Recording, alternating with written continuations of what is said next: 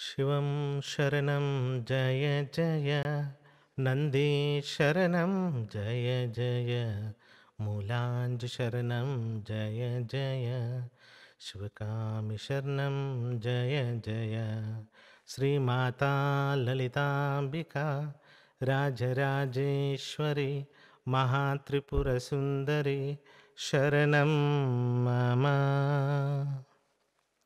Shivoham to all of you.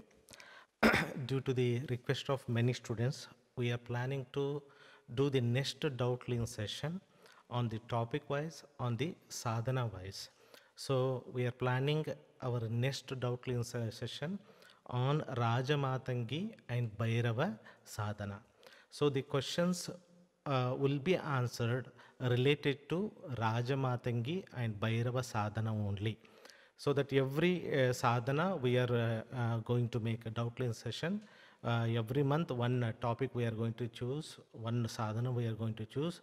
We are going to answer only those questions. Okay, so this is going to be our last doubtline session where we are discussing all different sadhanas and those all the clarity about different sadhanas and general questions also we are answering here.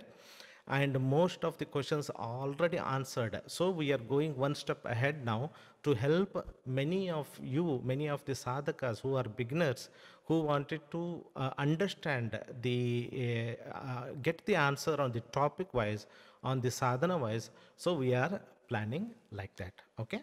So now today's doubt clearing session, we are going to start from ID number 10,540. So related to Sri Vidya Sadhana. Namaste Guruji. In the last workshop, I was initiated into level 2 and 3. So during the workshop, when we are chanting Lalitambika mantra, then I saw Divine Mother Lalitambika holding me and my parents and also my sister in her lap. And I saw that my partner should not be held by Divine Mother. She will be holding the feet of Lalitambika. So Guruji, I don't know whether this is my imagination or really Divine Mother showing me this is what I am experienced and what is the meaning of this. Okay. So this is a great blessing. You need to understand. It is not imagination. You were here in the workshop where not only you, together we are chanting the Divine Mother mantra, invoking her grace, her energy, her vibration, her consciousness. And when she started manifesting here, some of us having a darshana of her, and she was showing, to many of us that how she is going to take care of us. So that's what you experience, that your entire family and your partner all are, taken care by Divine Mother. So you and your family are blessed one. The next question from the same ID number. Guruji, from last month, I am doing Sri Vidya twice in a day, in the morning and at midnight. Guruji, whenever I am starting meditation at night, I am facing so many problems. Recently, I dropped my meditation at night and I am doing the meditation in the morning. Now everything is going well and feeling peaceful. So Guruji, is there any issue if we do meditation at midnight time? Actually, this can be a very, very personal issue for you, I guess, because whenever we are doing the meditation at our home, we influence not ourself, the surrounding place is also influenced. So whenever you meditate at night, there is a possibility that the energies in your place are disturbed and they are creating obstacles in your life. So whenever you shifted your meditation in the morning, you are just bringing a change into you and your surrounding, but you are not disturbing the special energy that are more active at night. So your life is peaceful. Okay, so it is very clear to you that now you need to meditate in the morning, not at night. Okay, the next question from ID number 1880. Guruji, I am very prompt and did the level 1 sadhana for 2 months approximately, but after that I have missed my sadhana from 10th August and I have not been regular. Please guide me how to manage this. Should I start from level 1 or continue from level 2. See that if you have done a level 1 for 2 months sincerely, now you add a level 2 and start doing the sadhana. If you have taken some break between 4 days, 5 days, 10 days, you add up those days to your 2 months sadhana. For example, here you have taken a break of 10 days. So level 1 2 months, and extra you do 10 more days, then you add a level 2, and then you practice level 1 and 2 again continuously for 2 months. If you take any break for 3 days, 5 days, you add those as extra sadhana, extra days for your 2 months sadhana. Like this you continue. There's no problem. Many of the students will have this issue in the beginning because it is a subconscious block where you have not learned to be persistent in any job or work, or the focus of your mind may not be persistent. So it may take many months for you to develop that habit to be regular in your sadhana. So don't worry, continue your sadhana. Next question from the same ID number. Guruji, I have been learning numerology, tarot card, astrology, Reiki since some time. In one of the classes, I happened to learn a modality called certain Reiki he mentioned. In that, they make a connection to a lineage of Ma Durga for healing, and any type of healing done through the Reiki or lineage of the Guru Parampara. And the lineage of the Guru Parampara takes the responsibility. Will this impact my connection to Moola Varga Parampara? I am pretty sure that I want to be connected to Moola Varga Parampara for my self-realization. I don't want anything to hamper this. Not at all. You see, as you progress when you've taken a Diksha here, as you progress in your spiritual path, so whatever the knowledge that is needed from different places, different books, different videos, different masters will come to you. Very important here is your sincerity to your Guru Parampara is very important. If your sincerity is there, then no problem will happen to you. And always learn that can enhance your ability to heal, manifest divinity, bliss, joy, grace, solution to your life. So you are free to learn any type of Reiki, any type of healing, any type of mind power, any type of mantra, anything that it is helpful to you, you learn it. It is needed, so it is coming to you. That's how the Guru Parampara will be guiding you as it is needed. Divine Mother will be taking you to the next level. There is some gap will be there that is filled by some other master, some other book, some other video, and this will be taking you to the next level of spiritual growth. So don't worry, learn what is helpful to you, whatever you are feel attracted from within. Don't just simply learn, somebody says I need to learn. You should feel from inside, I want to learn this. That you need to go learn. Don't worry about the Guru Parampara. Guru Parampara is always with you, always blessing and taking care of you. Next question from ID number 11172 related to Sri Vidya level 1. On completion of Sri Vidya level 1, I continue my sadhana with Batuka Bhairava and end with a Uchishta Chandali mantra. Is it the right approach and sequence to do? I advise first to do Batuka Bhairava mantra, its protection sheet. Then you go for Rajamatanki mantra, Uchishta Chandali mantra. Then you go for a Sri Vidya level 1 meditation. This should be the right sequence. From beginner course, you ultimately reach to a Sri Vidya sadhana. Okay. The next question from the same ID number. How many times should I ideally chant the Mahapadaka Guru Mantra? See, Mahapadaka Guru Mantra, as advised in the notes or protocol, 16 times. If you feel too much energy, reduce this to 3 times. Okay. But doing too much Mahapadakam Guru Mantra is not good, because the energy directly comes to the Sahasrara Chakra. Many of you are not ready for the transcendental experience, that trance state. You are not ready, or some of you may feel detachment. So I always request to students, just do 16 times Mahapadaka Guru Mantra.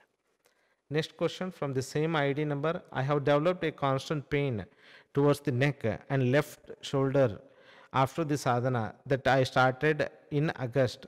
Any error in my sequence or order of the sadhana? Not at all. What happens whenever you do the sadhana, any blockages, energy blockages is felt as a pain and pressure. So what you need to do, you need to do some relaxation exercises or warm-up exercises, some yoga postures that release the block before the meditation, or the Surya Namaskara before the meditation. One set you do Surya Namaskara, then you go for a Sri Vidya or the Rajamatangi sadhana, or do some exercise, that physical movement that will release the all the energy blocks in the body. Then you do the meditation, then it will be very good experience. So and also follow the sequence as I explained to you. Next question from ID number 1545. Before taking a Sri Vidya Sadhana Diksha, I was practicing Kriya Yoga as thought he has given his master name. How do I properly know Kriya Parampara and Moola Varga Parampara? I'm getting confused.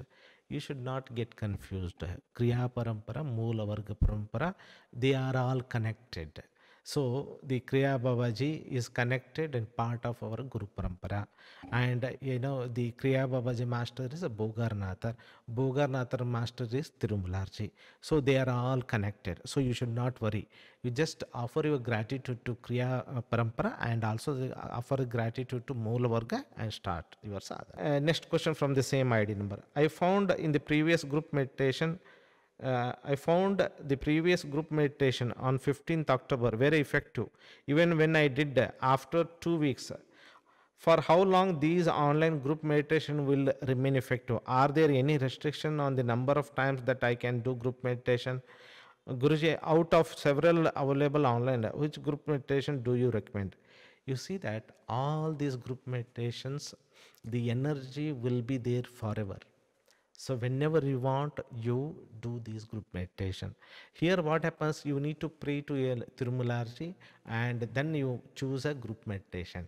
Or you see the topic of the group meditation, and then if it is attracted, it's needed, you do and do that group meditation. Like this, all group meditation I recommend actually. Every group meditation has a different energy. I know very well, but many of you are not aware. Some group meditation have Arai energy, some have a Bhairava, some have a Shiva. Like this, some have a Lalitambika energy, some have a certain the Pratyangara, Varai mixing of that energy. Some have a Dashmaha Vidya. I don't reveal what I am really channeling during those group meditation. As I was guided by my Sadguru Tirumularji and Guru Mandala, I will be channeling those energy on those group meditation. So every group meditation is very different blessing for all of us. Whenever it is possible, you do this group meditation at least once in a week, if possible once in a month. You do this group meditation and they are very helpful for you to lift you to the higher level. Next question from the same ID number. In the notes given during the Sri Vidya Sadhana, it is mentioned that intense practice can be done after a couple of years. I am interested in doing the intense practice. Kindly guide me with additional information. It will help me to plan in advance. You see that intense meditation need, your body should have a purity, your food has a purity, your thought should have a purity. Even I mentioned only 2 years, with the belief that you are regular for a 2 years Sri Vidya meditation. So I always advise all my students, whomever want to do the intense practice, please come and meet me in a group meditation. Talk with me. And I want to see you in person and feel your energy. Then I can guide you for the intense practice, because intense practice should be done under the guidance of master. Not simply you raise the number of rounds. It may hurt you. You may have a block. You may have a certain lesson in the life that it may, or certain karma start releasing, and you may create a problem. So always under the guidance of the master, you can do the such intense practice. Next question from ID number 1983. Guruji, I have heard in one of your YouTube video that we can do the Havan as an extra tool for Sri Vidya to overcome all the astrological, ancestor, financial problems. So Guruji, kindly tell me, how can I do the Havan with the Sri Vidya level 1, 2 and 3 sadhana? What protocol I should follow? We teach Sri Vidya Havan at the end of the session. Along with the Sri Vidya level 6 and 7, we teach a Sri Vidya Havan. It is going to be a half-day course. It is an offline course where we do the demonstration, where you will learn its principle, philosophy, and what are the material used, how to do, and what all the details will be taught here. You will be learning in a Sri Vidya level 6 and 7. So please wait and you learn it. When you attend the workshop on the 6th and 7th Sri Vidya level, you will be learning that. Guruji, I just have an initiation of level 1 to 3. I am doing the sadhana. My question is, Guruji, if we go to the other places like a relative's home or some other place, how to do the sadhana? What protocol we should follow in that period? Can we do chakrameta sadhana there or just a Moola mantra chanting? If possible, do the sadhana as you do at your home. Put the protection shield, use your woolen mat or wooden block, do the complete sadhana. If there is a support, if there is a good support in that place, where you have no disturbance, you get a room there, or in a puja room, you can sit and meditate. If possible, do it. Never leave your meditation, whether you are in a home or other place. If not possible in your relative home, nearby temple, you go for half an hour, sit and do the meditation. If that is also not possible, then do the Moola Mantra Japa of Sri Vidya, the level that you are practicing at your home. Okay, that you need to understand. Always Sri Vidya meditation should be done. One should not, miss even a single day of the Sri Vidya meditation practice. Okay. The next question from the same ID number: what is Siddha healing and Siddha mind power? How can I do it? This is with the level 1, 2, 3 sadhana. Please guide. See, again I am telling you, Siddha healing we are not teaching. It's been at more than 2 years we have stopped teaching Siddha healing. Now we are teaching Sri Vidya Havan and Siddha mind power. Siddha mind power is taught with a Sri Vidya level 4 and 5, and Sri Vidya Havan is taught with a Sri Vidya level 6 and 7.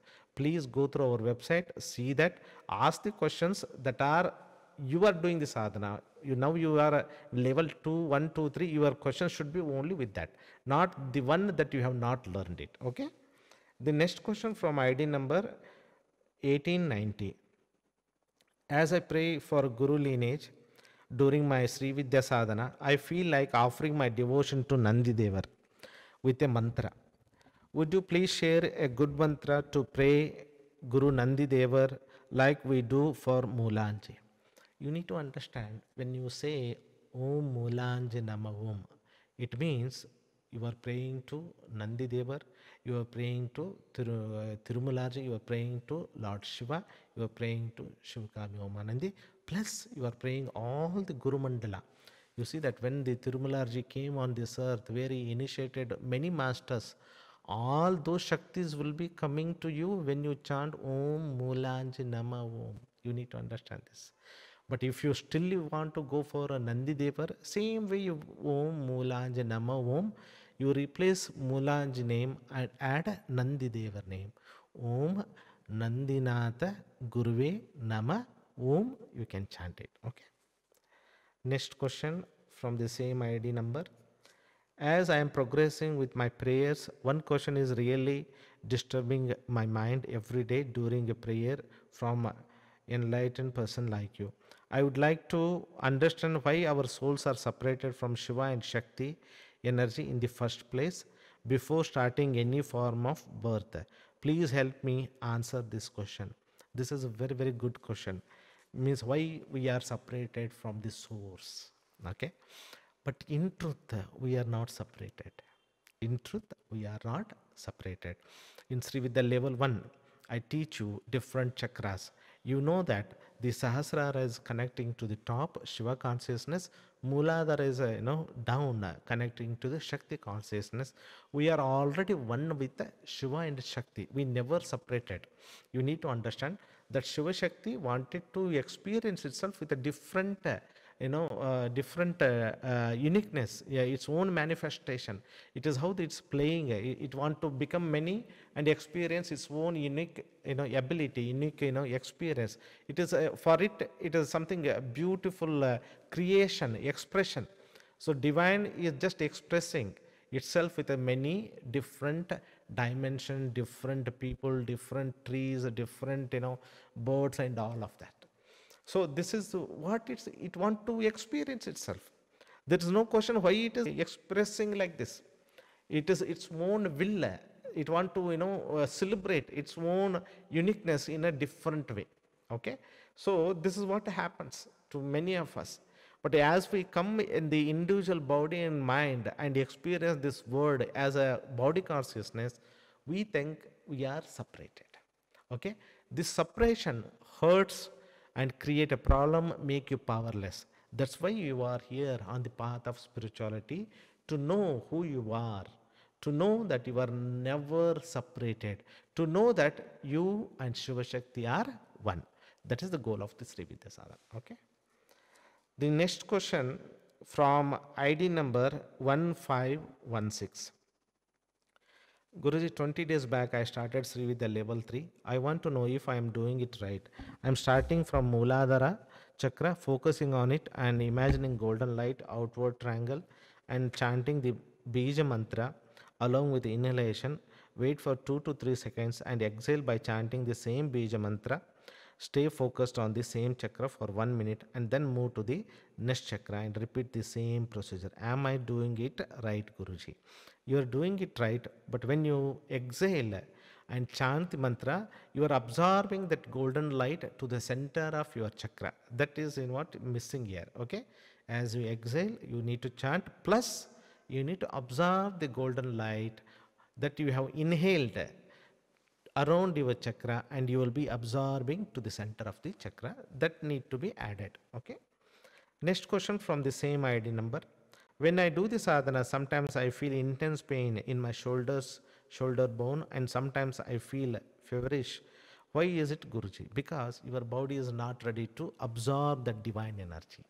So either your food habits or your body is not capable to absorb the high vibration, or you need some exercises to relieve some of the blocks around your joints, because many of us are emotional. We store our emotions there, and when the divine energy is coming flowing to us, these energy blocks felt as a pain.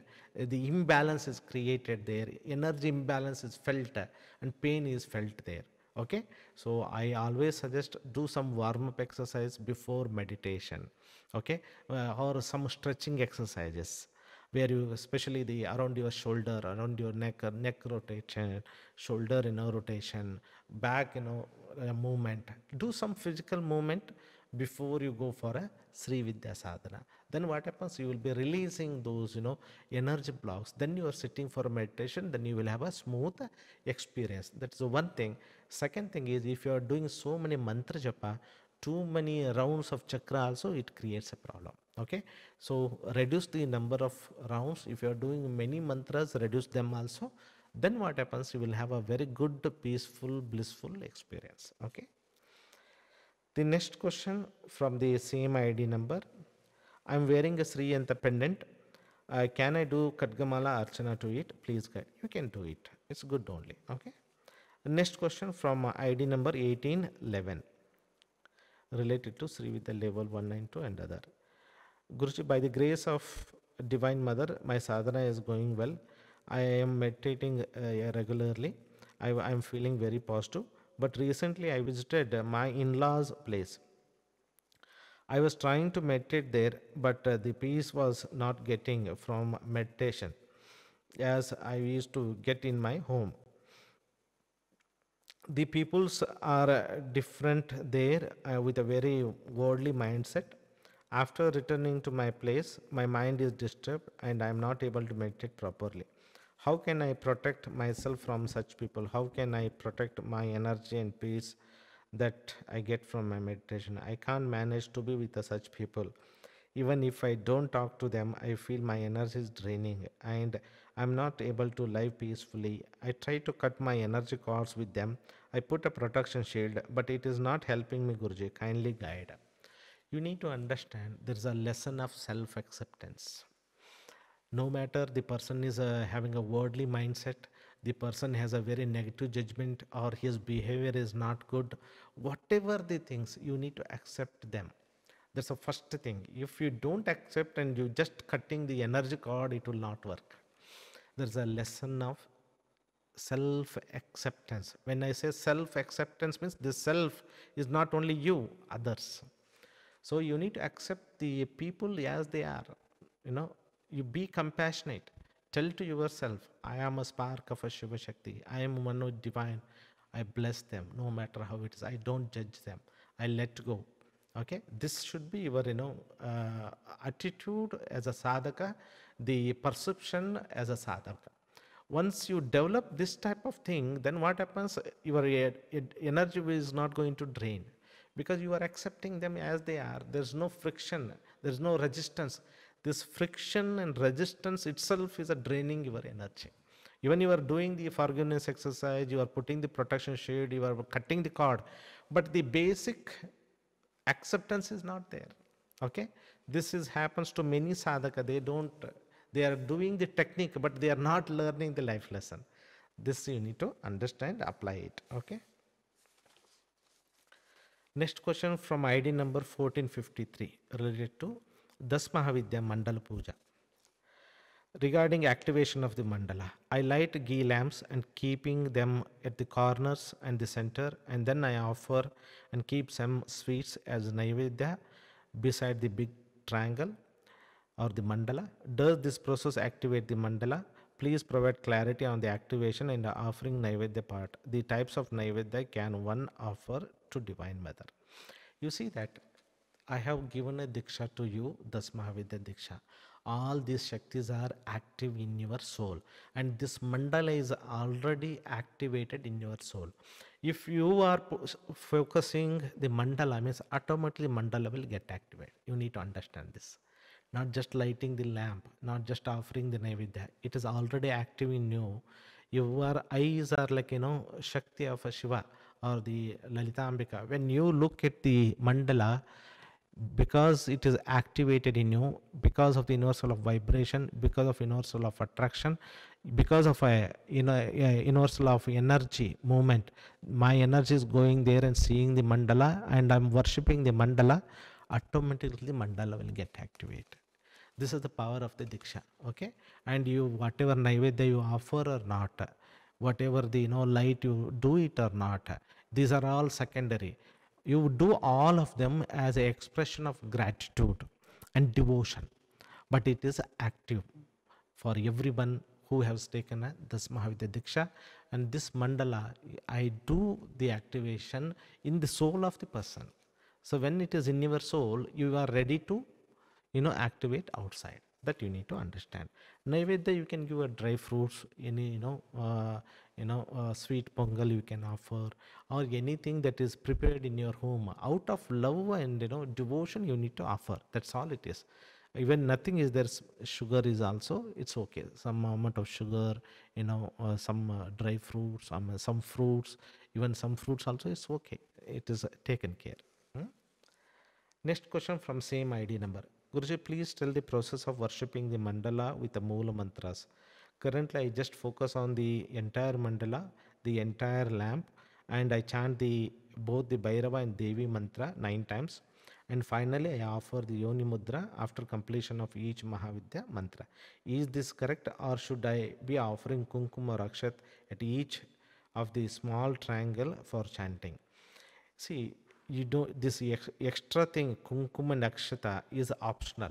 Okay, now whatever you are following, the procedure is correct, you continue with that. Next question from the same ID number. I have also taken Durga Saptashati from you. So instead of Mahavidya Mandala, is it okay to do the Mandala Puja with a Siddha Kunjika Stotra or Durga Saptashati Moola Mantra by using the same big triangle, but instead of 10 small triangles inside, I just use a single Bija mantra like a Sreem inside a small circle at the center, like the one similar to Shodasi Mandala, and then I worship with a Siddha Kunjika Stotra. You see that Siddha Kunjika Stotra is different, Shodasi Mandala is different, Das Mahavidya Mandala is different. So you cannot, do the way by assuming the way you want it. So the Durga Saptashati Moola mantras are very different. Their bijakshara on every triangle is going to be different. So don't mix up and all of that. So here, if you want to do the Durga Saptashti, take a Sri Yantra and do it. That can be helpful. But don't change this mandala and all of that. But you can, whether it is a Shodasi mandala or Dasmahavidya mandala, you just see and chant the Durga Saptashti, because those energies are there in that. But don't put the stream and the Shodasi mandala and chant the Durga Saptashti, all of that. So don't try to play with that. It will dilute your energy and you will not get better results. So whatever you have learned, according to that you do it. You need to understand your meditation on your chakras are more important than outer mandala puja. You need to understand outer mandala puja. Why we want to do? Because we want to help or energize our home. We want to help our family members. You need to understand for yourself, chakra meditation is very important. Then mandala and all of that. Okay. Next question from ID number 1968. I had come recently for Dasmahavidya course. Since then, and anytime I do the sadhana, my third eye keeps vibrating. It is giving me headache, plus makes it difficult to do the sadhana. Right now, I am doing it with open eyes to read mantras, and then I have to concentrate on chakras. But third eye is vibrating so much that I cannot concentrate any place else, and also have a constant headache. What does this mean, and what do I do? So you need to understand that before coming to this Dasmahavidya sadhana, it is a possible that you have meditated on focusing on your third eye, visualizing the divine here, visualizing the any guru here. That is a one possibility. If not, your third eye is very active, very sensitive. So when you start doing this sadhana, automatically you are receiving that energy into the third eye. Automatically it is moving from Mooladhara to third eye, and you are feeling so much energy. That energy, high energy pressure is felt as a pain and headache will start. Okay. So what you are going to do is now for a few days, you focus on the outside Sri Yantra, outside Divine Mother photo, outside any yantra or the Divine Mother photo, and chant the mantra. Okay. Then what happens? Your energy is going, it is whatever extra energy is there, it is moving to the outside your yantra. Maybe you have some idol in your home, yantra in your home, anything in a puja room or anything. You should direct this energy outside, because it's a excess energy. It is not needed for you, because it's a too much active now for you. So that is what happening. So that's the one thing you can do it. And if possible, bring your attention to your heart center or navel center and chant the mantra. That is also a second thing where you pull the energy down. Otherwise, whenever you feel in between, you take a break after one round and try to focus on your hands like this. Then what happens? When you are doing this, your energy start moving there. Your entire energy moving. Make an intention. I channel my energy to my hands. I channel my energy to my Mooladhara. I channel my energy to my heart center. I channel my energy to this Sri Yantra that is outside. I channel this energy and bless my pet animals. I channel this excess energy to my family members, my parents.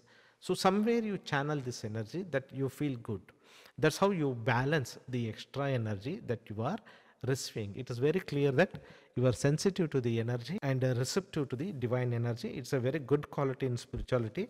But what happens, you should also need to learn how to manage your energy. Then it is a very smooth and good experience for you. Okay. The next question from the same ID number. I'm reading mantras right now, and then while reading and chanting them, concentrating on a chakra, sometimes with the open eyes. I want to ask if this is even the right way.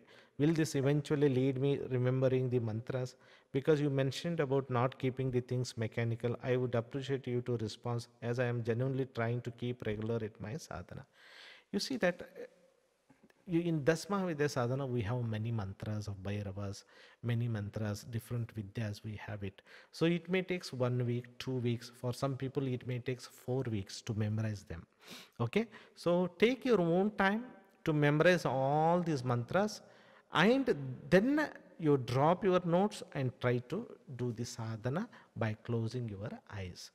But you need to understand, memorization of the mantra is very important to receive the full benefits of the sadhana.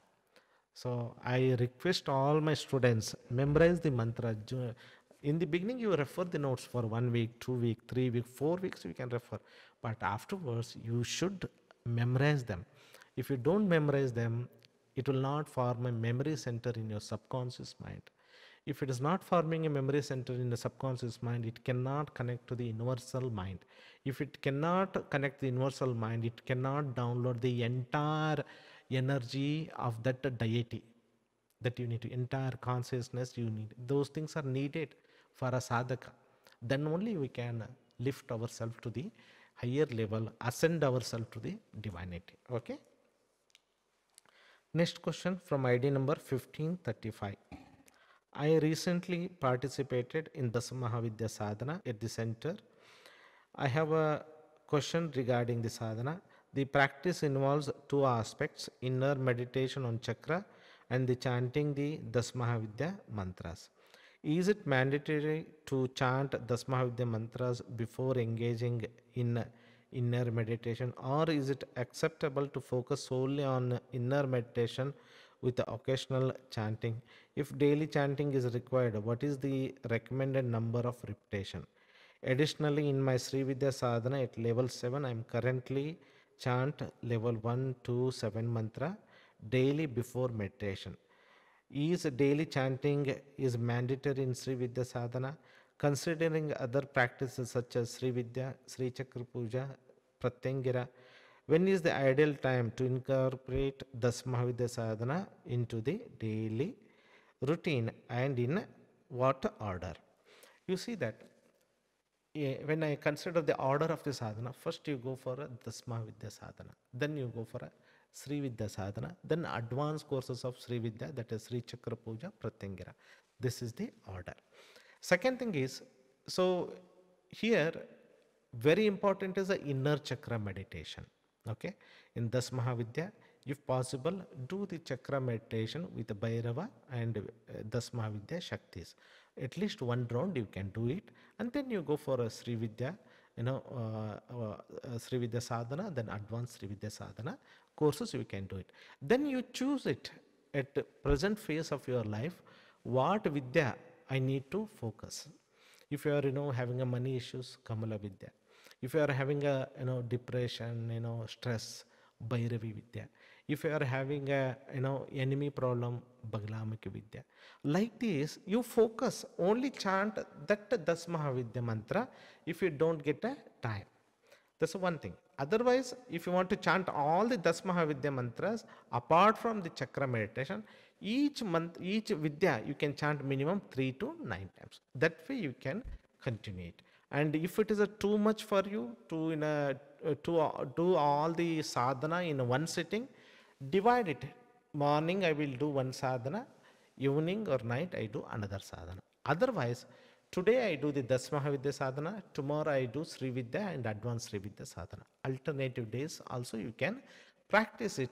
This is how you have to manage all the sadhana and their energy and absorb them and manifest your goals, material goals and spiritual goals. Next question from the same ID number. In your teaching, you have mentioned that a sadhaka can worship a printed or laminated Sri Yantra, but when it comes to a three-dimensional Sri Yantra, Prana Pratishtha is necessary before worship. There seem to be different methods for Prana Pratishtha. Could you please clarify the confusion around these practices and provide guidance on the correct knowledge regarding Sri Yantra worship and Prana Pratishtapana and worshipping it?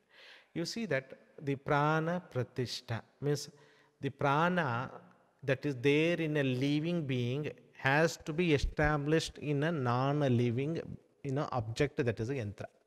So yantra is there. You have to infuse a prana, then it is a living goddess. So when Sri Yantra is there, that prana of a Lalitambika within me is manifested, then I pull that prana through the breathe and I install it in the yantra. That is what the gurus will do, masters will do. Okay, that's a one way of prana pratisthapana. And another way is, where the ritualistic will be there, where you 21 days you will be using the different Gayatri mantras for prana pratisthapana. You will be doing this for 21 days, okay, for that yantra. And then you will be doing the havan again for some days, okay, 10% whatever you have done the japa of the, mantra Gayatri, yantra Gayatri, tantra Gayatri, and then you will be doing that for 21 days, minimum one japa mala, and offering at the end of the sadhana, offering all the energy to the yantra, like this for 21 days. Then at the last, you will be doing the havan and offering all the havan energy to the yantra. This is another Vedic or the Vedic way of, doing prana pratishtapana for the yantra. It takes minimum 21 days. Okay, that is another thing. And apart from that, if you are a Sri Vidya Sadhak, what you do, you hold the yantra in between your hands. Okay, I ask Divine Mother and Sadguru Tirumularji, cleanse this yantra and keep chanting Sri Vidya mantra, any Sri Vidya mantra, or Lalita Sahasranama, or just one name of Lalitambika, and keep chanting for 5 to 15 minutes. Then again, what you do, you make an intention. I ask Tirumularji and Lalitambika to energize this yantra. Okay, then again you chant the mantra. Okay, either you chant Guru mantra, Lalitambika mantra, level 1 to 7 mantra, or one nama japa from Lalita Sahasranama or Trishati or Saundarya Lahari, you can do it.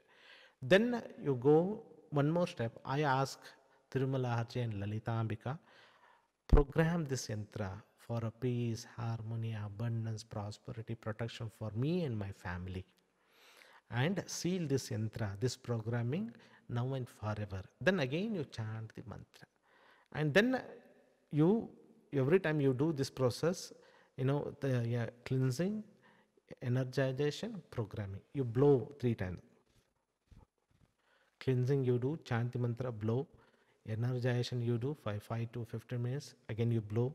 Again you do the programming, again you blow 3 times. So you are infusing your Sankalpa Shakti, Atma Shakti, Manas Shakti, Daiva Shakti to the yantras. This is the Sri Vidya Sadhak can do the Prana Pratishtana for himself. Another way is you take this yantra to some very old temple of Lalitambika. If I take example of Sri Yantra, take the old temple of Lalitambika, make Archaka, the Pandit, to do the Abhisheka for that using the Lalita Sahasranama with the intention that the yantra should get activated, bless you and your family. That is another way of Prana Pratishtapana. Okay, these are the different way of Prana Pratishtapana done for the yantras. Okay. Okay. Now we'll go to the next question from the same ID number.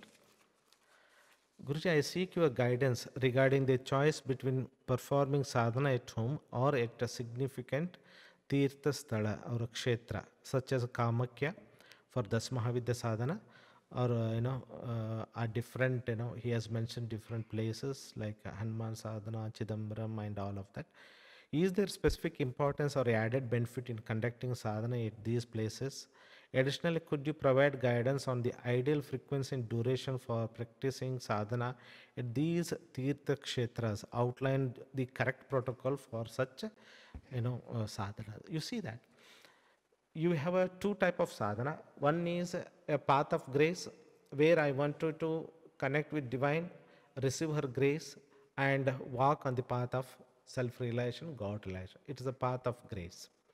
Another path is there, path of a siddhi, where path of a siddhi is where I strictly do the sadhana as per the scriptural guidance, and do it with a certain condition like a brahmachari, certain condition like a food diet, certain condition like a asana, certain condition where I should go to this certain kshetra, and then I do the meditation. So it's called a siddhi path. Okay, the siddhi path, persons will go to the certain place and meditate there for 1 mandala, 2 mandala, 3 mandala, until they get a siddhi of their sadhana. But here in our Sri Vidya sadhana, it is a path of grace, path for the self-realization. We are not teaching you to do the anushtanas. We are not teaching you to go and do the siddhis and all of that.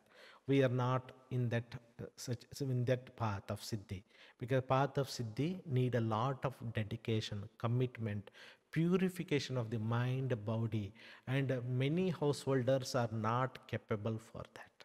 You need to understand this truth. So what our sadhaka can do is, he can go to the kshetra there, he meditate what he has learned here, and he get activated, because that kshetra has a energy vortex. Whatever that missing is there in his soul will be added to him because of that energy vortex, or whatever, if you already have that energy, it will be amplified. That's only the importance of the meditating in the Shakti Sthala. Only that is the importance. So I always suggest students to go wherever the Shakti Sthala, meditate their sadhana. If you have taken Varaha, you sit there and meditate. If you have taken Rajamatangi, sit and meditate that sadhana. If you have taken Sri Vidya, sit and meditate. What happens? Whatever mantras you are getting activated there. Your your chakras are getting activated. You are raising your consciousness. Okay. Next question from ID number 11177. Namaskaram Guruji. From the age of 15 years, I feel very interested in spirituality, and I used to do many different type of meditation, because of which my kundalini is awakened, and it was very difficult for me to handle it at the time, and by taking help of some experienced master, I calm it down, and now all is okay. But finally, I took my first initiation for my Bagalamaki sadhana from you. And while chanting the Mahapadaka Guru Mantra, my energy, Kundalini energy start rising, and I feel a bit scared because of my past experience, because it was very intense and powerful. Please guide me what to do in this situation, and I want to go further in this path but need your guidance. You need to understand, this Mahapadaka Guru Mantra is the highest energy, and it comes to your Sahasrara, that are Lord Shiva and Shakti as Kameshwara and Kameshwari.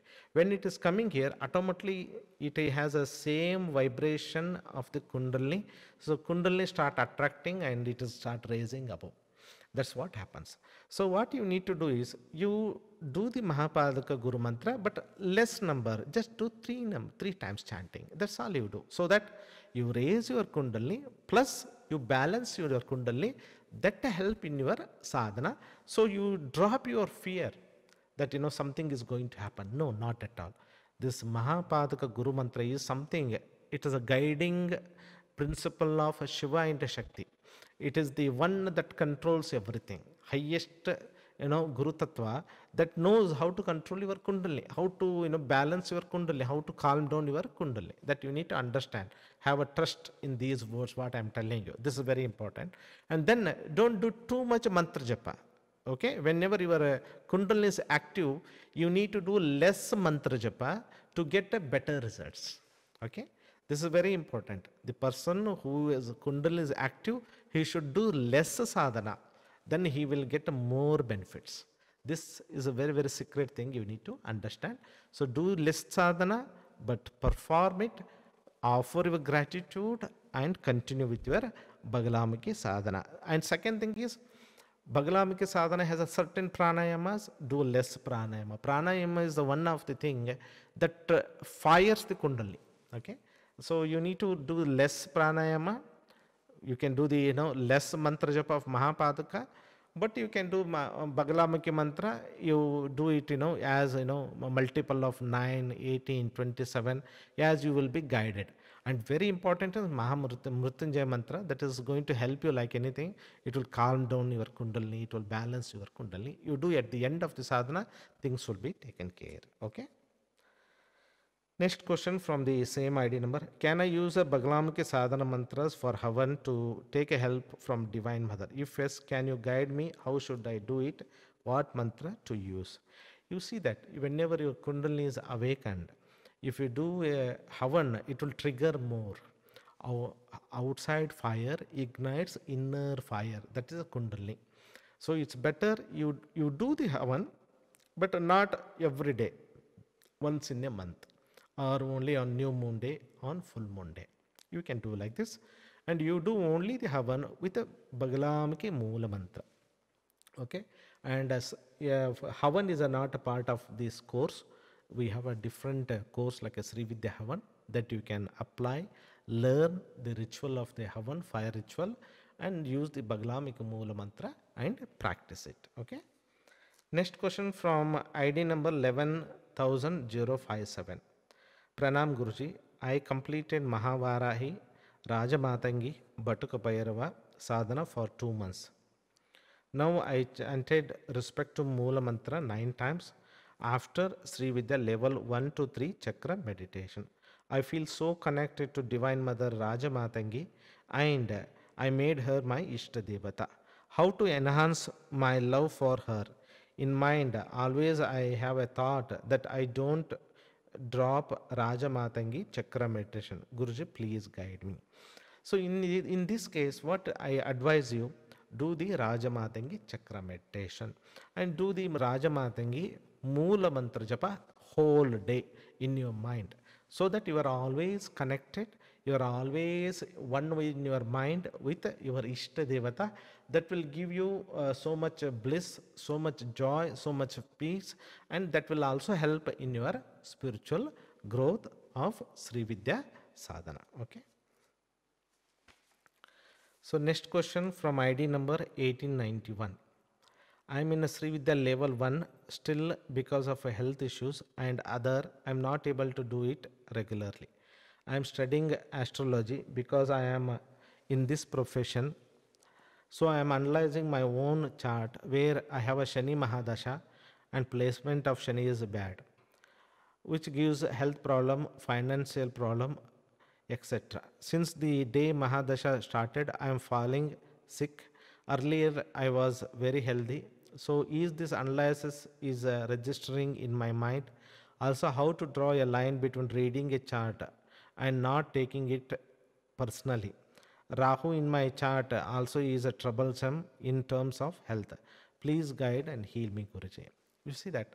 It's very normal and natural to be an astrologer to analyze, and when you analyze all of this, when you believe all of this, you create a fear. Okay, when you create a fear, so you don't accept divine grace. So this is what happening to you. You are practicing Sri Vidya sadhana.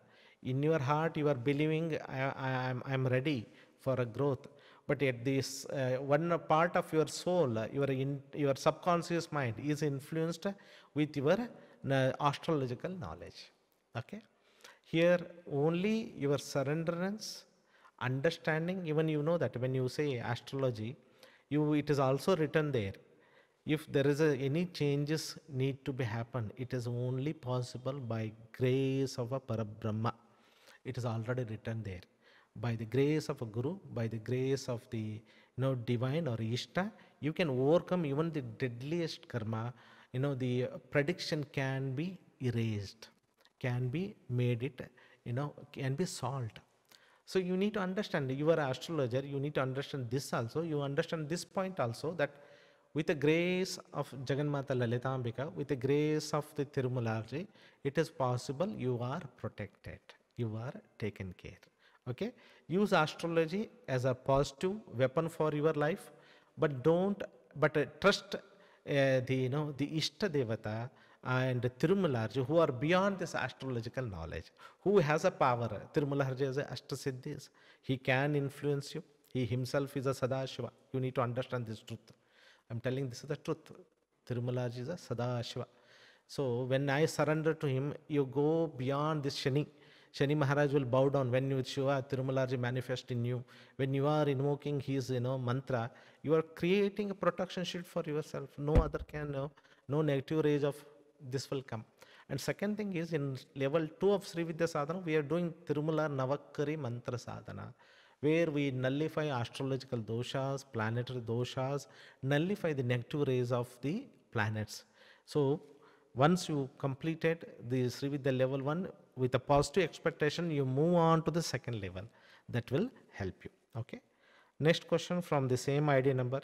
Even though I am not regular doing sadhana, I got a darshan of Mata feet.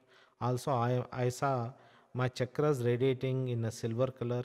Also, Mulanji communicated. And I always see myself as a small girl sitting on the lap of a Shiva in a Kailas, and I get tears in sadhana. I already see myself in a Kailasa like a teenage girl playing around and worshipping Shiva Shakti, and I cry in sadhana. So all of this is happening. Then why my health is not healing? You said, Guruji, that all Graha Dosha health issues will be taken care of Sri Mata only, but I am not really understanding my case. What you need to do is you need to give us some space. You have just started a Sri Vidya sadhana and you are not regular.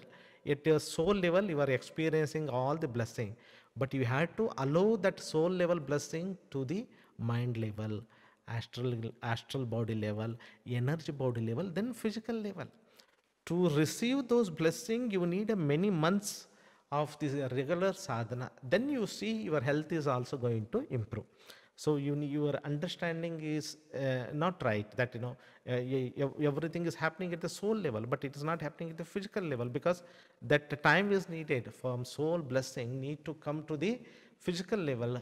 Many months of regular sadhana is needed. One thing, and it only comes if you don't accept it. Now you are telling why it is not happening. You are not accepting at subconscious level.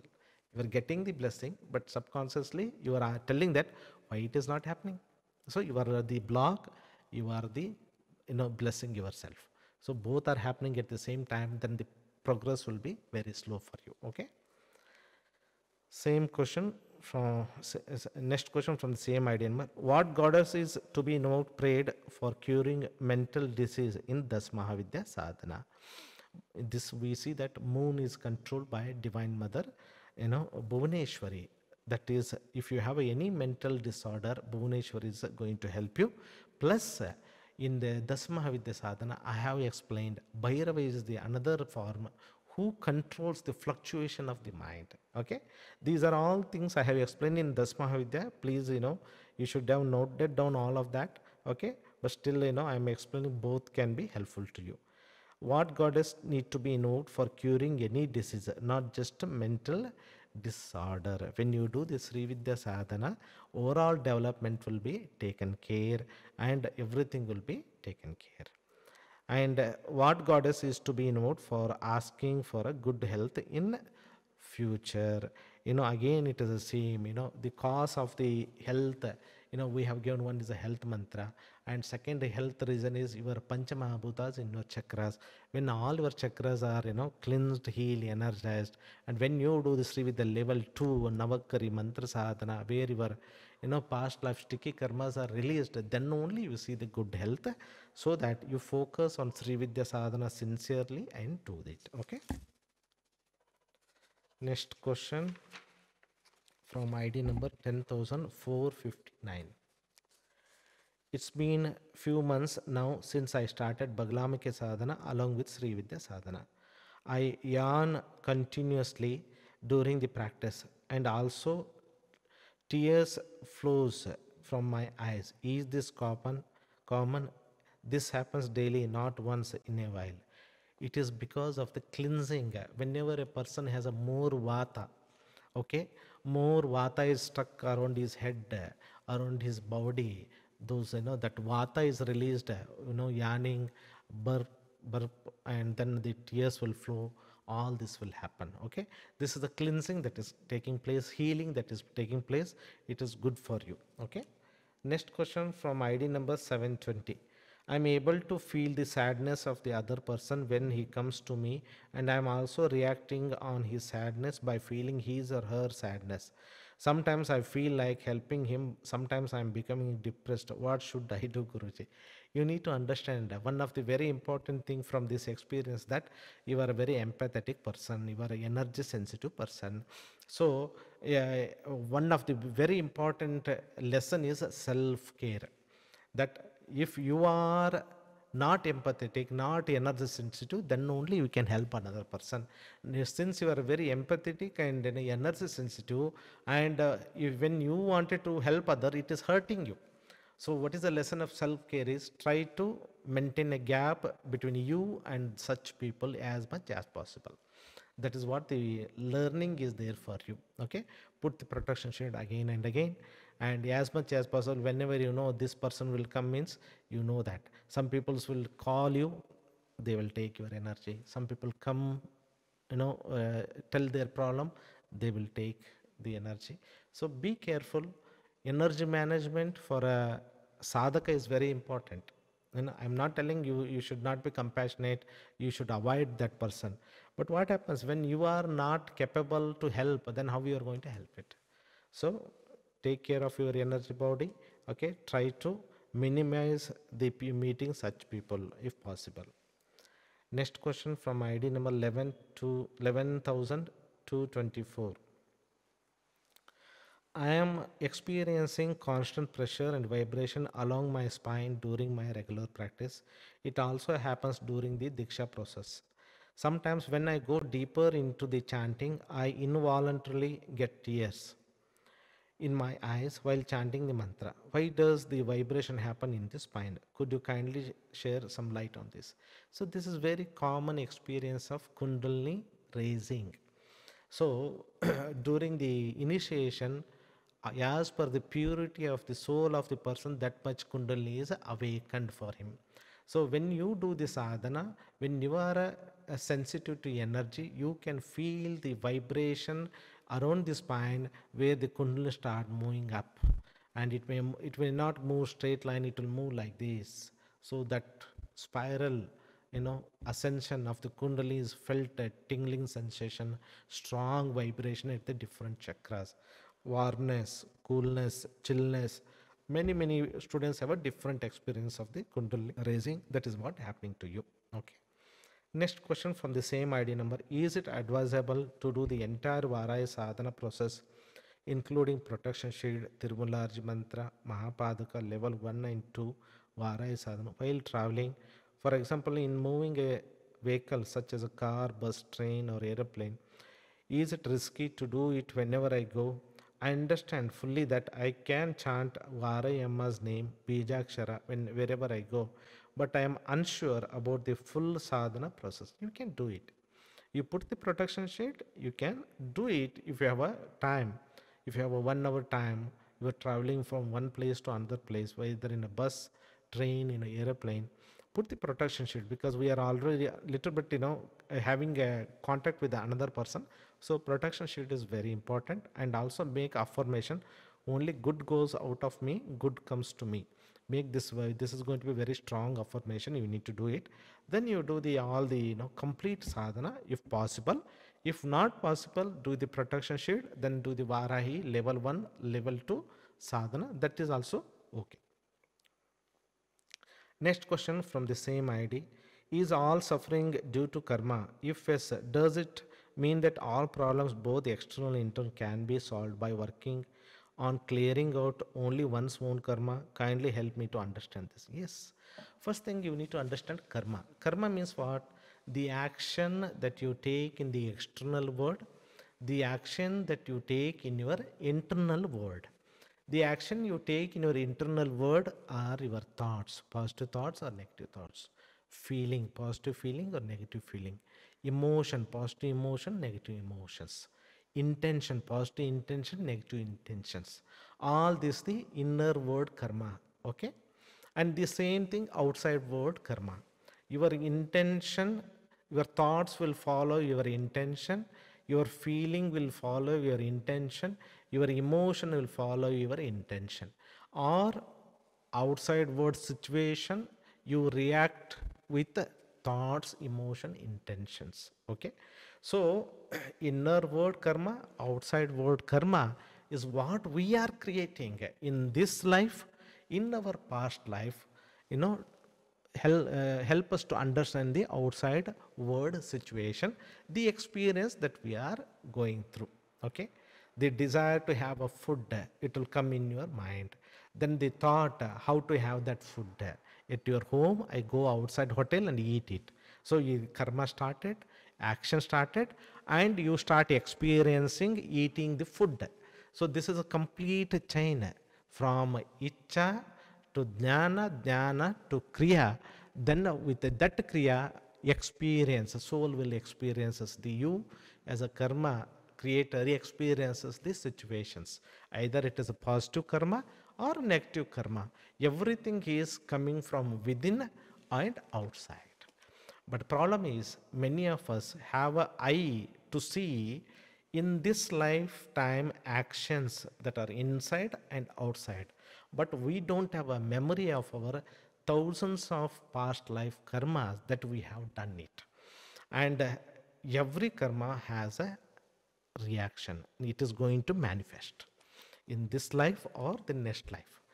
And here you have a choice. Either you burn this karma in your meditation, okay, or you experience in the outside world.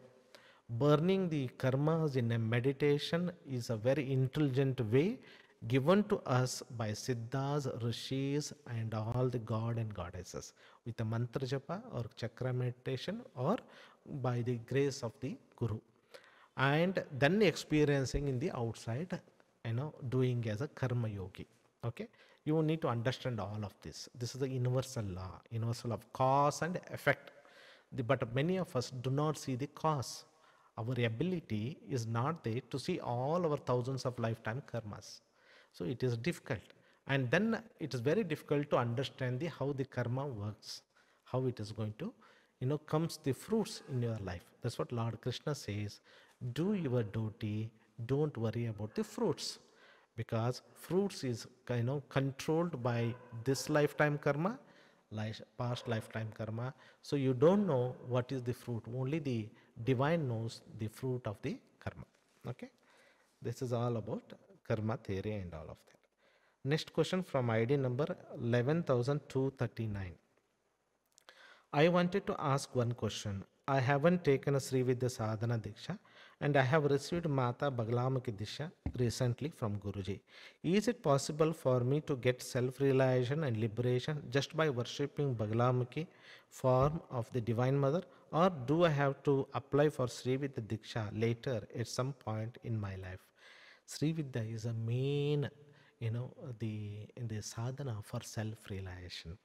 When you attend our Dasmavidya workshop, you will understand what is the main importance of each deity. There we understand to experience the Turyatayata, Atma Vidya, Brahma Vidya. So self-relation, God relation, we need to worship Lalitambika. So plan in your future for Sri Vidya Sadhana that can be helpful to you.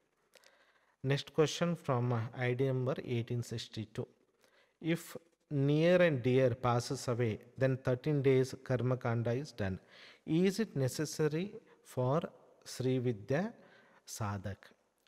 You see that Sri Vidya Sadhak and normal person both are very different. Okay, all these rituals are made by focusing on the normal person. The sadhaka burns his karma kanda is internal. Sadhaka doing the karma kanda internal.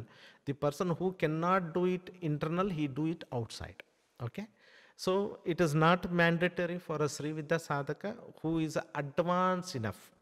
If you are still a beginner Sri Vidya sadhaka, you just started your Sri Vidya sadhana, not meditated for 3 to 5 years regularly, then you should follow all the karma kanda that is mentioned in the scriptures, so that you will not affected by any negativity or any negative karmas. Okay, but as you regular practice of Sri Vidya sadhaka for 3 to 5 years, all rituals whatever you are doing outside, you are already doing inside through meditation. You are cleansing, healing, energizing, raising your consciousness. You are burning all your karmas. Karma kanda is happening. Real karma is inside, not outside. Outside is action. Real action, the cause is inside.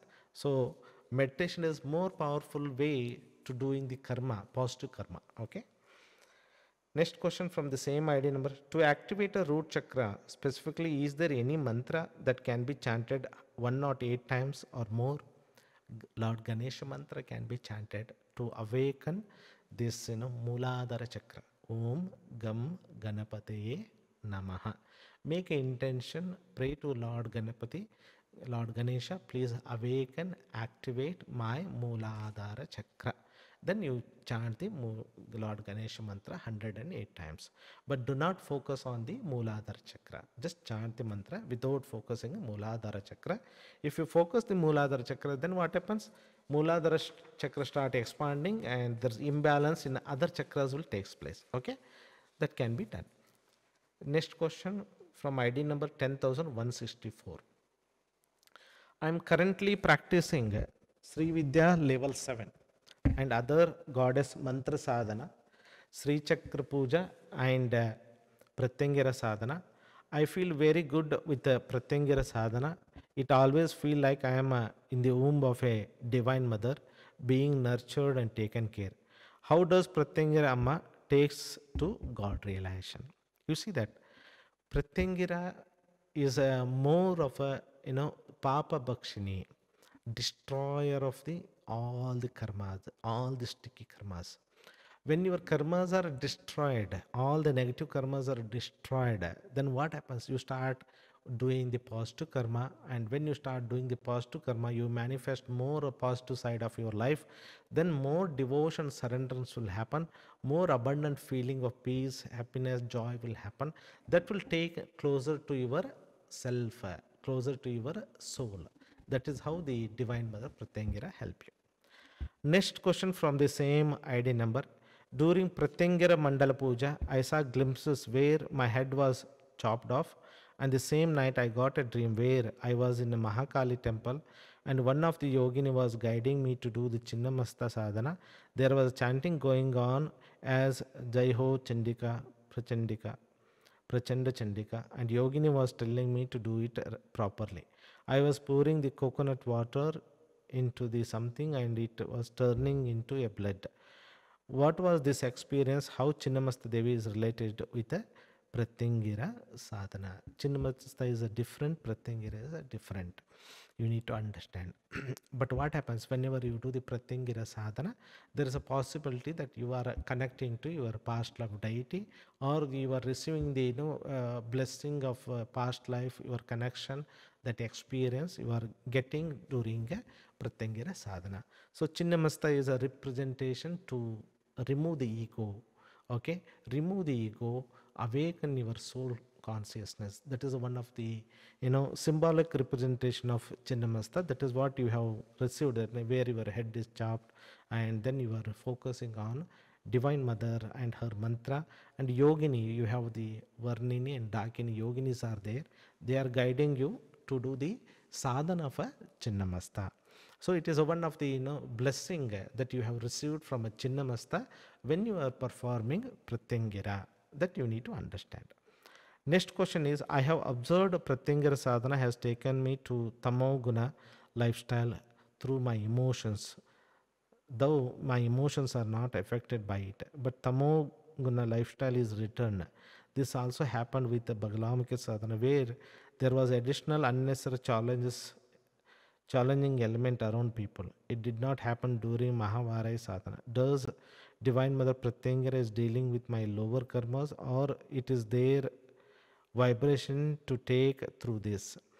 You see that Divine Mother Pratyangara, Divine Mother Bhagalamiki, all they destroy the negative karmas, negative enemies within and outside. So it is the way you pray, the way you connected, according to that they will be helping. So for every individual, the Divine Mother working will be very different. So in your case, you have a Tamoguna lifestyle, though your emotions are not affected. So it is very good, where you are more attached to your soul, less to your mind and body. Okay, you are more nearer to your soul consciousness. You are establishing yourself in your soul consciousness. This is really good, but it did not happen during Mahavarai sadhana. It's okay. That's what every deity has a way of working with you, and how much your devotion, how much your surrender, how much you are connected in this life and past life. Everything matters when we do the sadhana. Okay. Next question from ID number 564. Guruji, I have not been doing the Sri Vidya sadhana for close to a year, and now I have restarted from level 1. Since it has been a long gap, please let me know the time gap to be maintained between each level. So in that case, again, you have to do each level for minimum 2 months. When I start chanting the mantras, I experience immense stiffness at the base of my skull and neck. At the point it gets painful and resulting in me getting constantly distracted from the sadhana. This has been happening right from the time I had started practicing Sri Vidya sadhana.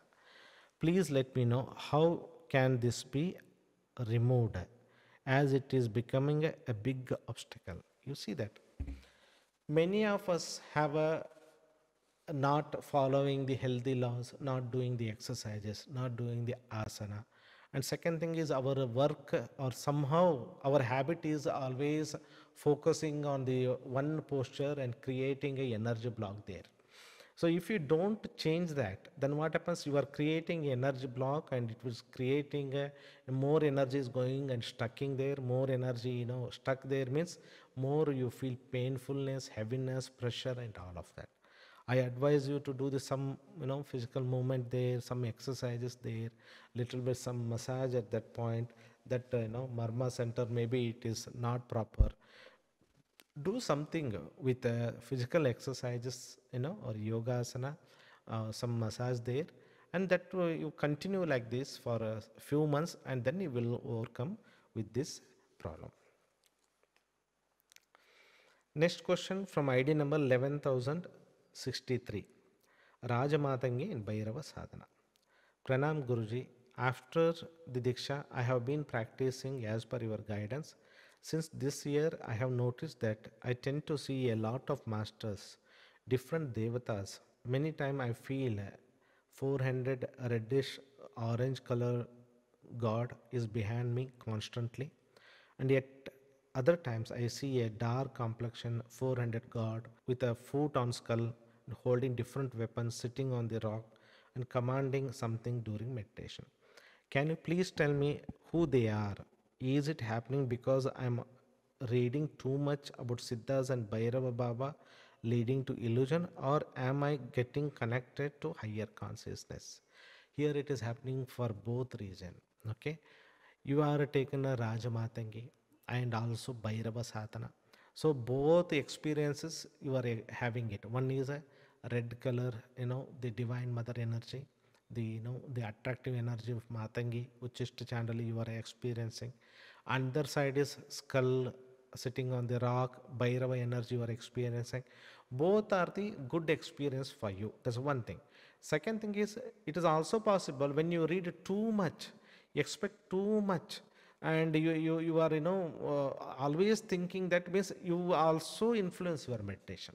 Okay, so I advise you drop reading and do more of a meditation. It's my suggestion to all my students.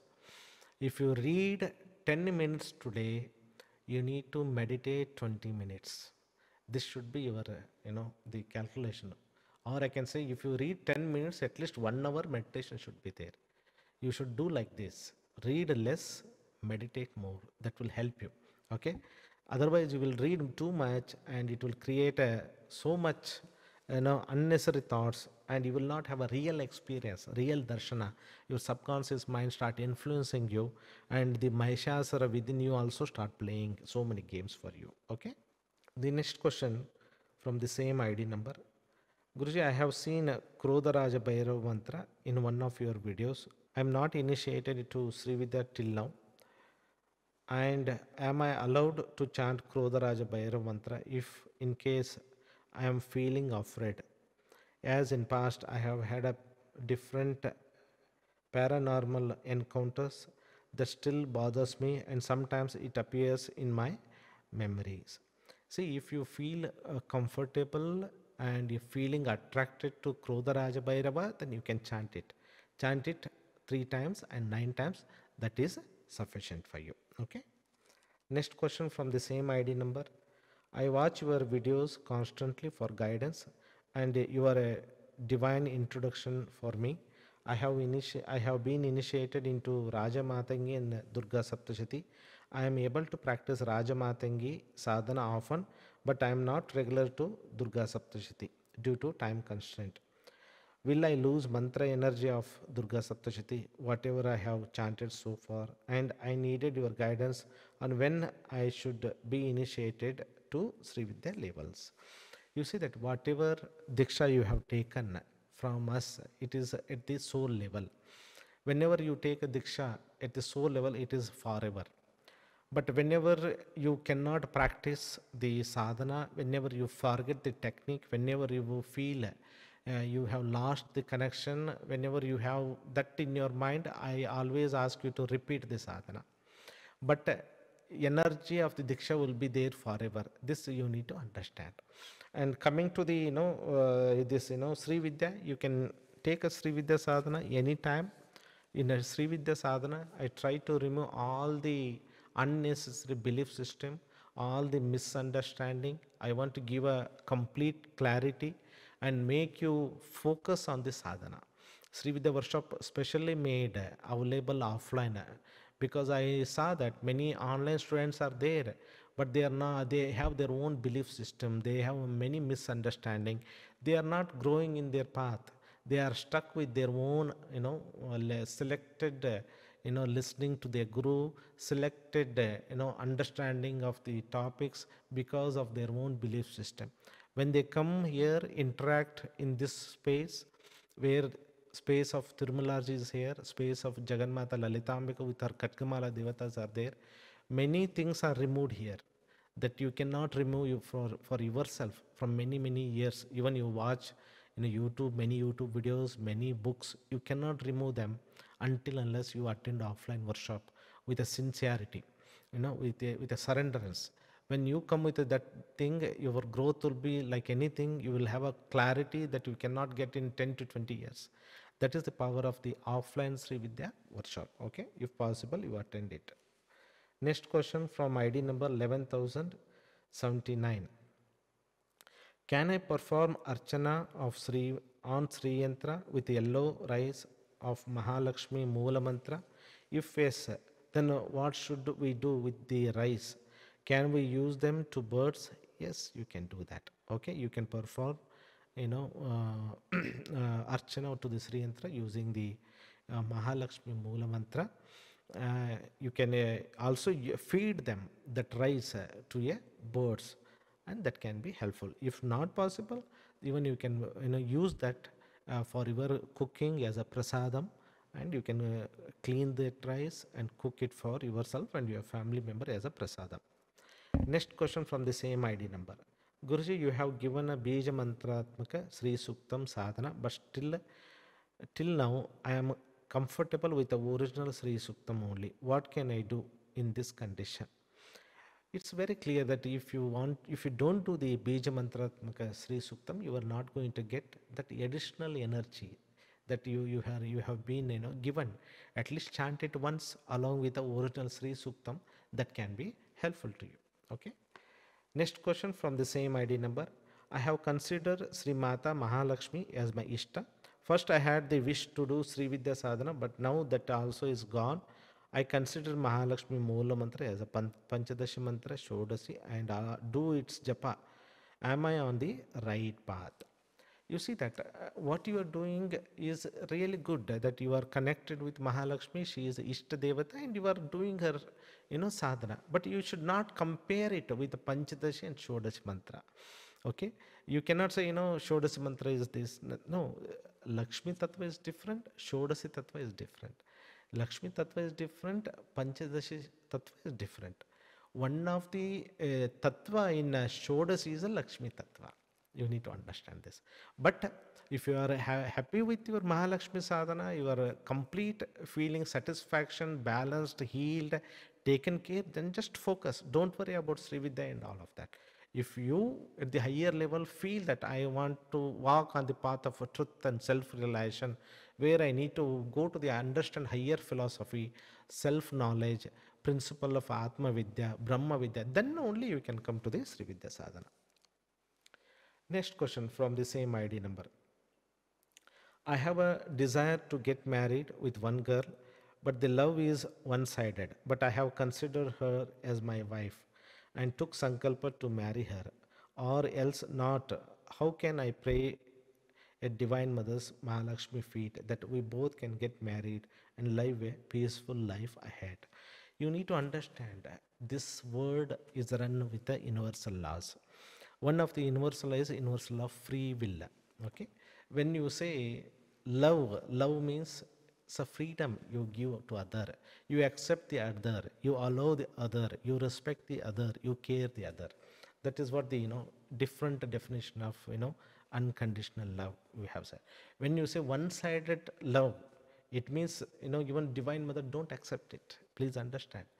Everybody is everybody come here for their fulfillment, to fulfillment of their desire, their manifestation of divinity, their purpose of life. You cannot force another person. Okay, so I always advise, if there is a willingness from another person, then only you pray to Divine Mother. Otherwise, it's better you let go, focus on your other activities in your life. Next question from the same ID number. While manifesting wealth, Guruji, other people negativity and limited thoughts distract me and I get influenced by it. How can I increase my soul power so that my sankalpa is more powerful than their thoughts? Okay, so what you need to do is you are influenced by another person's thoughts and belief system. Why it is? Because you don't have a clarity, or you are not having a burning desire for your goals. So what you need to do is you focus every day what you want, write it down and affirm them again and again, and give a one important thing. Why you want? You need to think, I want this. Why? For what purpose? Why I want? You need to say, because this. Always give a reason. Because you know about your life. Other people don't know about your life. You know about your desire. Other people don't know anything about that. They come and go in your life. Nobody. Only you are taking care. You are the one who is going to manifest. Always back your affirmation. What I want, why I want, how important it is for you. You remember them. Then what happens? You dominate all other thoughts, all other people's things, and you will focus. Your mind will be focusing, because your mind want the pleasure, and in fulfillment of the desire of you, mind will be very happy. So mind will support you, mind will help you, and you can have a peaceful and better life. Okay. Next question from you, from the ID number 1519. Will healing DNA make my process of self-realization faster?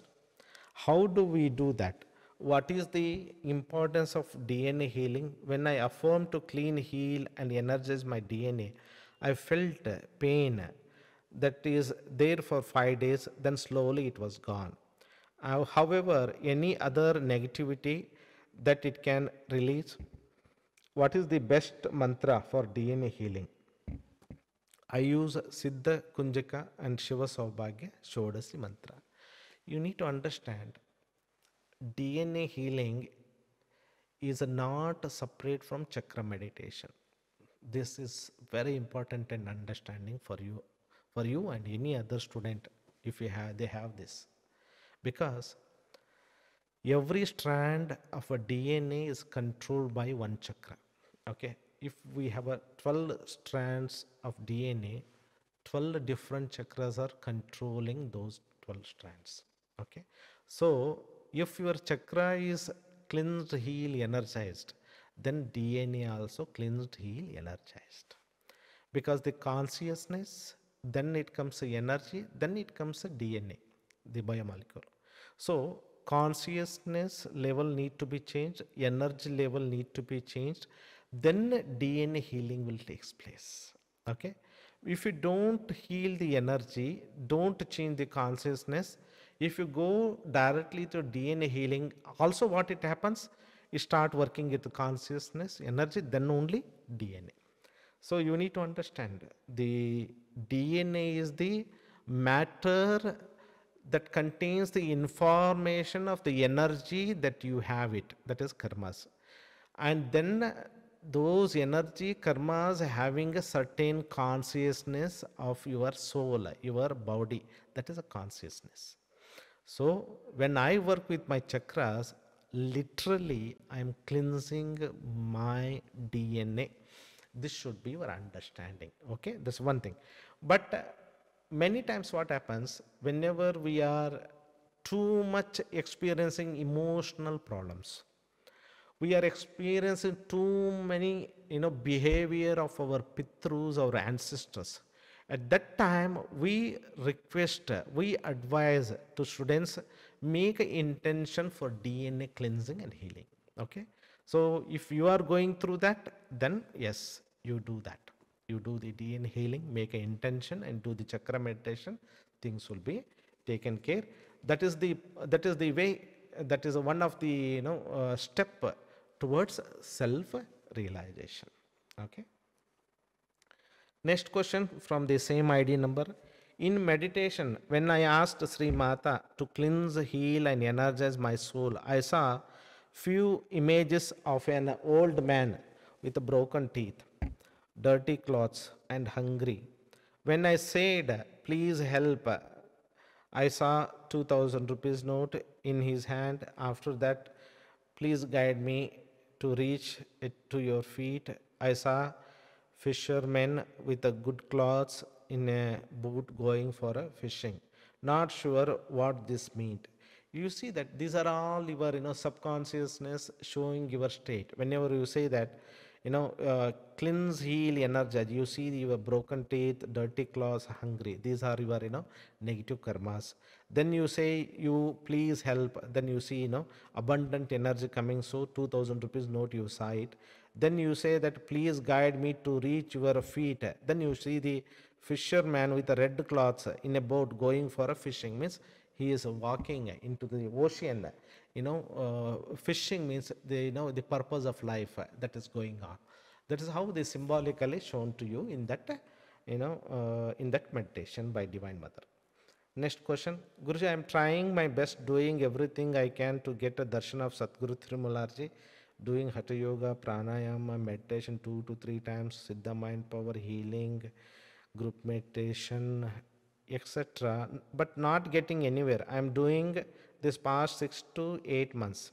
I feel his presence when I meditate on him. He is always there, but not getting his darshana. Feeling really bad for this. Clueless. What more can I do? Please help me.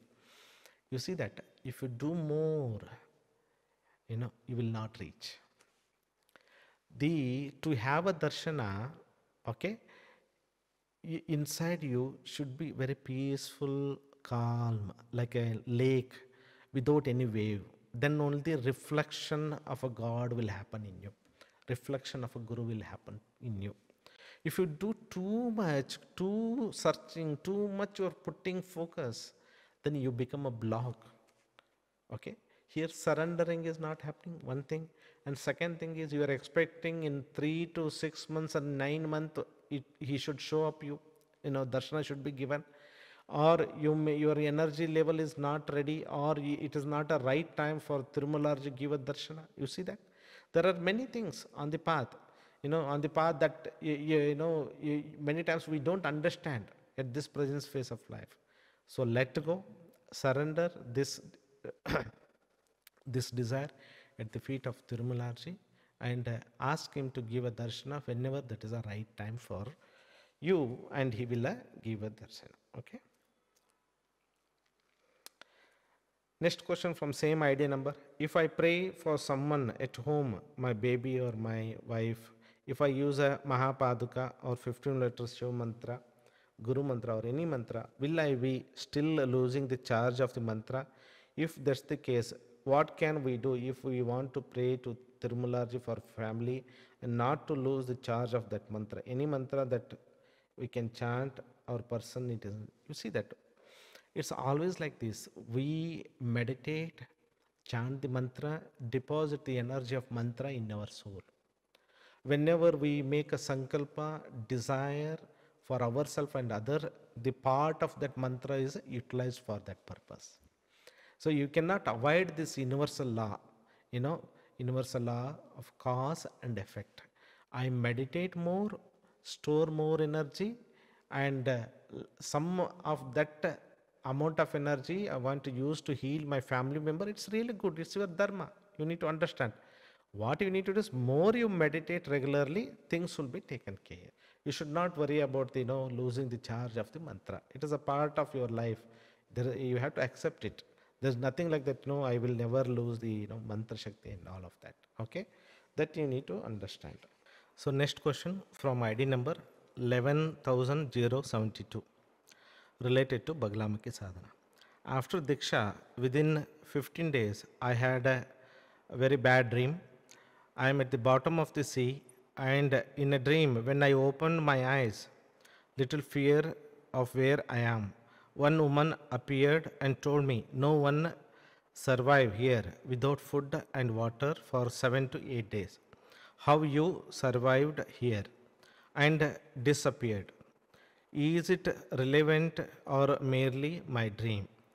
Who is she? Then I was not able to swim, but as she disappeared, one dog came and I started to swim with him, and he dragged me till seashore safely, and one of my cousin with one unknown waiting for me on boat.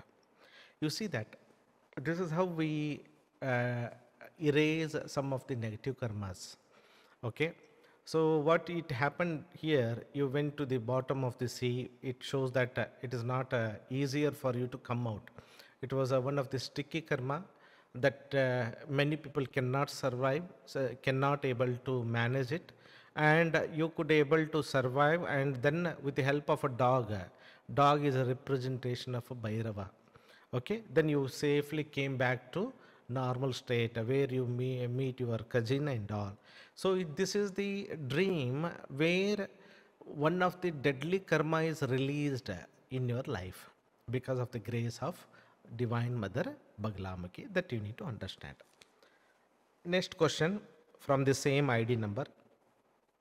How to overcome money blockage of childhood? Due to this, not able to find good job even. My father used to tell me we are poor till 2018, but both parents' family is not good money wise. You see that now you are no more in the childhood state of consciousness, but you accept all the limiting beliefs that are created, that are coming from your parents. And now you need to do the analysis. Okay, analysis in such a state where you prove to yourself whatever the thinking or limiting belief is not true and they don't hold any truth for you. This is very important. Okay, so always whenever you have a limiting belief, there are certain thoughts will come. Okay, and when you go back beyond that and you say that before taking a birth in a human body or at present, what is my real state? I am a spark of a Shiva Shakti. I am a divine. I am a creator with my thoughts, belief and feeling. I can recreate with removing a limiting belief. Okay, so whenever you have, one of the best thing is visualize what you want. When you are visualizing, these belief and the negative thoughts will start coming, hindering you. Be aware of that. And then you affirm the truth. You are a spark of a Shiva Shakti. You are a soul having a body and mind. And I can create whatever that you are experiencing, the poverty because of your own limiting belief. You take the responsibility. Show to your subconscious mind, my own limiting beliefs are creating a poverty. Now I am recreating my destiny, my life with a different belief system. With the truth that I am a spark of a Shiva Shakti. If this basic foundation is not understood, it's very difficult to manifest divinity. The divinity is abundance, divinity is the prosperity, divinity is the success and all of that. Okay? Affirm this truth. I am a spark of Shiva Shakti. I am a soul. I am a divine being. I am having a free will. And I am coming on this earth alone. I am going to leave this earth alone. Whether you born in a poor family or rich family, but what happens? You come alone, go alone. You need to realize all these truths. Open your eyes for the truth. Remember the truth about yourself. Accept the truth about yourself. Then remove the limiting belief, telling that it is not true. It no more hold a truth to you. It may be for your parents, but not to you. You are a sadhaka. Mother has blessed you. Her grace is fallen on you. You are doing the Bhagalamaki sadhana. I accept the grace of Divine Mother, and I'm ready. I'm ready to experience the abundance, prosperity, rich, abundant money flow. You have to affirm this truth. You have to remind yourself who you are, how you hold a free will. Shiva Shakti has given a free will, and you have a power to choose, overcome your limiting belief. Then only it is possible. This is the life lesson everybody goes through. So you are also going through, and this is many will go through limiting belief, either with the money, either with the health, either with a relationship, or either with a different ego consciousness and all. Everybody has to come out of this. Next question from same ID number: how to protect self from bad people and their bad intention? I'm doing Havan but not getting results as used to get before Corona. I fell sick. You see that now you have started your sadhana, okay? More you intensified, more you release your negative belief, and more you hold power that I am a spark of a Shiva Shakti, more you become a powerful. More you use the protection shield, more you become a powerful. More you focus on your thoughts, your goals, day, morning, afternoon, and night. More you focus on your goals, you become a powerful. And all other people's intention, thoughts, feeling do not touch you at all. Please understand. Universal law of free will is there. Universal law of choice is there. Use the power of the choice, what you want. That's what the Samudra Mantana, where devas are there, asuras are there. The Amrita is the intention, attention that you want to give. Either you give to the asura or to deva. Deva means your goals, your progress, your purpose of life. Asuras means other people, navagrahas, this, that, past life karma, this is holding me, he is doing this to me, that. Come out of this. Focus, let go. All your negative thoughts, all the negative people thoughts, feeling, intention. Affirm the truth. I hold the power. I hold the power of a choice. I am a spark of a Shiva Shakti. Change this, this perception, shift in the perception is needed for you. Change it and your life will change, okay? Next question from ID number 11,057. Pranam Guruji. In a dream, you explain that Divine Mother Lalitambika is the Shakti path of Lord Hanuman. What it signifies, Guruji? You see, Lord Hanuman represents Mahaprana. So maybe that is the hint, I am hinting you, it is a Shakti path. The prana is connected to Shakti. Maybe you are more, meditating, or more you maybe have a more connection with Hanuman. So that in a dream, that symbolical, representation is taken to explain you who is a Lalitambika, how she work on your prana with that dream. Okay. Next question from same ID number. In a dream, I am traveling with Ramana Maharshi. He told to me the world will finally burn at the feet of Divine Mother. By knowing this, how can I move forward in life? So, here in your dream, Ramana Maharshi told that the world will finally burn at the feet of Divine Mother. By knowing this, how can I move forward in a life? Answer is already there in the question. If it is going to burn at the feet of Divine Mother, means who is going to save you? The Divine Mother feet only. So hold the feet of Divine Mother, focus on your meditation, sadhana, and Sri Vidya and all of that. Next question from this same ID number. I asked Divine Mother Durga in the form of Kalaratri, help me to overcome the addiction, and chanted her mantra and Mahapaduka mantra on the bed before sleep. In a dream, a man and woman appear as one and said, you are free from negativity. I said to him, I am expecting a mantra, but I know I already received the mantra, that is Om Rim Dum Durgaya Nama. He touches Manipura chakra and transforming energy into my body. I felt it is very strong and powerful energy. Later, I am floating in the air for some time and see myself as a Kriya Babaji. Guruji, please explain about this. It's very simple dream. Whatever you are asked, you are given in the dream, and you experience the Divine Mother consciousness. Her power is channeled to you. When you are floating, you become purified like a Siddha, where Kriya Babaji is shown to you to tell you that you are blessed.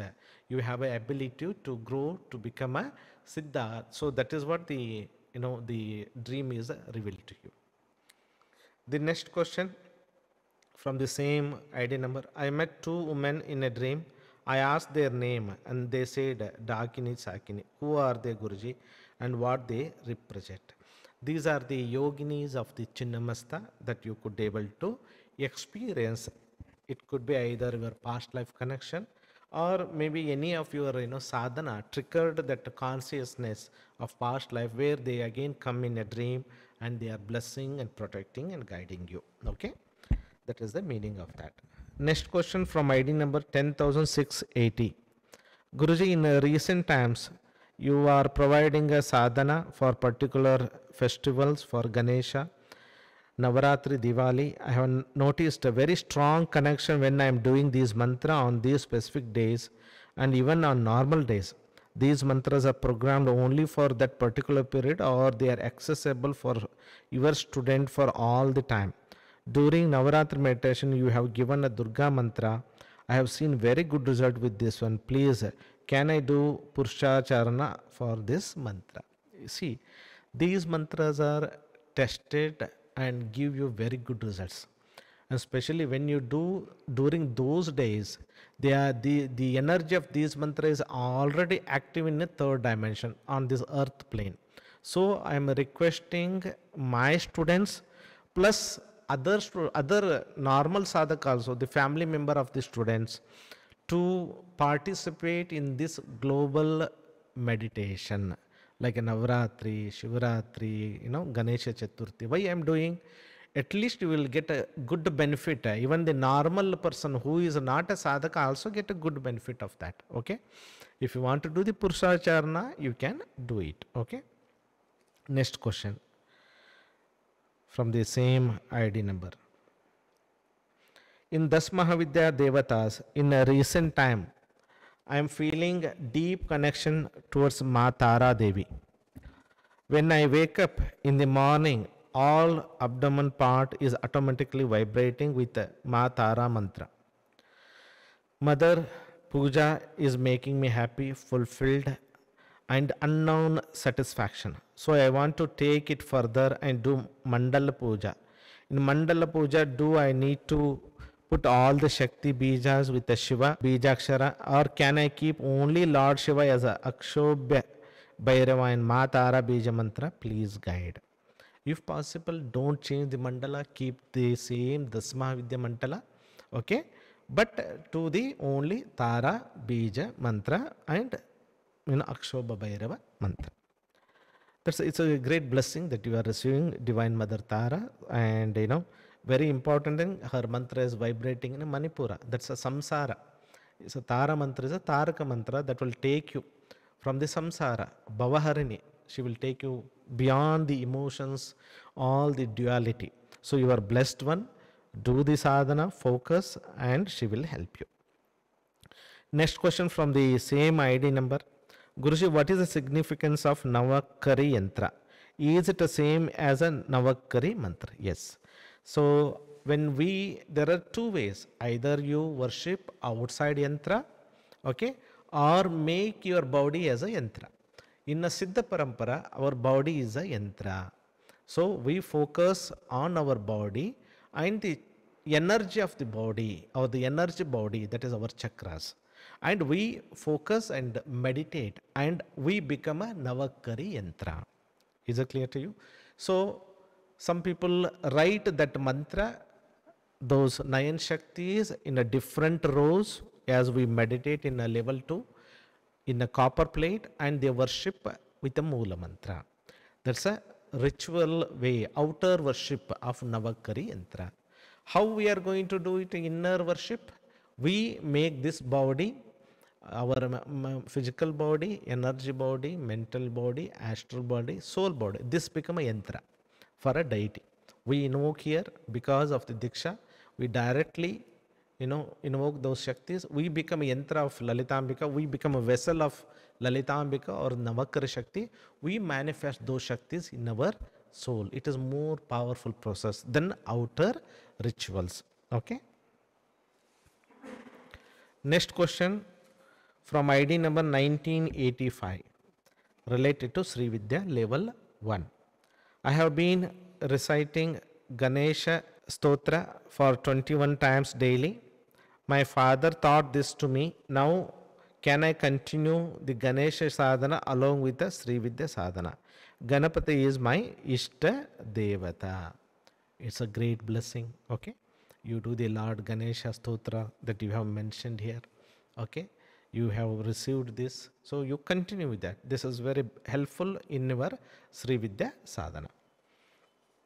Next question from the same ID number. I have a doubt that why your name is not included in Guru lineage.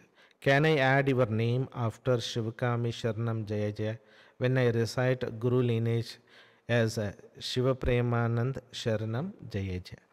In our parampara, we don't add living Guru's name and we don't give our photos to worship. Okay, this is how the one of the condition in our Guru Parampara. So we are not giving my name, I'm not including in the Guru lineage mantra. So it is sufficient you call Lord Shiva, Nandi Devar, Tirumalarji and Shivakami. They will guide you to the highest, what is best for you. Okay. Next question from ID number 1852 related to Sri Vidya level 1 to 3 and Sri Sampasiddhi Sadhana. Pranams to Guruji. I am a businessman and I also invest in a share market. When I started Sri Vidya Sadhana and was doing level 1 practice, my financial problems were started being solved. But when I started level 2 and beyond and Sri Sampasiddhi Sadhana, suddenly I started facing losses everywhere. It's been 4 months and still things are not improving despite trying Lakshmi Tattva, practicing. And my question to you, what life lesson Mother is trying to teach me? What should I try so that I can solve my financial problem, focus on spiritual journey with peace? The life lesson for you is have a patience. You have just started the sadhana. You just completed 4 months of the sadhana. You don't know what are the karmas, how sticky karmas are holding. Okay. You started the journey of ascension. You started the journey of prosperity. You started the journey of abundance. Have a patience. Allow some more time, divine to bring a miracle in your life. Okay. Many of us, what we expect, we have a financial problems. Some of you having a crores of problems. 1 crore, 2 crore, 3 crores, and you are expecting suddenly, in a 1 month I take a Sampasiddhi, things will solve. So everybody and individual person, their karmic lesson, their karmas are different. So you are given a right method to pray, you are given a right principle to follow, then the cause is going to produce the effect, but you need a certain time. If it does not happen in a 2 to 4 months, please continue with a positive expectation, some more months, and you will see the results. Next question from the same ID number. My fiancée and soon to be wife is from Poland. She is very sensitive to energy and spirituality. She is very curious about my Sri Vidya sadhana, wants to learn more about it before giving it a try, but I am hesitant to explain it and tell about it in detail, as I am afraid if I reveal anything that is not permitted and it will affect my spirituality. Also, she had consumed beef in her childhood, and now she is afraid if mother will accept her or not. My question to you, Guruji, how to give a basic information so that she can know more and start her spiritual path with clarity and confidence. So what you can do, the best thing is, we have a Sri Vidya Sadhana ebook that is freely available to download, that contains about our parampara, and many questions asked by students are answered by me. So that you can give to her, to your partner, tell her to read this, so that she will understand what is Sri Vidya Sadhana, how should be practiced, what are the different levels of Sri Vidya Sadhana. Okay, everything she will come to know about that. And then you need to understand, in this path, this is the path of the householder, where there is no restrictions of anything. Divine Mother is unconditional. We don't put any condition. We don't judge you in any way, whether you are good or bad. By just eating the food, we cannot say you are a good or bad. There are many things. Okay, so let go all the limiting belief. Okay, there is a first lesson. Self acceptance is there. Okay, so when you give this book to your partner and ask her to pray to Divine Mother, then Divine Mother will guide her to the right path. Next question from ID number 419, Das Mahavidya Sadhana and Baglamukhi Sadhana. After practicing Das Mahavidya, if I want to do Baglamukhi Sadhana, can I do the Baglamukhi Sadhana with pranayama? Since I am initiated in this, or just the Moola Mantra, what is the difference? What is the difference between the one with the pranayama and other with the Das Mahavidya? If I am doing Das Mahavidya and Sri Vidya Sadhana, at the end of each sadhana, I need to sit for 10 to 15 minutes for absorbing the energy of the divine, or do I need to do this step after each sadhana or after all sadhana once? You see that Baglamukhi is a complete sadhana itself. When you do the Baglamukhi sadhana with the pranayama, means you are attaching the vibration, consciousness, energy of a Divine Mother consciousness to your soul. That is a pranayama. Prana is a spirit. It is a connection between you, your soul and divine. That connection is made with the pranayama. That's what we do. Pranayama in Baglamukhi sadhana, very powerful way, where we very fast we activate that Shakti in our soul, in our mind, in our subtle bodies. That's what we do in a Baglamukhi sadhana. That is the difference, the sadhana doing without pranayama with pranayama. And second thing is, the Baglamukhi, why we are doing that pranayama there? Because there is a very important quality of Baglamukhi is paralyzing the mind, bringing the stillness of the mind, stabilizing your pancha pranas, stabilizing your sushumna, the prana in the sushumna, raising the kundalini, stabilizing your kundalini in a certain level of consciousness. Everything is done by Divine Mother Baglamukhi. So we are doing Baglamukhi sadhana with the pranayama. That is one of the speciality of that sadhana. We don't use in any other sadhana, only Baglamukhi, because stillness of the mind is connected with the Divine Mother Baglamukhi. That we need to understand. So the Mukhi means the controlling Shakti that controls the Sushumna, that controls the Kundalini, that will controls the mind. And even she has a power to control the universal mind, power to control other people's mind and all. So it's a very deeper sadhana. So it is a complete sadhana. Who wanted to go deep into the Baglamukhi, the individual sadhana, he should do it. Apart from that, it is also part of a Das Mahavidya sadhana, where she is one of the Shakti in Das Mahavidya. How I can align her Shakti, how I can incorporate her energy with other Vidyas. That is what you learn in Das Mahavidya sadhana. Moola mantra is same, but you go deeper in a Baglamukhi sadhana and faster activation of Baglamukhi Shakti in your soul compared to Das Mahavidya sadhana. Okay, and then you are asking the next question. If I am doing all this sadhana, whether I need to sit after the sadhana, I need to sit for 10 to 15 minutes. the absorbing the energy of the divine. So what you do all the sadhana. At the end of all the sadhana, you sit for 10 to 15 minutes. Okay, not at each sadhana. Okay, if you are doing all sadhana in one sitting, at the end of all the sadhana, you just sit, and whatever the necessary energy, it will start blessing to you.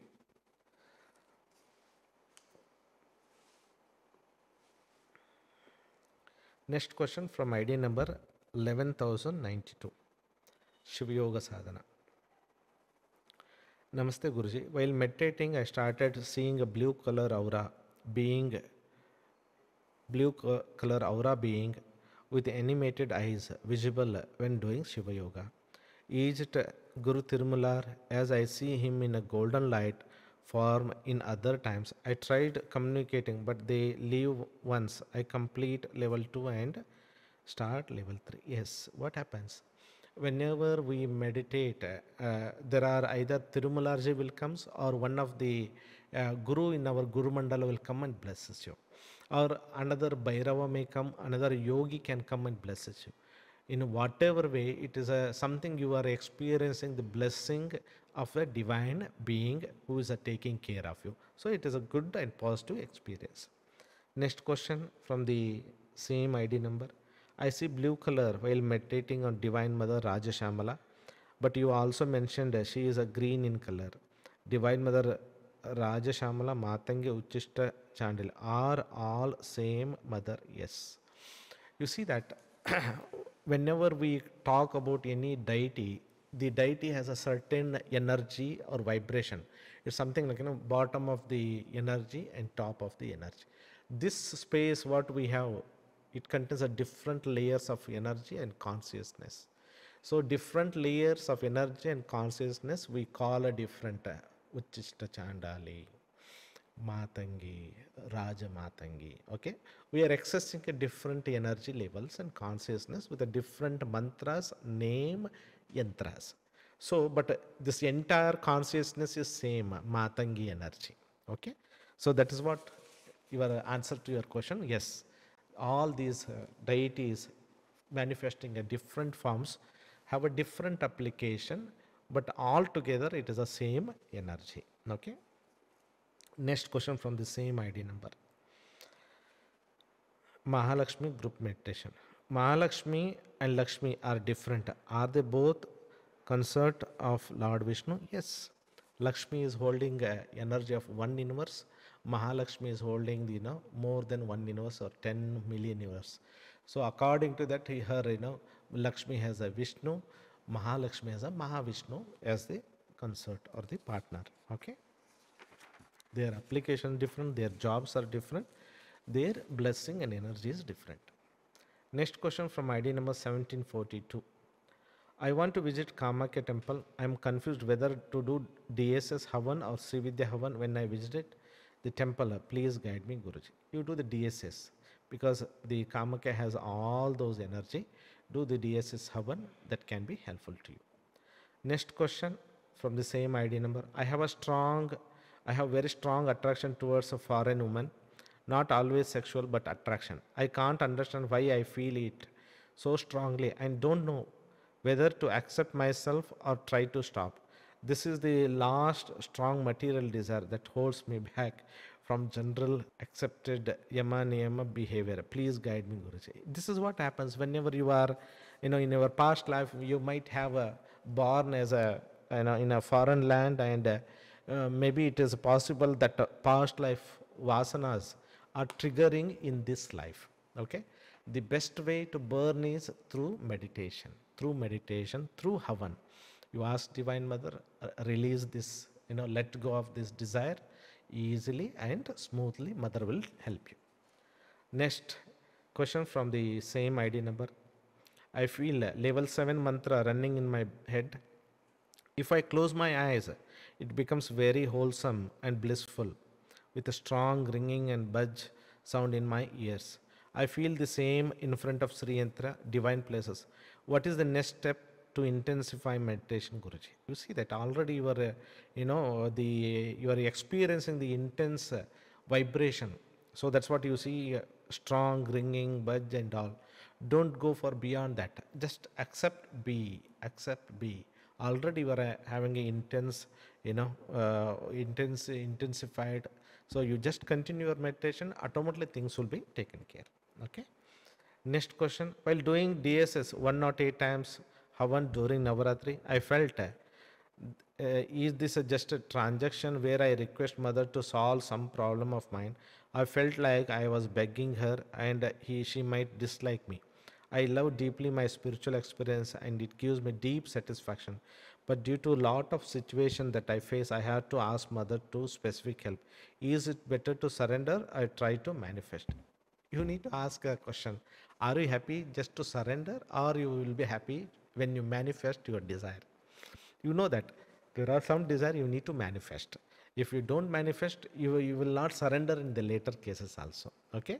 So there is nothing for mother, it is not like a good or bad. For her, she, whether you ask a spiritual growth, tatastu, you ask a material growth, tatastu. Totally, whether it's a material, spiritual, ultimately it bring a happiness to you. Okay, that's all it needed. Okay, so don't worry, don't have this belief that mother don't like you. This is one of the thing, self acceptance, lesson of self acceptance. And you have a misunderstanding and limiting belief about mother. You are, as you are expecting the mother should be like that. Human, having a conditions, divine don't have a conditions. Human don't forget easily. Divine never have a anger, never have that such judgment. We are on the path of self-realization. Divine Mother Lalita Ambika is a spiritual consciousness, unconditional consciousness, pure awareness. So we call her a Maha Tripura Sundari, Lalita Ambika, playful consciousness. Okay, so don't have this type of any type of thoughts, and let go. And even for Durga Saptashati, she is a Chandika Parmeshwar, ultimate Adi Shakti. So she also don't have any this type of issues. She will be happy to bless you. She is made of Mahakali, Mahalakshmi, Mahasaraswati. She, whatever you ask, she is capable. The knowledge, tatastu. The destroying the negativity, tatastu. Creating abundance, tatastu. So why you worry? Why you have a negativity? Ask, manifest, be a proud child of divine. Okay. Next question from ID number 10,799 related to Varahi and Rajamatangi. I had this dream where I was at main door and I see an unusual tall male with a light grey hair that looks like a wig and wearing glasses walking over the lawn very close to the main door.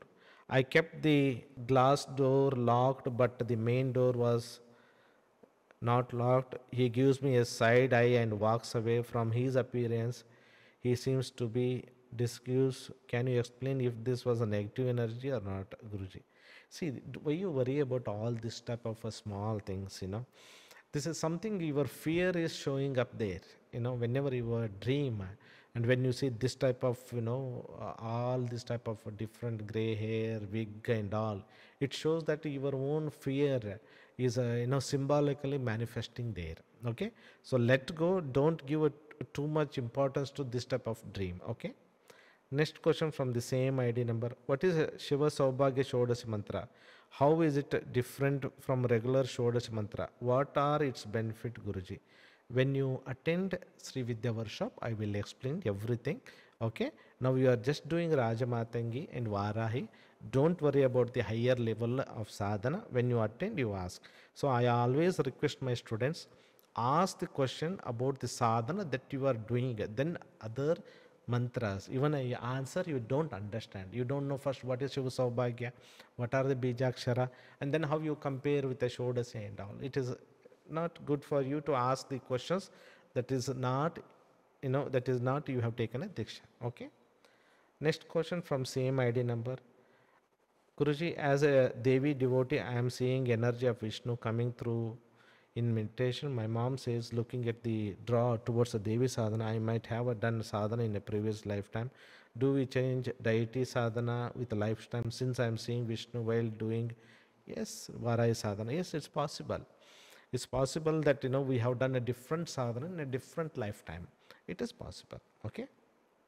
as per the need, as per this, we change the deity and we reach to the ultimately the ultimate, the self-realization. Okay, where the all forms of the deity become a formless. Okay, that is the highest thing. Next question from ID number 10,299 related to Sri Sampasiddhi in Mahavara Sadhana. Dear Guruji, you initiated me on December 2020. For the past 3 years, every day, I am sincere to my Guru Parampara with utmost respect and surrender to Divine Mother. I want to do something meaningful in this world apart from my job. I wish to spread some of the knowledge you have shared us and what I have experienced. Nothing about mantras, but subjects like universal laws, healing meditation.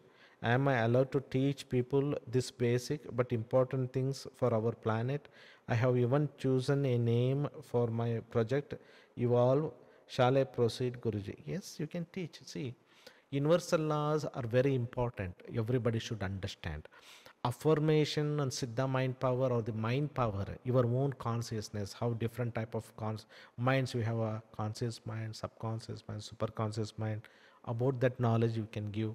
And then in the healing meditation, anything that, with a visualizing a white light, ask them to sit and do these simple meditation, you can teach them, but do not reveal any of our techniques and any of the mantras that you have learned and taken a diksha. Okay. Next question from ID number 967.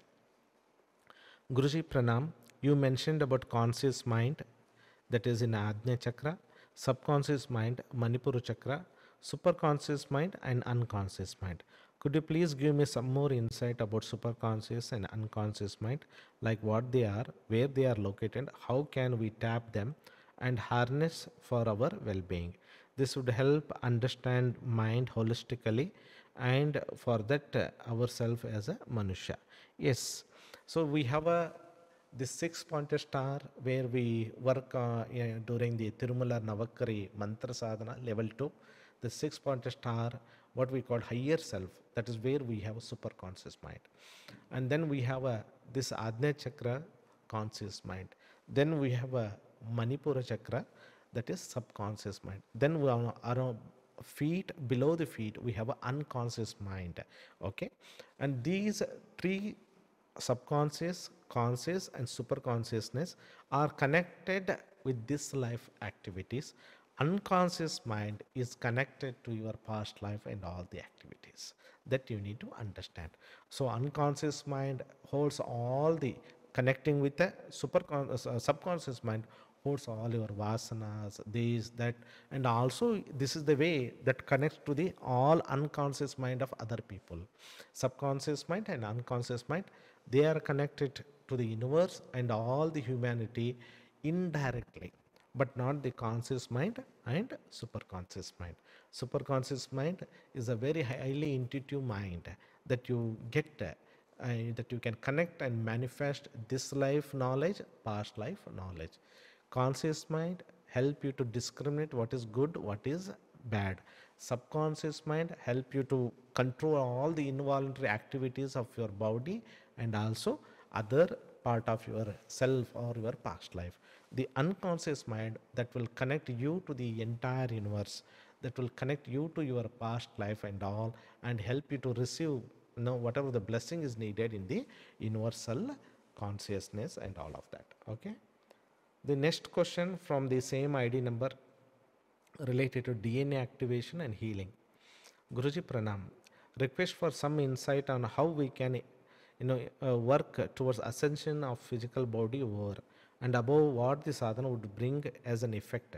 Should one visualize divine light entering and healing DNA while chanting 51 letter Shiva mantra or Shubhakameshwar mantra or some other mantra? Please guide on this. And what sankalpa should one take to get a DNA and physical body transformation so that the sadhana and japa help us to progress faster? Should one ask for golden light body, or what are the right words to call it? How can one completely relieve the body of all unnecessary stored memories of the emotion, feeling, and inheritance? Is it true that DNA in the human body becomes a 16 stranded DNA. Actually, already I have answered about this DNA activation and healing, where I can simplify for you that we have a 12 stranded DNA. Okay, I don't go further with the 16 stranded. Just to understand 12 stranded DNA, these each strand is controlled by one chakra. Okay, that's why the importance of a chakra meditation in Sri Vidya Sadhana or the yogic sadhana, Avduta sadhana, Siddha Parampara, where we control or purify the chakra. By purifying the chakra energy and its consciousness, we also purify the DNA. Okay, the DNA healing also takes place. So as I explained, the consciousness, then energy, then DNA. So when we change our consciousness, we change our energy, the karmic baggage of our past life, this life, ancestors and other karmas, sticky karmas.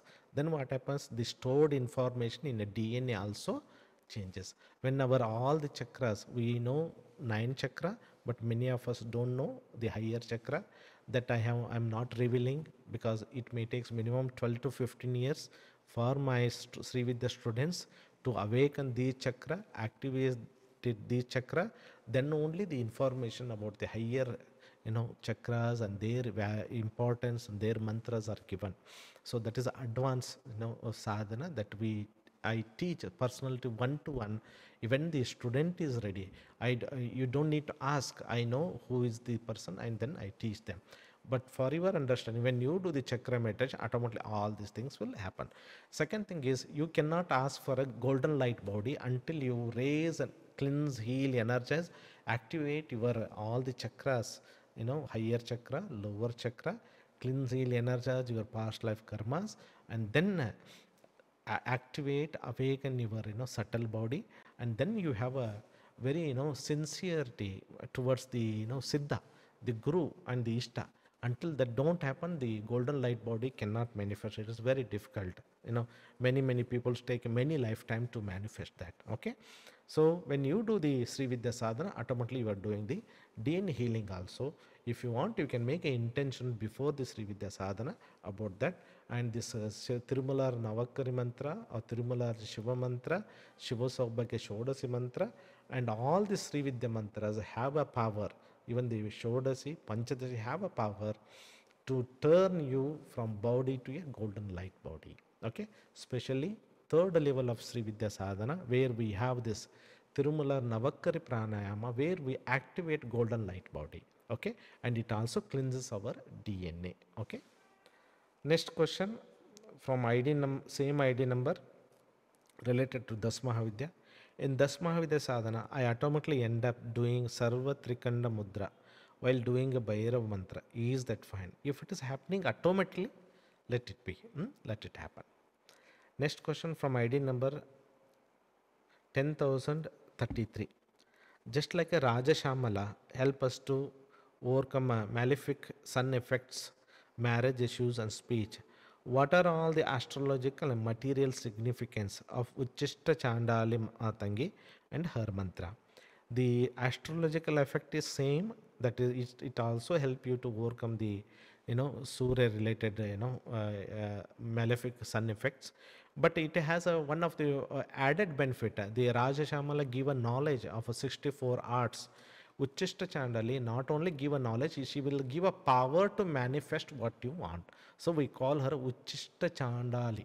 The leftover energy of the creation will be added to you so that you can manifest your goals. Whether goals may be health, wealth, relationship, anything can be manifested with a Divine Mother Uchishta Chandali mantra.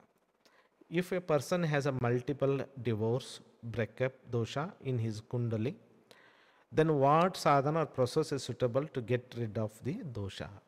The Sri Vidya sadhana is the one that will help overall development of the kundalini, because Sri Vidya level 2 we work on the horoscope, 12 houses cleansing, activation, removing all the nullifying all the negative effects of the Navagraha, so that any combination of the yoga is coming that can be cleared in a Sri Vidya sadhana.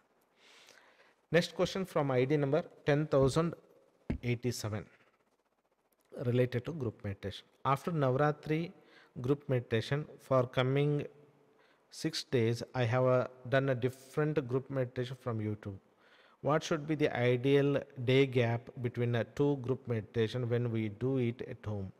I advise don't do continuously every day. Okay, take a gap at least once in a week or once in a month. You follow one group meditation because they have so many energies, different energies, and they have programmed energy to bless, guide, and help you. If you do them continuously, what happens? It is lot of divine energy is coming to your body. Your body may feel a stress. Okay, I request you maintain a gap. Okay, minimum 1 to 2 weeks between each group meditation. Next question about Soham Mantra Japa purpose. Soham is said to be soul consciousness. I am that mantra. Is it offer health benefits like a 51 letter Shiva mantra or other benefits?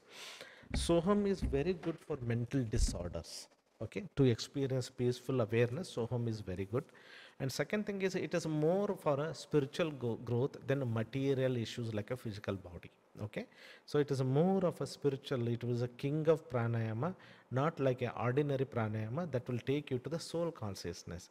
Its objective is that to take you to the beyond physical body and mind. That is the purpose of the Soham. Okay, the next question from the same ID number related to regular sadhana. I have taken a multiple diksha. You suggested daily regular Sri Vidya sadhana practice and other sadhana can be scheduled on alternative different days due to time constraints.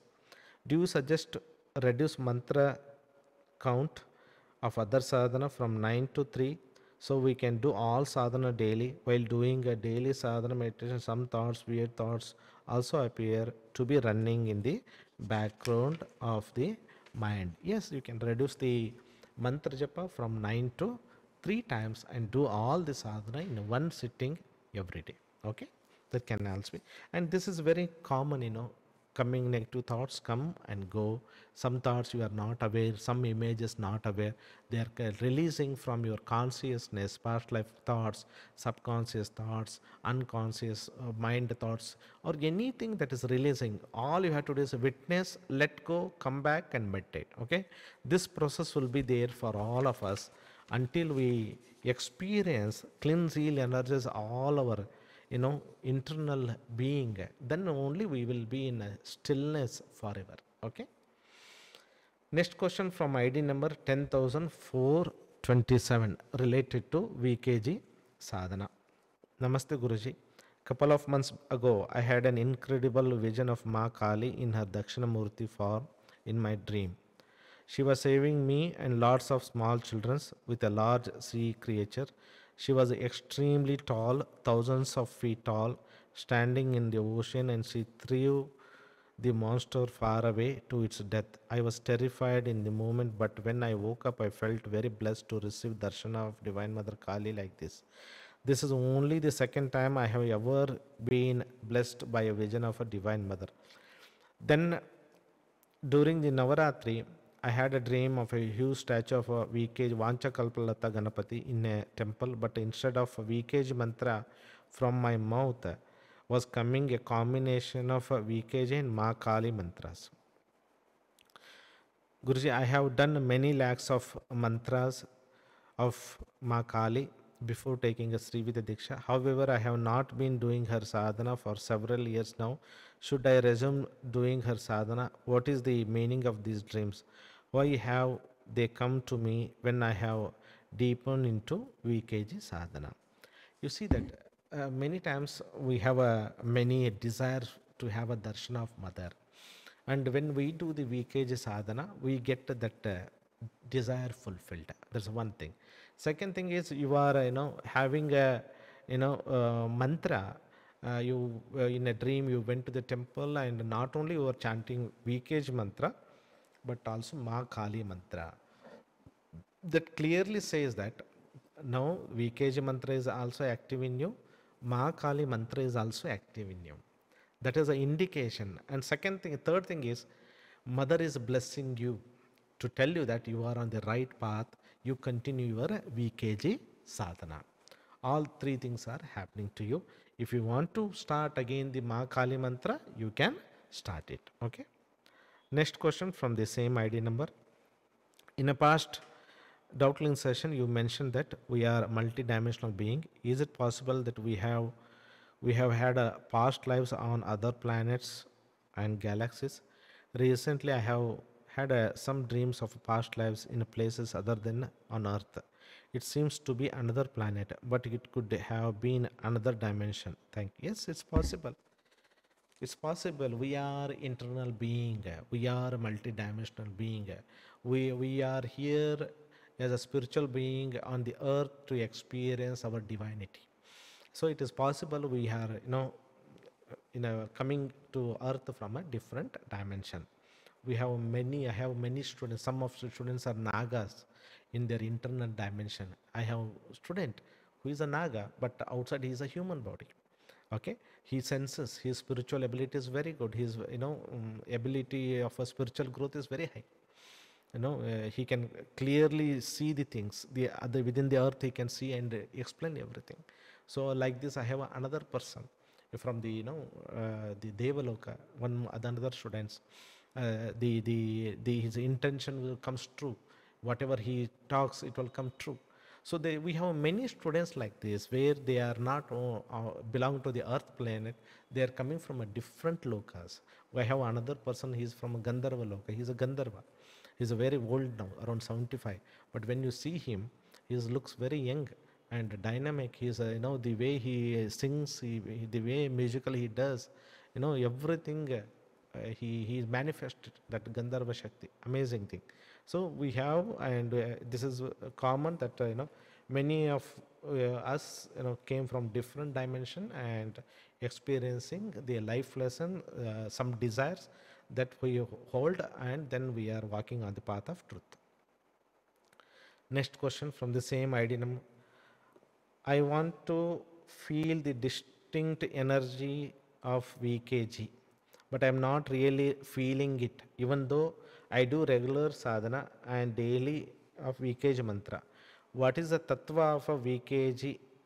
I feel the power of this form of Divine Mother in a rapid spiritualizing of every part of my life, but I can't yet sense the unique energy field of this form as yet. Thank you.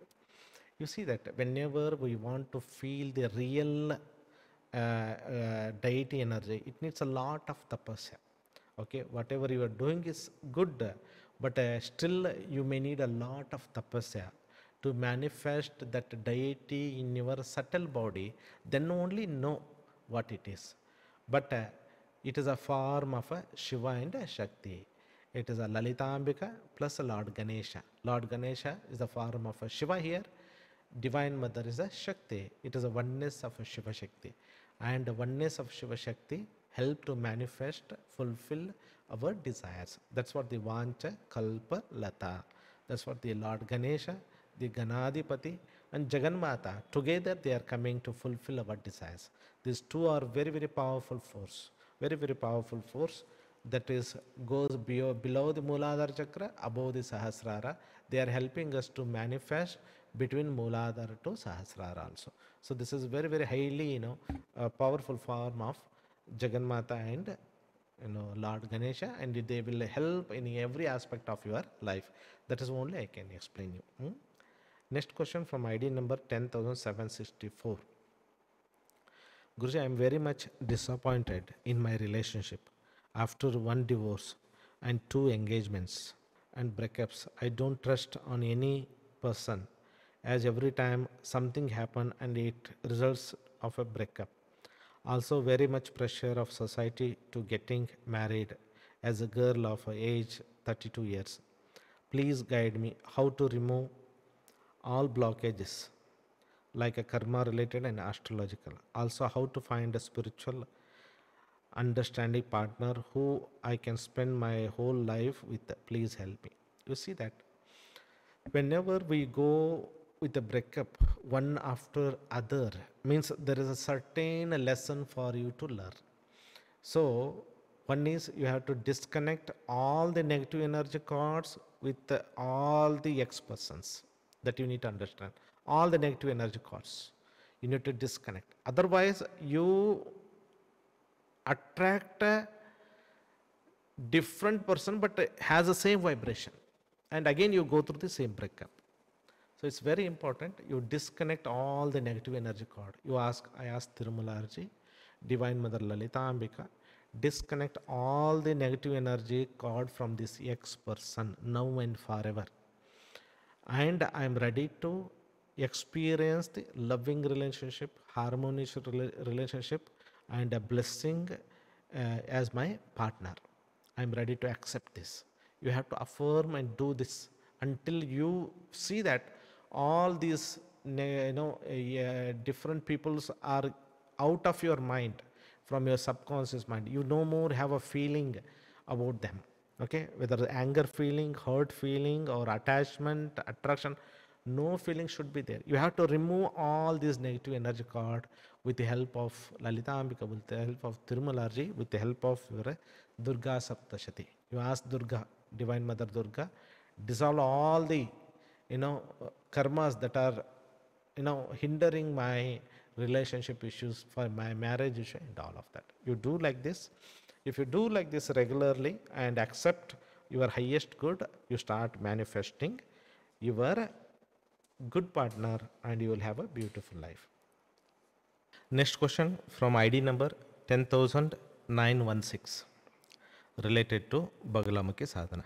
Pranam Guruji, I have been doing Devi Bagalamukhi Sadhana since past few days and feel an everlasting bliss during and after my practice. I don't have any court cases, enemies, or any other major issues, nor will I ever wish to intend any harm to anybody who is creating any unknown known problems for me. Many people say that Bagalamukhi Devi should only be invoked during such helpless situation that are beyond our control and for enemy and legal problems. Can I continue the sadhana, as this really makes me feel blissful? You see, there are two benefits in a Bagalamukhi sadhana. One benefit is you overcome enemies that are in the outside world. Another a benefit is you overcome the enemy within you, that is anger, laziness, all those procrastination, negative thoughts, negative belief, negative feeling. All these are the inner enemies, and the biggest enemy of all is our karmas. So Divine Mother Bagalamukhi paralyze your karmas, destroy your negative karmas, and help you to overcome all the lower state of your mind, thoughts, emotion, and all. And one of the very important aspect of Bagalamukhi is she does the blessing that your mind goes into a stillness. She stops your mind from the moment. That stillness will lead us to realization of the truth. So this is also higher aspect of Bagalamukhi. It is not just for enemies, outside enemies, court cases, and that is most of the normal peoples are seeking the help from Divine Mother. As we go to the advanced sadhak, our main intention is how I can focus my mind to a divine, how I can experience the stillness, how I can overcome my past life karma with the help of Jagannatha, how I can attain that higher consciousness, okay? How I can attain that permanent or eternal stillness of the mind. All these are the divine qualities that we will get by the help of Bagalamukhi. That's one thing. Second thing, she is also very good to give health to you. Okay, she is a more powerful, and also it will help you to develop the confidence, the courage that is needed. Those leadership qualities also comes with Bagalamukhi sadhana.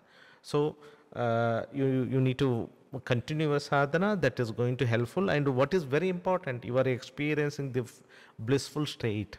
Now that itself is a very powerful blessing of Divine Mother Bagalamukhi, and you know that what Divine Mother can give to you. Okay. The next question from the same ID number. May I request you to kindly elaborate a bit more about Mrityunjaya Bhairava Devi Bagalamukhi and mantra given for the sadhana and its benefit? Is the Mrityunjaya mantra provided by you anyway to the Mahamrityunjaya mantra of Lord Shiva? Is this a Moola mantra version with the bejas of a Mahamrityunjaya mantra? You see that there are many different mantras for Mahamrutyunjaya. Some are the Vedic mantras, some of the Tantric mantras. Okay, now what you have received is the Tantric mantra of Mrutyunjaya. Okay, this is one of the mantra that is used in a Sri Vidya Parampara, and that is used for as a Bhairava of a Bagalamukhi. Okay, there are many Mrutyunjaya mantras are there, so I cannot go and elaborate. So many mantras are there. You know, Mahamrutyunjaya Vedic mantra is there, and then there are a Bijakshara mantra is there. Then different pranavas are added and done all of that. But what you need to understand this is the Bhairava of Divine Mother Bagalamukhi, and this Bhairava will be helping to stabilize the energy of Divine Mother Bagalamukhi and help you to reach to the higher level of consciousness. And this is also a Mrityunjaya mantra that will help you to overcome unnatural deaths and the protection from all type of negativity. Okay. The next question from the same ID number: how important is Sankalpa for doing sadhana? Is it okay to do the sadhana without any Sankalpa or specific wishes? Before chanting a Sarvakara Siddhi Bagala mantra, no desires or intentions comes to my mind, but I still keep chanting. All I ever wish is to establish a connection with Devi and to have her blessing and kripa in my life. That's really good. Either you do the sadhana as a fulfilling the wish, or you do the sadhana just to receive the grace of Divine Mother, blessing of Divine Mother. You know, her grace itself will take care of everything. Okay, both are there, but whenever we are going through a difficult situation, facing the problem, we need to pray for Divine Mother help, because according to universal law of intention and attention, wherever your intention, their energy will go. If you are facing any issues in your life, pray to Divine Mother to overcome that problem, and then do the mantra japa. Then that mantra shakti will go to the solution of the problem. If you don't do any sankalpa, and your sankalpa is to receive the stronger connection, divine grace, divine blessing, and that is your sankalpa, means you receive those blessings.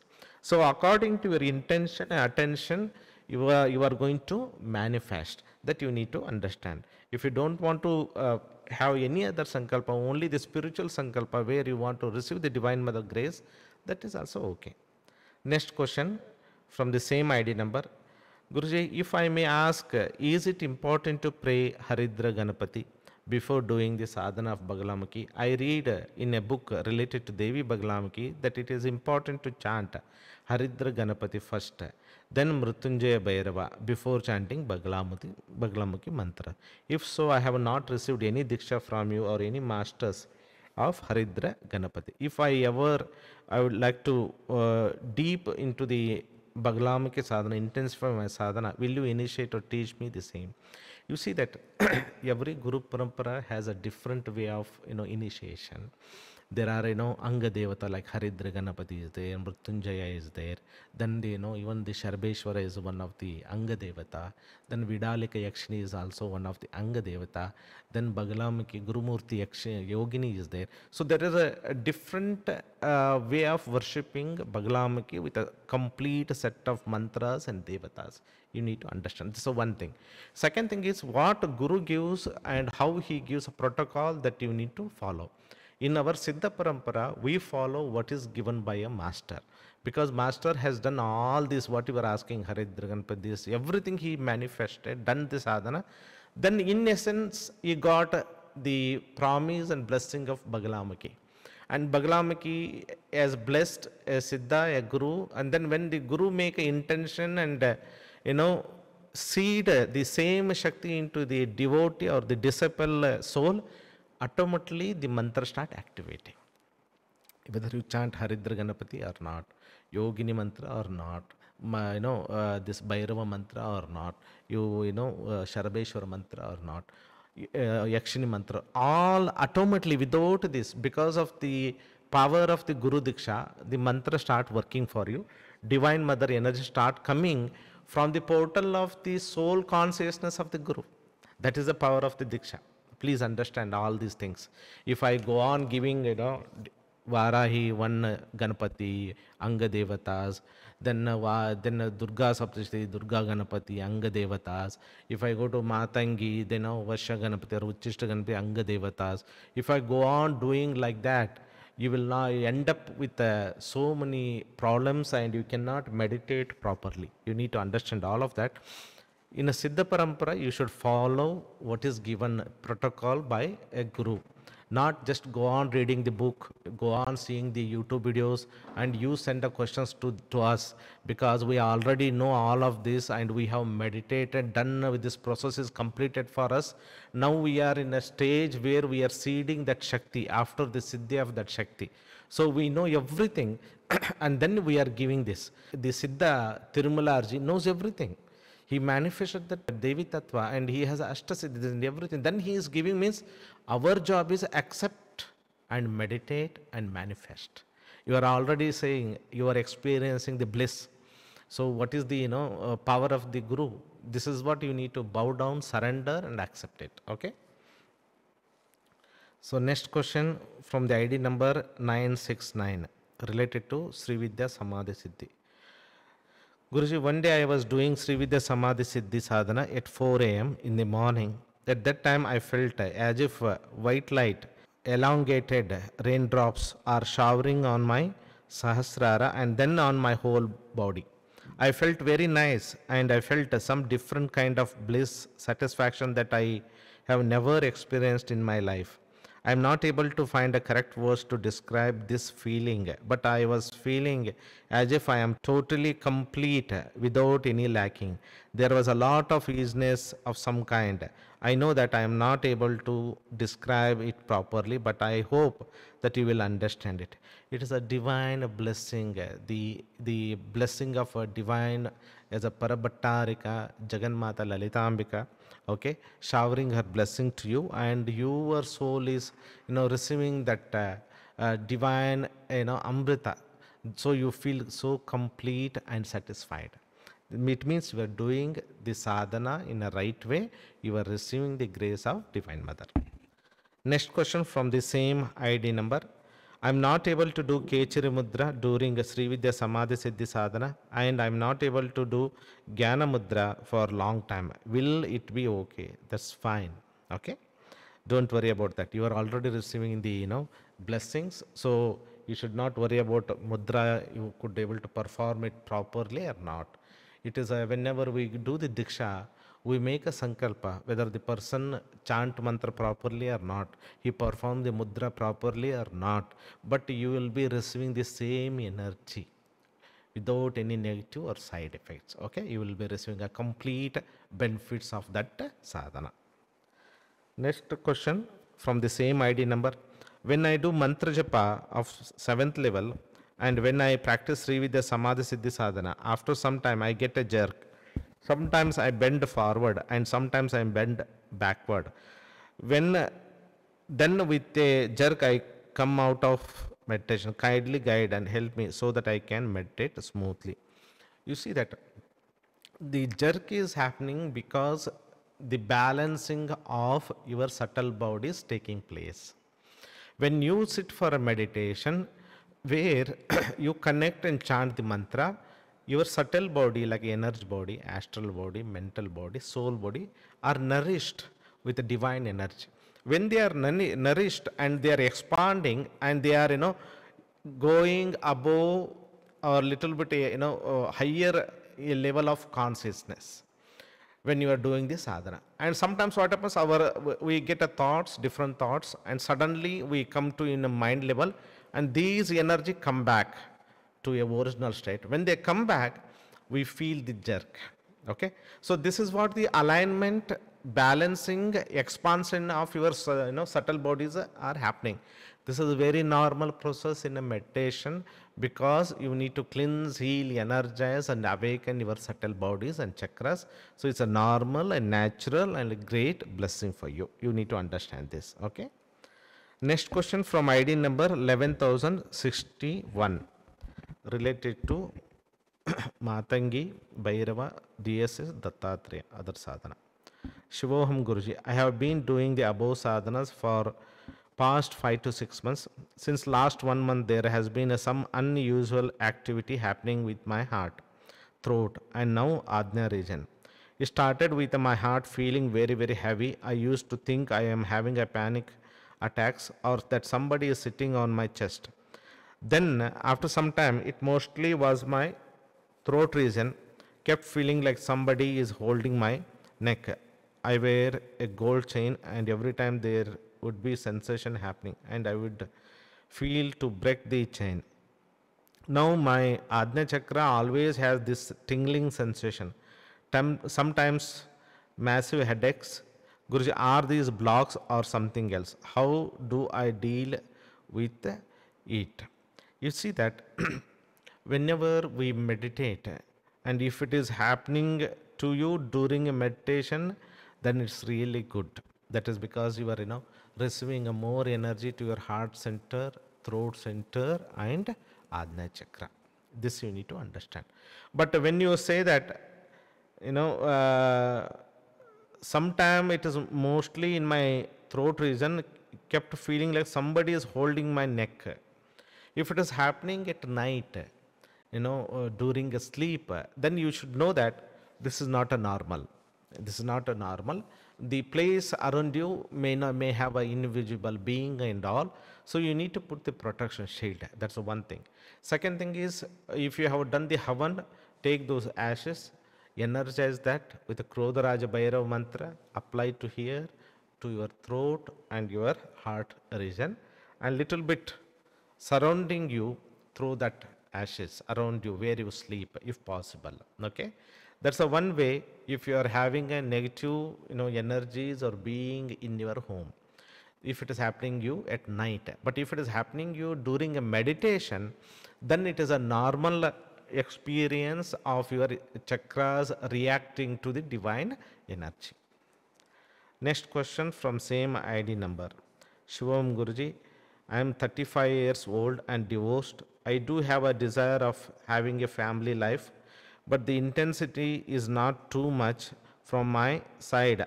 Rather than a feeling of not being accepted in the world worries me more. How do I know if Divine Mother has some plan for me? She has something else. I don't want to waste sadhana on manifesting something that does not align with the Divine Mother. And the other hand, I also don't want to feel unaccepted in this world. Too much confusion, Guruji. You see that very simple. If you have a desire for a family, then go ahead with that. Use your mantra, havan, mind power, all the tools, manifest a beautiful life partner. Okay, disconnect all the negative energy cords with your old partner, and pray to Divine Mother not to repeat the same relationship issues in future. So disconnect all the energy cords, not only positive, all the positive and negative energy cord with your old partner and old people who are not appreciating, who are not respecting you, who are not caring for you. Disconnect with all and be ready with a positive expectation. Ask Divine Mother to interfere to manifest a beautiful family so that you can have a beautiful life ahead. So don't get confused. Your desire is the direction to your life now. Mother just want to bless you what you desire from your heart. That you need to understand. Whenever there is a desire, means that is where you need to focus. Okay, that you need to go ahead. Divine Mother will be with you. Don't worry about all other things. Next question from ID number 10,321 related to Japa and Havan. Namaste Guruji. My question is regarding Mantra Japa and Havan. After completing 2 months of chakra meditation for the beginner sadhana, I have stopped chakra meditation and continuing with the Moola Mantra Japa and Sri Vidya. If I perform Havan of Moola Mantra daily with either 3 to 9 ahutis, is it still required for me to chant the mantra 9 times daily? Only daily Havan is sufficient, or should I do both Japa and plus Havan to keep the sadhana energy active? Kindly guide me. You see that if you are doing the Havan then no need to do separately japa. Okay, so Havan is enhancing your japa shakti. Okay, so if you are doing the meditation today plus other Sri Vidya meditation, chakra meditation, then you are chanting other sadhanas Moola mantra 3 to 9 times. That is good. And if you plan that you want to do the Havan at that time, you just need to chant mantras with Havan. No need to again separately chant those mantras. Okay. Next question from ID number 11,138, Bagalamukhi Sadhana. Guruji, thank you very much for your guidance. I have done a Bagalamukhi Sadhana recently. I am so connected to her that whole day I chant Moola Mantra. I feel so empowered by this Moola Mantra. Is this okay? This is a blessing. Not just okay. Always, more we keep, the more we chant the mantra, more we are attracting the vibration of Divine Mother. More our soul is connected to Divine Mother, more we manifest divinity in our life, more we are protected, more we will be taken care in our life. This is very good. Next question from the same ID number. I am also doing a Shiva sadhana. While chanting Tirumalarji Shiva mantra, I unconsciously start chanting Bagalamukhi Moola mantra, and I immediately felt my chakra vibrating and moving fast. I have not felt it before and I stopped immediately. What to do when our mind unconsciously switches to different mantra, and why this happened to me? This is what happens. See, when you are doing the Shiva sadhana, maybe you are chanting more of a Bagalamukhi mantra. So unconsciously, automatically, your subconscious mind overtake in your meditation, and Bagalamukhi mantra will comes there. So it is very normal and natural when we are doing one mantra more compared to another mantra. So you are doing less Shiva mantra, more Bagalamukhi mantra. So when you are meditating, automatically the Bagalamukhi mantra that is more active in your subconscious mind just flows during a meditation. So what you are going to do is just be aware, again come back and do the Shiva sadhana. That's all you have to do. Don't worry about anything. Once you practice like this, then when you do it with awareness, slowly, you also know how to practice Shiva sadhana and how to do the Bagalamukhi mantra at different times. It needs some more practice for you. Then you know how to manage both the sadhana. Okay. The next question from the same ID number. I want to go deeper and want to connect more with Bagalamukhi. I feel her presence all the time. What course should I do? I want to connect to her deeply. You see that? When you want to connect with someone, some deity, it is your devotion, it is your love, it is your surrenderance that will make you more connected. Not a technique, please understand. Technique, mantra are the tools to help you to make a connection with that energy, that consciousness, that deity. But what is more important that will, make Divine Mother to manifest in you is how much you devote, how much you surrender, how you pray to her, how much you offer every moment at every level of my existence. I am one with Sri Mata Bagalamukhi. In between praying and then chanting mantra, and in the mind doing more a Manasa Puja of your Ishta. So more you do this, you see that your subtle body start changing. You moment you close your eyes, Mother will start.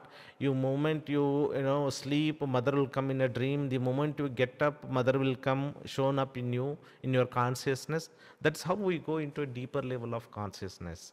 It is not just any extra mantra. It is your devotion, surrenderance that will make a difference. The deeper connection with the divine or your Ishta. Okay.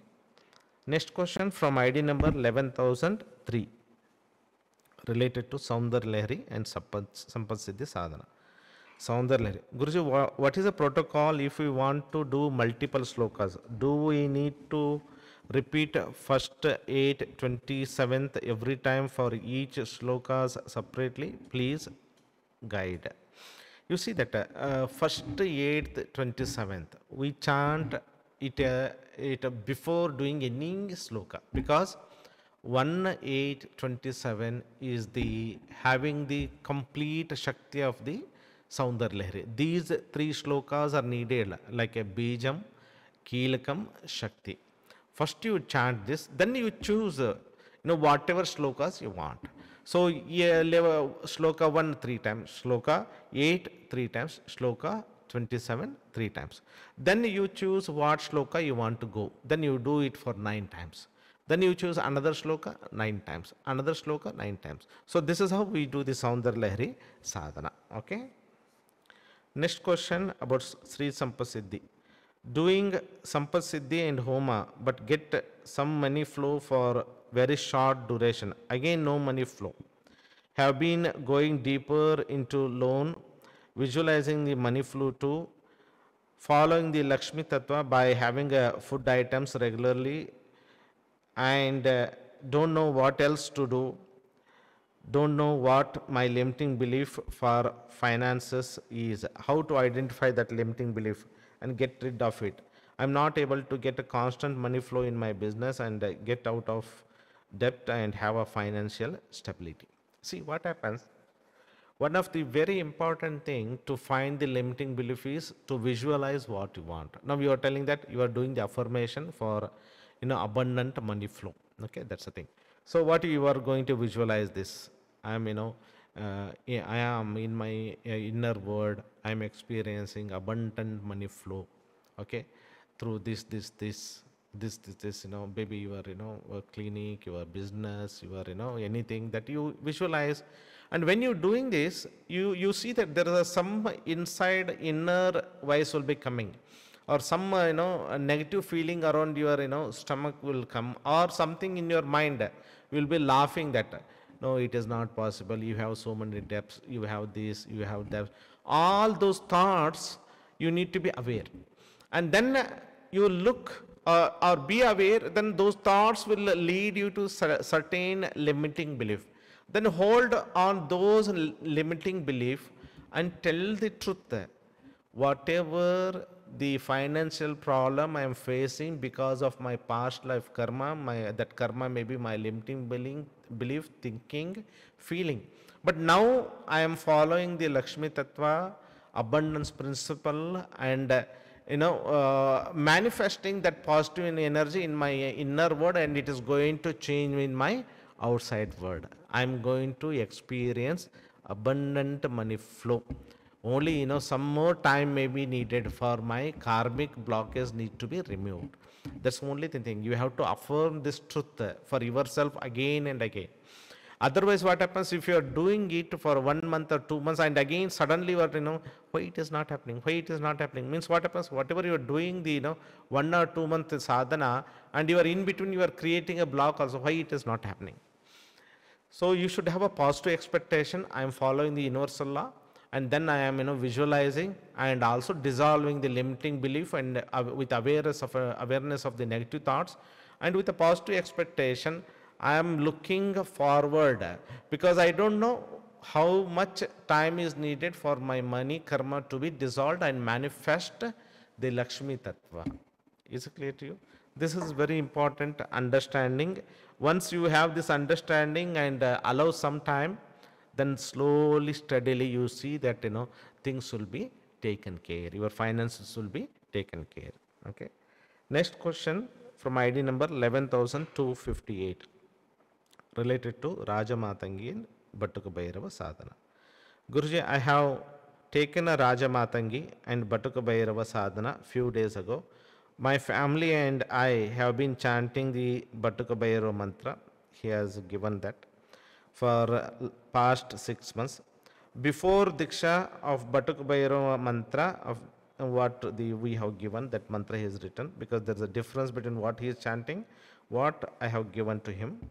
So now his question is, do I only do the Diksha mantra of what you have given, or also shall I ask my family to change to chant without this Vam Bijakshara, or allow them to continue the mantra with them? Kindly guide. You see that whether you chant your old mantra or the mantra given to me, both will work for you. You need to understand, because it is not just a mantra. I am seeding the Batuka Bhairava energy and consciousness. So if you chant the mantra that is given by me, then it is going to be very good for you. Okay, and the diksha is given to you, not for your family member. So let them chant, whatever the mantra you have been chanting, and in your case you can chant the mantra that is given by us. If not, even the old mantra also you chant, you will get a same benefit. So don't get confused. Whatever you want, you can choose both. If you choose the mantra given by me, then also okay, or the older mantra, if you have done many years of that, you can do that also. Okay, here, the basic mantra I have given. Some people add vam, some people add, bam, some people add, kshum, kshom, some people add haram, reem, rom to the same, mantra. Same Batuka Bhairava has a different variation, but the basic mantra that I have given is a real original mantra. So if you want, you can chant that. If you want, you can with a modified version that you are chanting, that can also be done. Both give a same results to you. Next question from ID number 10,790. Rajamatangi and Batuka Bhairava Sadhana. Pranam Guruji. Since a few months after just one mantra japa of Batuka Bhairava, I am directly reaching a breathless and bodiless state and blissful state. Then no mantra japa is possible as there is no mind substance available. And I just soak in this silence for 15 minutes. Also, I can only do one round of Raja Shamala Chakra meditation. And then there is only silence, breathlessness, and a very blissful state. I can't do the being aware of the breathe step as there is nothing to watch. Is this some sort of a samadhi state? Please inform me what is this state, the next stage, and what should be done, and for how long to progress further. So this is one of the very, very great blessing you are receiving, where you are touching your soul consciousness, what you are experiencing, blissful, bodiless, breathless state. It is a state of a soul consciousness. But it is a temporarily, it is happening for you for 5, 10, 15 minutes, it is happening to you. The samadhi is where you go into a state for many, many days with that awareness. Even your I am awareness also not be there. Awareness of the body will not be there. Awareness of the time will not be there. Awareness of this presence of, your presence is also not there when you go into a samadhi. And it will happen like, 3 days, 5 days, 7 days, 21 days. You are not aware of your body, mind, breathe, time. Even you are not aware who you are, where you are, and all of that. In this soul state, what? At least you are aware that you are witnessing and you are blissful, you are experiencing the breathless state. So it is a soul consciousness. It is a glimpses of the soul consciousness, I can say. It is not the samadhi state. Okay, you need to understand. Then next question, what is the, what should be done and for how long to progress further? If possible, be in that state more time. For example, if it is happening for 15 minutes, try to be in that state, witness state for some more time. Extend it for 20 minutes, 30 minutes, if possible. More you start going into a soul state, then what happens? More your soul start manifesting in a body and mind. More your body and mind getting a powers. More your thoughts will start getting a powers. More healing will start manifesting in your life. More happiness will start manifesting in your life. More detachment also start happening. Okay? All of this will start happening as you progress into a soul consciousness. Okay? So you are doing well. Just do the one round of chakra meditation of Raja Shamala. Do the Batuka Bhairava mantra sadhana. Whenever you touch to the soul state, extend that state for as much as possible. Maybe, from 15 minutes to 20 minutes, it may take 1 month to extend that. Like this, you extend for, like this, you continue 6 months, 1 year. That is the, higher level of sadhana where you sit in a silence for a more time. That is the higher level of sadhana. Next question from the same ID number. Earlier, I was losing interest in the material world and not able to use mind at all in studies and all as it was just awareness. But as the time progressed and due to your blessing, I'm in a total balance and managing this deep meditative state with the worldly activities. It is a miracle. I would like to express my gratitude. It's truly a miracle because balancing material and spiritual is a real challenge for a sadhaka, and it is happening to you and you are able to manage it. It is a purely blessing of divine mother Matangi and Bhairava, and you are blessed one. You continue your sadhana. Next question from ID number 10,018, Sri Vidya level 7 and Shodasi Titinitya. I am going through a painful divorce. A lot of past memories, especially towards my parents, have surfaced. I was beaten and shamed during my early childhood. That has led me to develop negative coping mechanisms due to which I am unable to express and receive love and joy. I was regularly doing a sadhana, but I have lost interest in everything. What should I do, Guruji? Please guide how to overcome the childhood trauma and change behavior patterns. One of the best thing is going back to a state of a childhood, okay, or writing all of that in a statement. For example, if you have suffered your childhood trauma due to your parents at the age of 7, write it down, that what you experienced that time and how you feel that shame, how you feel depressed, how you feel everything. And now change that statement for what you want.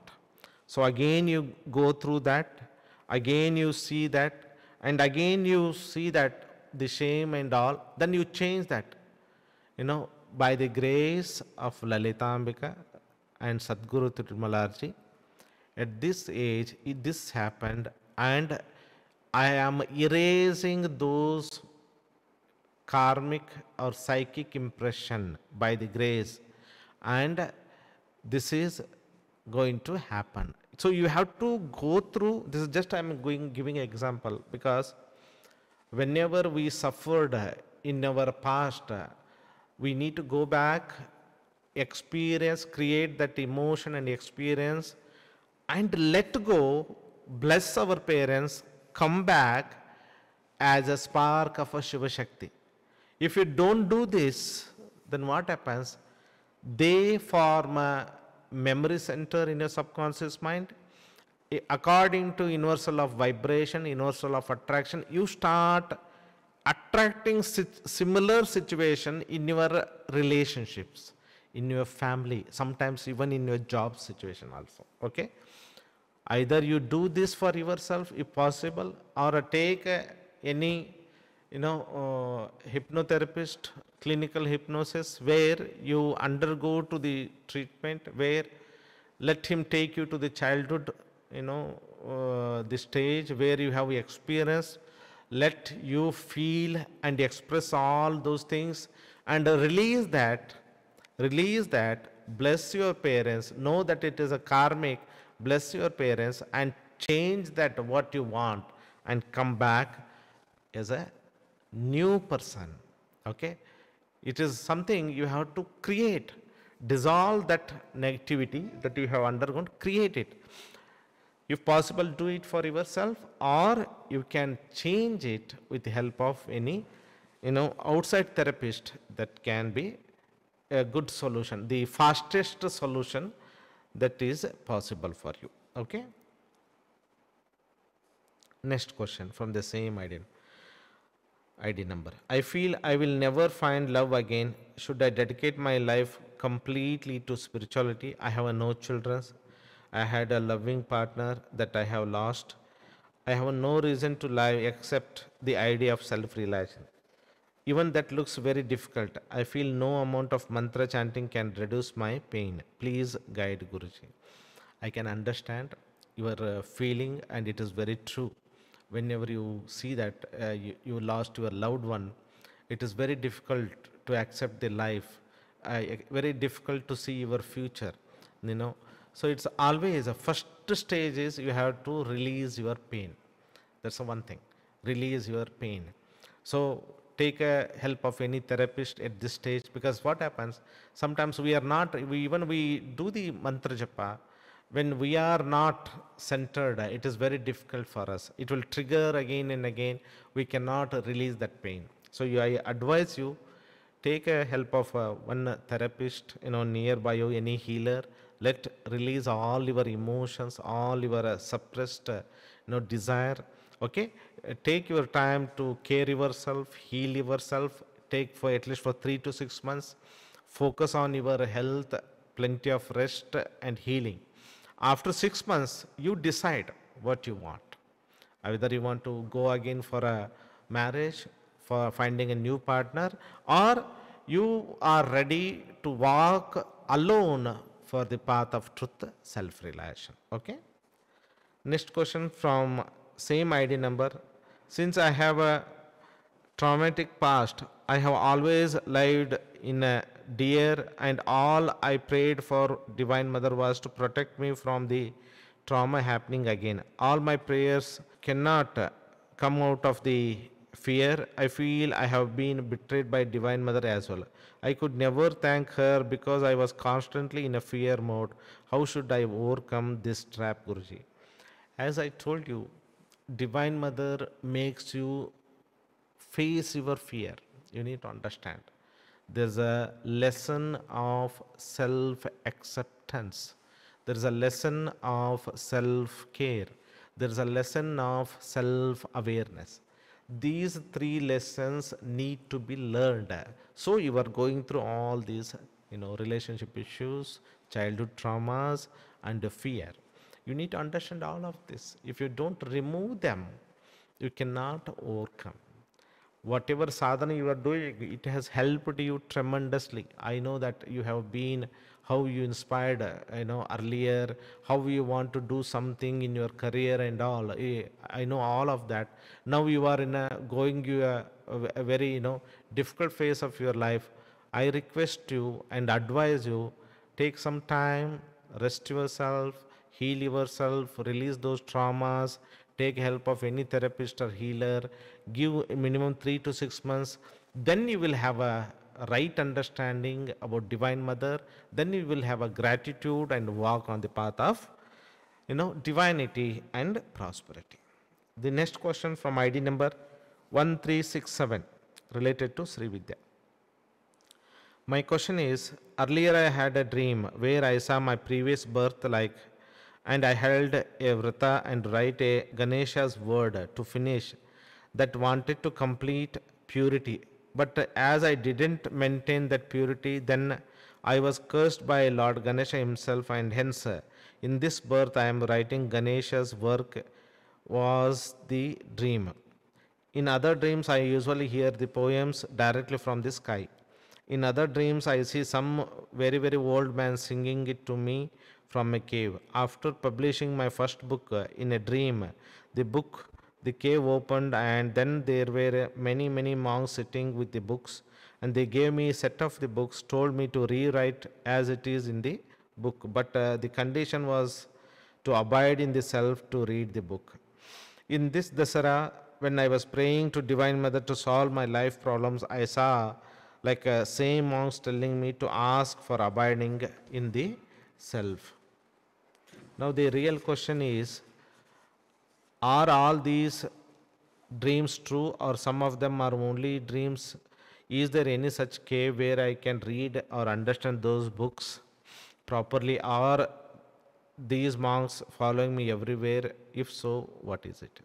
You see that whenever we dream the divine beings or the cave and all, you need to understand it is all means your inner world. Inner world, your own soul or higher self is guiding you.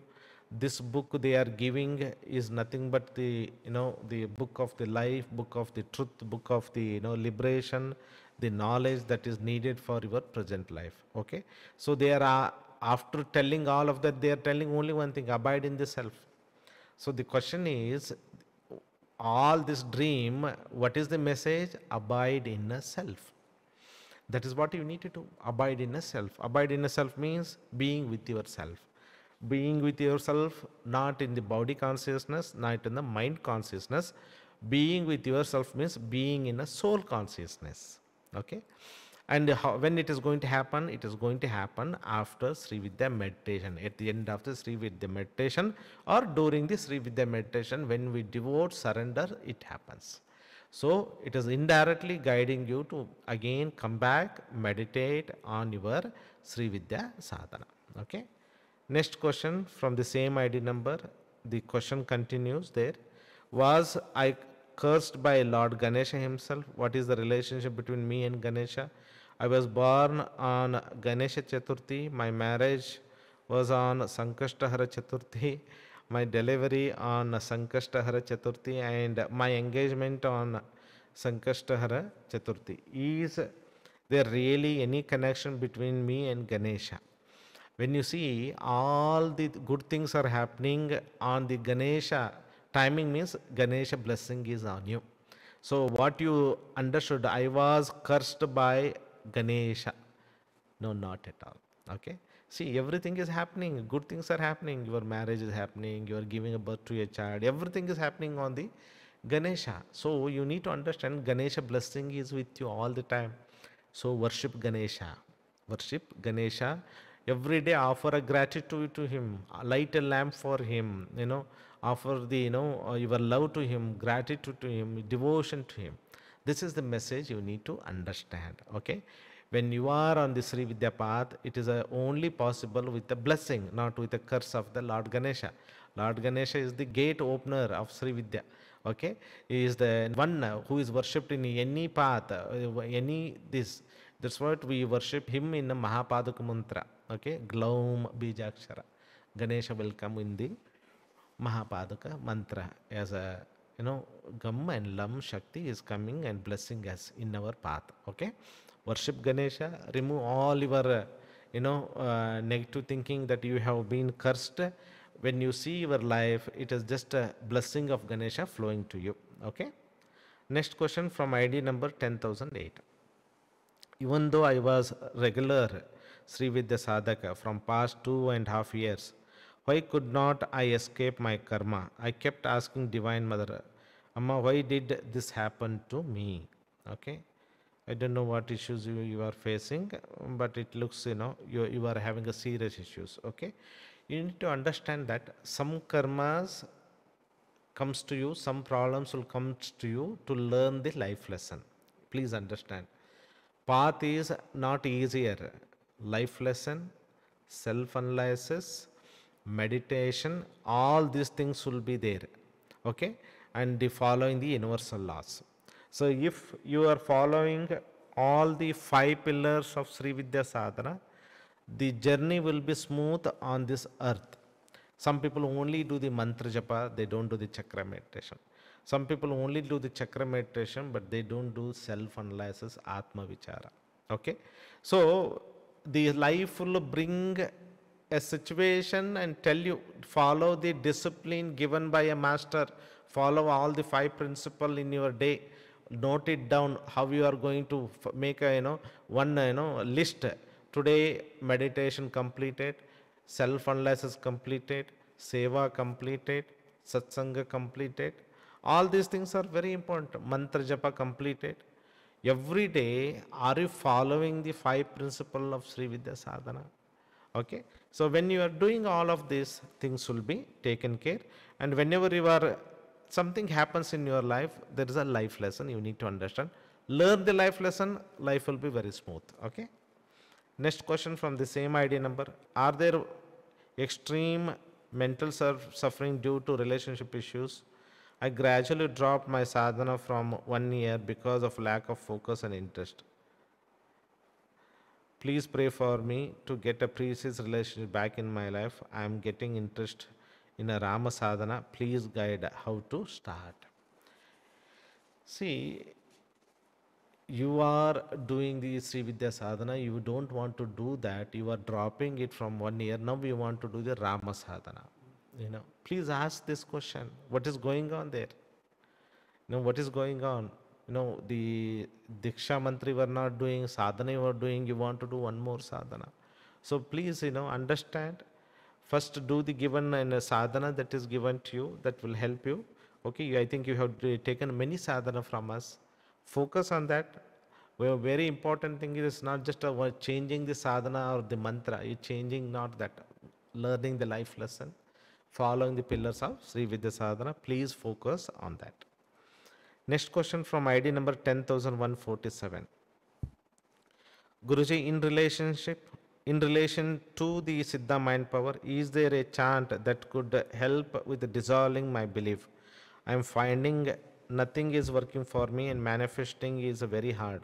I have all your sadhana, including Havan. I am a Sri Vidya student and I have been working with the mind power for 3 years. Only small change has come.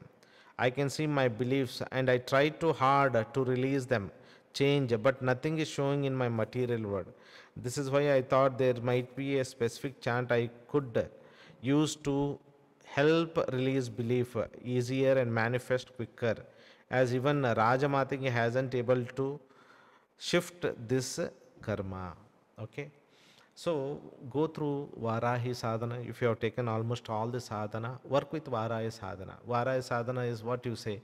She is the one, go deeper and remove all the unwanted belief, unwanted negativity, all the misfortune. Okay. You work now onwards more on a Varahi sadhana plus Uchishta Chandali plus Siddha mind power. That can be very helpful to you. Next question from ID number 297. Guruji, I was creating a course for students related to educational animation videos. But somehow Divine Mother directed me to create a course on 5 kosha of human body. That is a 5-level course. I am comfortable with this course creation. All levels will be basic in nature to manage their habits.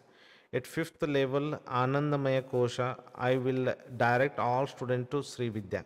Will you please confirm me that is it okay to direct students towards Sri Vidya sadhana?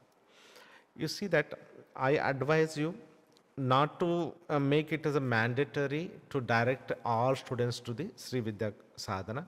Make your course itself is complete. The 5th, that Anandamaya Kosha, you can include any japa like a Soham japa that will help them, Soham pranayama that can help them. Okay, so that is the Anandamaya Kosha that will make them to make a connection, make a mantra japa of Soham and pranayama of that. That is a good thing. But advise them, if they are interested in Sri Vidya sadhana, let them come. Because Sri Vidya, I have seen all are not ready and they cannot come. Even they come through the different courses, they cannot stick more than one level. This has happened to many of our students who are the yoga students. There is one student here in Bangalore. He designed a yoga course for 4 years. In that diploma course, he added a Sri Vidya level 1 as a part of the course. He used to send those students to us. But when they come here, these students really don't have any interest in Sri Vidya. They are very young or more focused on the health or materialistic. And they come here, they just be there because they need to be there as a part of the course. And then they don't practice, they left it. So this will not serve the real purpose. What I request you is do your complete course, okay? But at the end, you advise them, if they want, they can take it. But it should not be mandatory. Okay, that is my request to you. Next question from ID number 11042. Rajamatangi and Bhairava Sadhana. While doing my sadhana today, I saw an image of a skull and Havan. It was really unsettled me. What does this mean? Is it something to be worried about? Thank you. You see that? See, what happens whenever we do the meditation, we release many things from our subconscious mind. it could be your fear, it could be whatever you have read somewhere, it could be your imagination, whatever that is, it goes on releasing. Meditation is a process of a cleansing, healing, energization, balancing, and connecting you to the divine. When this process is happening, you are releasing many things of this life, past life. You are releasing many things of your subconscious mind and unconscious mind. So whenever you meditate, whatever that you see, you just need to let go. All the spiritual experience come and go, you need to let go, offer to the divine, and focus on the sadhana. Do not be afraid it is something negative. Okay. Next question from ID number 10,134, Saundarya Lahari. Okay. She has sent a complete list of how she is doing the Saundarya Lahari sadhana. And she is asking, is it possible to attain Siddhi of any of these slokas by chanting the seed mantra set number of time required to attain mastery? For example, to get a Siddhi of health mantra shloka 36. Okay, she given all of that. You see that our sadhana is a path of grace, not a path of a siddhi. You need to understand. Path of a siddhi needs a lot of dedication. It is not just you chant 9 times, 10, 20 times, 27 times, not like that. Path of a siddhi is a very intense sadhana where you will be working 15 to 18 hours a day. That is a path of siddhi. Okay. So here you do the sadhana as it is given and chant the minimum number of japa as explained in the workshop, and it will take some time and you will have a blessing of fulfillment of your desire. That siddhi, if you are talking, then yes, whatever given, you can do it. But what you have asked is, you just wanted to do the bija mantra sadhana, okay, not the shloka. So whenever you wanted to have a accomplishment, you need to have a bija mantra plus shloka. If possible, do it both, then results will be more faster than only chanting the bija mantra. Okay. So next question from ID number 10,808. During my meditation on 9th July 2023, while reciting Mahapaduka mantra, Divine Mother appeared and then suddenly cut her own head and began drinking her own blood. Her hair was open, covered up to her ankle. She was red in color. I was very scared and frightened. I prayed to her while she was showing me this form. Just after this vision, she disappeared and everything was white and calm again. So this is really good thing, where you had a Divine Mother in the form of a Chinnamasta, where she cutted her own head to show that she will be removing your ego consciousness, helping you to experience the soul consciousness. This is what the symbolic expression, this is the darshana Divine Mother has given to you. Next question from the same ID number. One day in August 2023, I had a vision of Divine Mother sitting on a lion. This time she was not black but fair. Her hair was open with gold and glitters.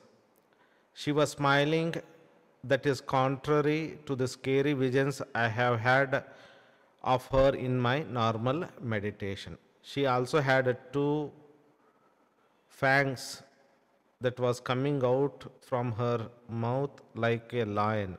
She appeared only for a brief time and then disappeared, and it becomes full of white light.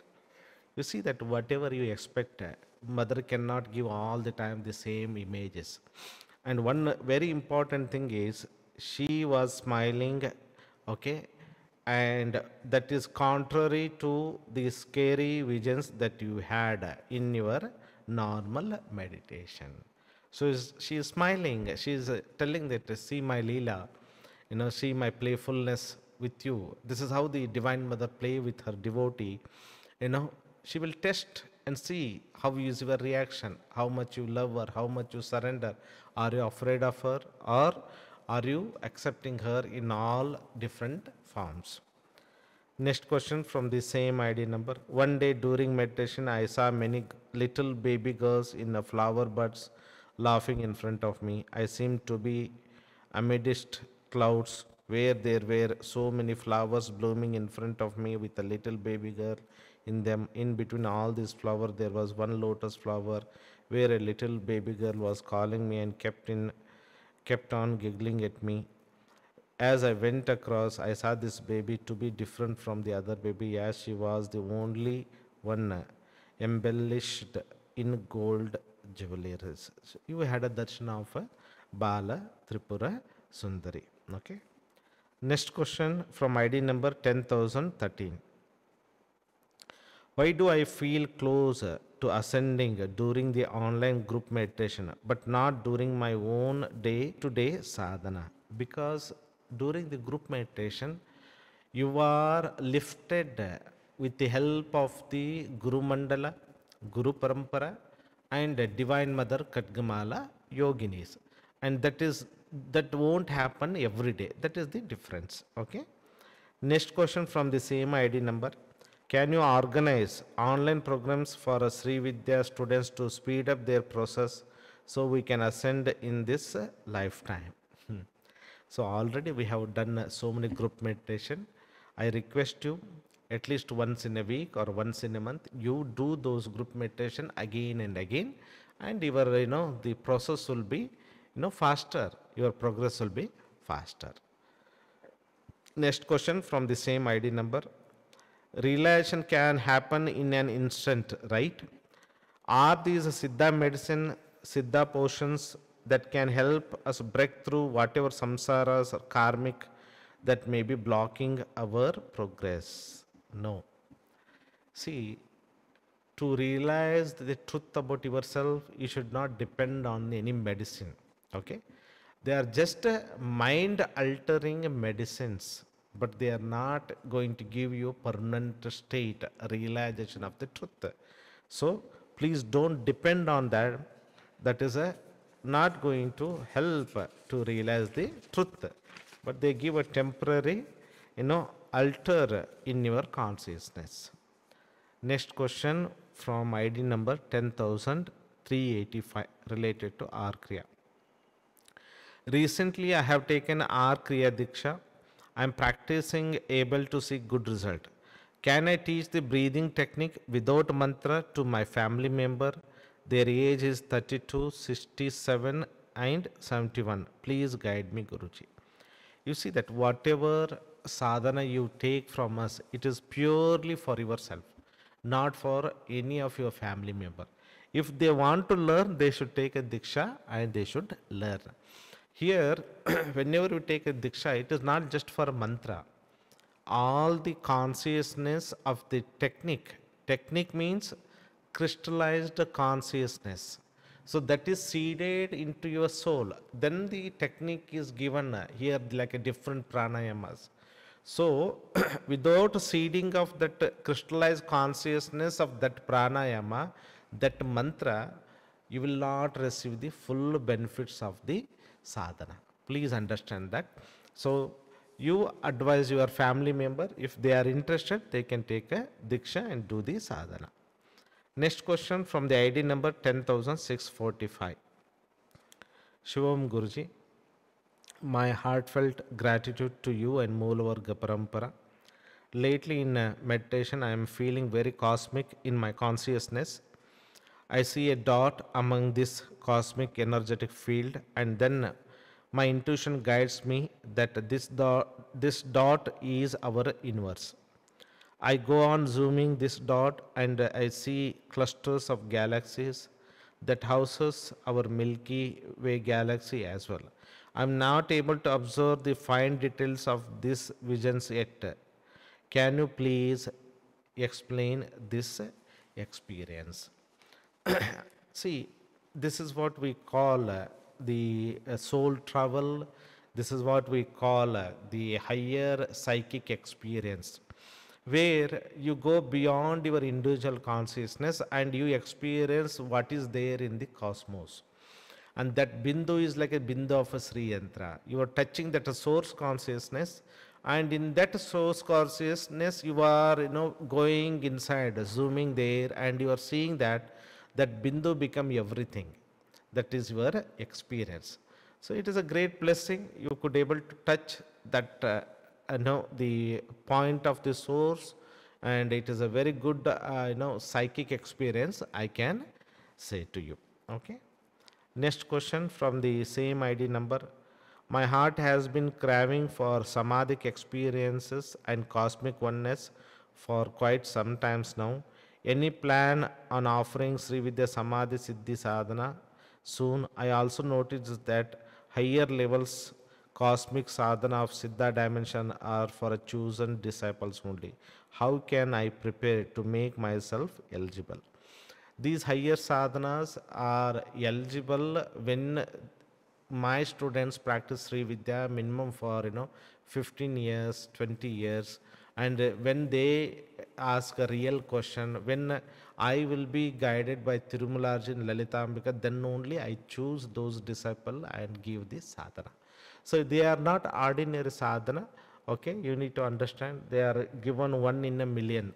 So such sadhana is there where there are conditions, there are a purity, there are judgment system will be there, there are things we get from our Guru Parampara, like that we will choose it. I request to focus on the sadhana that you are already receiving and you are already doing well. We will be announcing this Sri Vidya Samadhi Siddhi Sadhana in the month of Jan 2024. About the dates, whether we were planning for this year or not, we will be announcing on that time. Okay. Next question from the same ID number. How can I cultivate the direct communication with Moolanji and or other Sri Vidya deities? Is there a specific mantra anushtana I need to do? Can you please guide? No, it is not a anushtana. It is how much you surrender, how much you devote, how much you accepted, how much you trust, how much you have a faith, how many mantra japa with a sincerity, with the involvement you do, that much you are closer to a deity or a siddha. So as you progress with that, automatically your soul started experiencing oneness with the soul or the oneness with the deity. Then what happens? Whatever you want, the thought will come in your mind, automatically it will start manifesting. The communication start manifesting. So Tirumularji start communicating within, Lalitambika start communicating within. That is how the process will happens. So it needs some time to experience that state of consciousness. Next question from ID number 11084. In Amma Varahi workshop video, you mentioned a shorter form of mantra, Om Aim Glaum Aim Om for japa.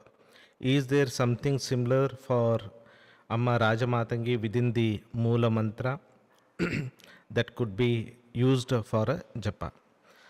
You can chant Om Aim Rajamatangiye Nama Om. That is a short form for Rajamatangi. Okay. Next question from the same ID number. Since Amma Rajamatangi sadhana, I used to see her Meenakshi form on top of my head during a meditation. But since last month, after Divine Mother Varai sadhana initiation, I am seeing 5 to 6 head goddesses. Instead, she has extremely bright golden aura, so can't say 5 to 6. She is sitting on a lotus with her right leg down. She has appeared in all my initiation. Out of curiosity, when I googled, only found goddess Gayatri and goddess looking like that. Never worshipped her in this life. So what is the form of mother that I am experiencing, Guruji? I do all the sadhana given by you every day. So does the form of Amma change as we progress in the sadhana? So what happens as we progress in our sadhana, we will have a darshan of Divine Mother that is of this life or past life. So in your case, you could able to see Divine Mother as you explained, like a Gayatri. There is another form of Divine Mother, Kamakya. She is also having like 5 to 6 heads, where she also represent, the Mahatripura Sundari in a tantric form. Okay, so it could be Gayatri or Lalitambika in the form of Kamakya. But whatever the case, you continue your meditation. You are receiving that form. Again, after some days, you may see that it is going to change. So the path is from form to formless. As you progress, you may have a different form darshana. Then you reach ultimately it become a formless. That you need to understand. Next question from same ID number. While doing the Bhairava protection sheet, I can see a fierce dog circling my body at different spaces. I also see Divine Mother Varahi, green in color, holding some Katavanga in west, bluish black form of Amma sitting on a buffalo in north. Sometimes in the middle of the formation, I observe them bow down mentally with a gratitude and carry on with my sadhana. I do the same through my other sadhana despite what I say. Is this correct or should I be doing something? I know I am taken care of, but I wanted to check if I am doing it right. Yes, you are doing it right. As you progress, you will see different Shaktis, their Bhairavas and Bhairava Shaktis, different forms of Divine Mother.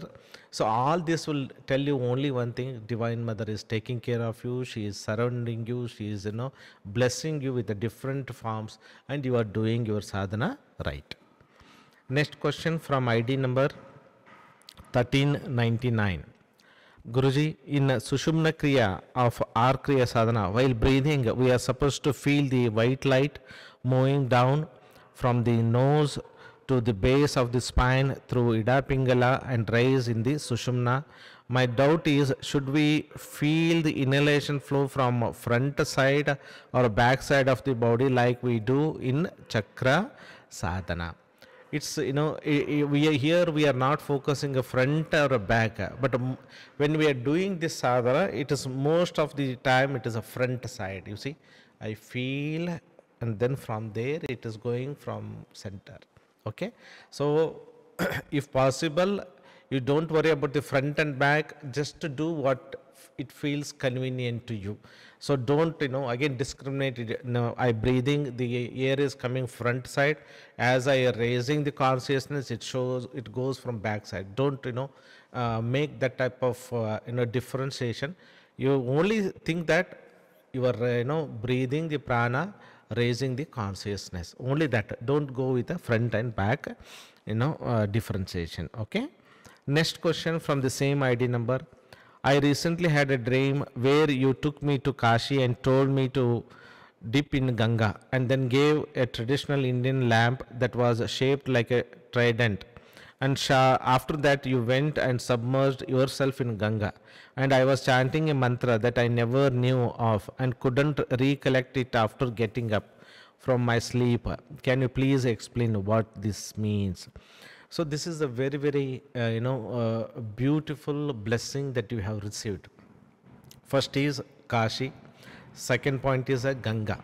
And then a guru is telling you to take a dip into the water and you are receiving a Trishula. All these things are very, very powerful. You are, Kashi is a so sacred place for a liberation, and you are dipping the Ganga in the Ganga means you are all the negative karmas are released. You are receiving a Trishula means you are protected all the time. So, and then what is the ultimately it shows that the Guru has again submerged back into the Ganga, because that is his consciousness. As a Ganga is a representation of a consciousness. He came, helped, and gone. So it is a Divine Mother who took my form and did all these things for you. So you are a blessed one to have this beautiful, a great experience, or as a blessing from Divine Mother. Okay. Next question from the same ID number. Guruji, generally after Shodasi mantra, Saubhagya Panchadashi with the Shodasi Bijakshara is given, but why it that in our tradition we are given Shiva Saubhagya Shodasi? How is it different from Saubhagya Panchadashi plus Shodasi Bija? And are we eligible to chant it? You see that there are different parampara have a different set of mantras. Shodasi has again 16 to 32 forms.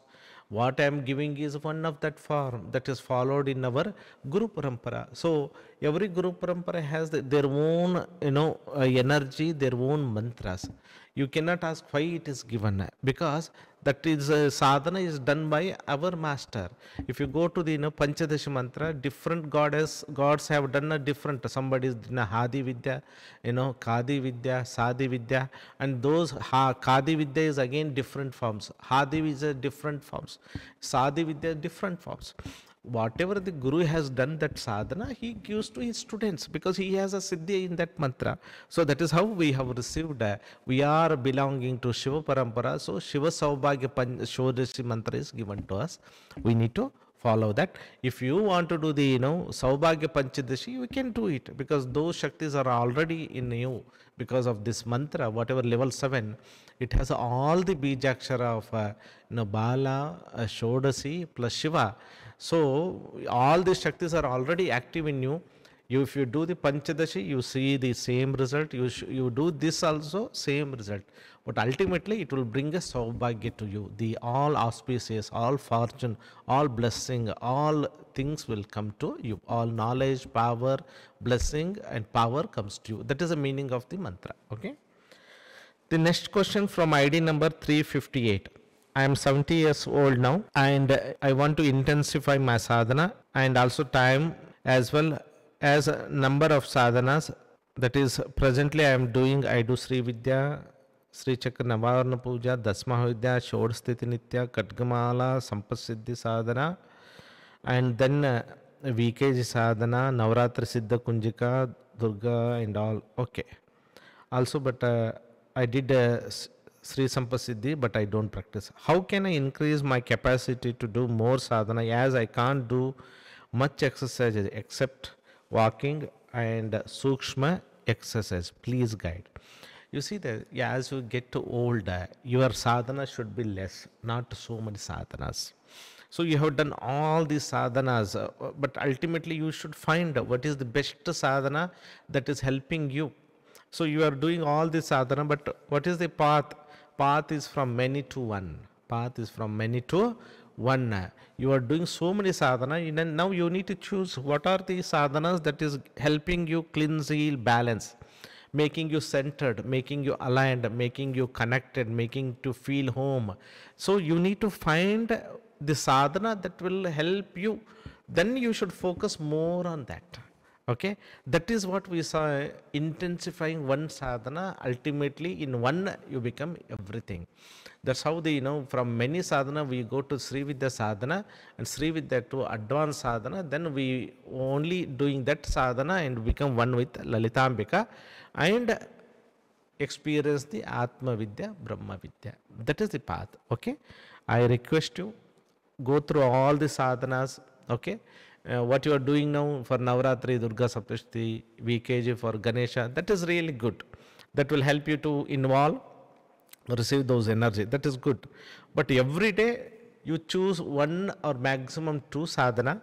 Do that sadhana, chakra meditation 1 to 3 rounds. Then do the mantra japa. Then follow other pillars, Atma Vichara, self-analysis, Satsanga, Seva, all these things you need to follow. Then only the progress will be very fast for you. What more Diksha I should take to balance my Shakti sadhanas? You see that whenever you say Shakti sadhana, they are not just a Shakti sadhana. They also include Shiva. If I say level 5 mantra, Panchadashi mantra, Panchadashi mantra is not just a Lalitambika mantra, it is a Shiva Shakti mantra. Shodasi is a Shiva Shakti mantra. Shiva Saubhagya Shodasi is a Shiva Shakti mantra. You need to understand this. This is the right understanding. Okay? And then what books I should read to get some knowledge of a subject of my sadhana, like a Shod Sthiti Nitya Devatas, etc. All books, there are many Puranas, Devi Bhagavatam is there, many Tantric books are there that you can read, Mantra Mahodaya, these, and you read more of Lalita Sahasranama, names of that, Varahi, Ashtotranama, their sadhana, their meaning, you can read that. Baglamaki, Shatnamavali, Ashtotarnamavali, each name you understand, read it. These are all there for understanding the sadhana. But our path is not just to focus on this. Our path is Atma Vichara. Doing more about self-analysis is very important. Just reading about a Divine Mother is one thing. But we always prefer do meditation, do Atma Vichara, follow the pillars. So this reading books will comes in the Satsanga part. Okay. So every day you take one name of Divine Mother or understand, read the Purana, Devi Bhagavata, Bhagavad Gita, whatever that will help you, attract you. So there are many books that we can read on Sri Vidya also that can be, help you on the path. There are many books on Shodasthiti Nitya Devatas. You can search and, you can read also. Okay. Next question from ID number 10819 related to Siddha Mind Power. While doing self-analysis, I got to know that in my childhood, I had some experience that lack of money where my parents were struggled in a month and even both of them were worked in a government as a government employee. But small things, whatever I wish to buy, my parents don't buy for me because they don't have money at that time. My parents asked me to send to neighbor home to buy 50 rupees.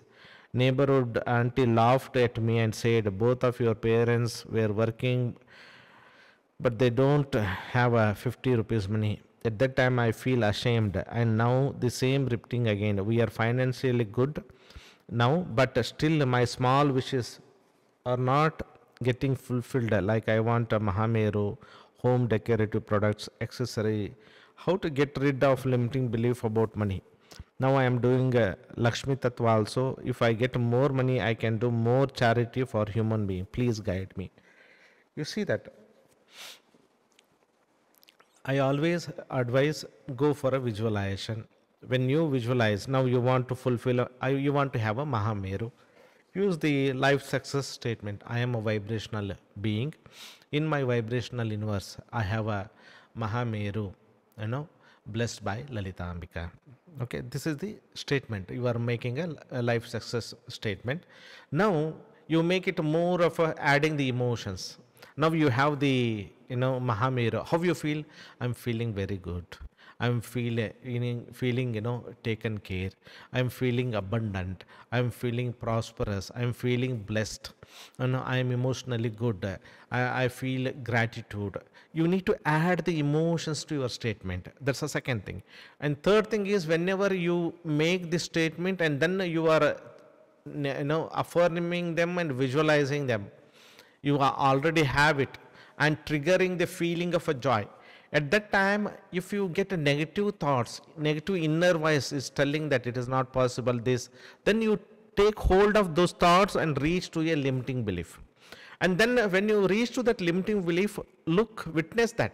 And you say that, this I am experiencing the poverty because of my childhood in a situation, but I am changed because of the grace of Divine Mother. I am rich. I am able to buy anything that is needed. So now that the childhood belief don't hold any truth to me, I let go at the feet of Divine Mother.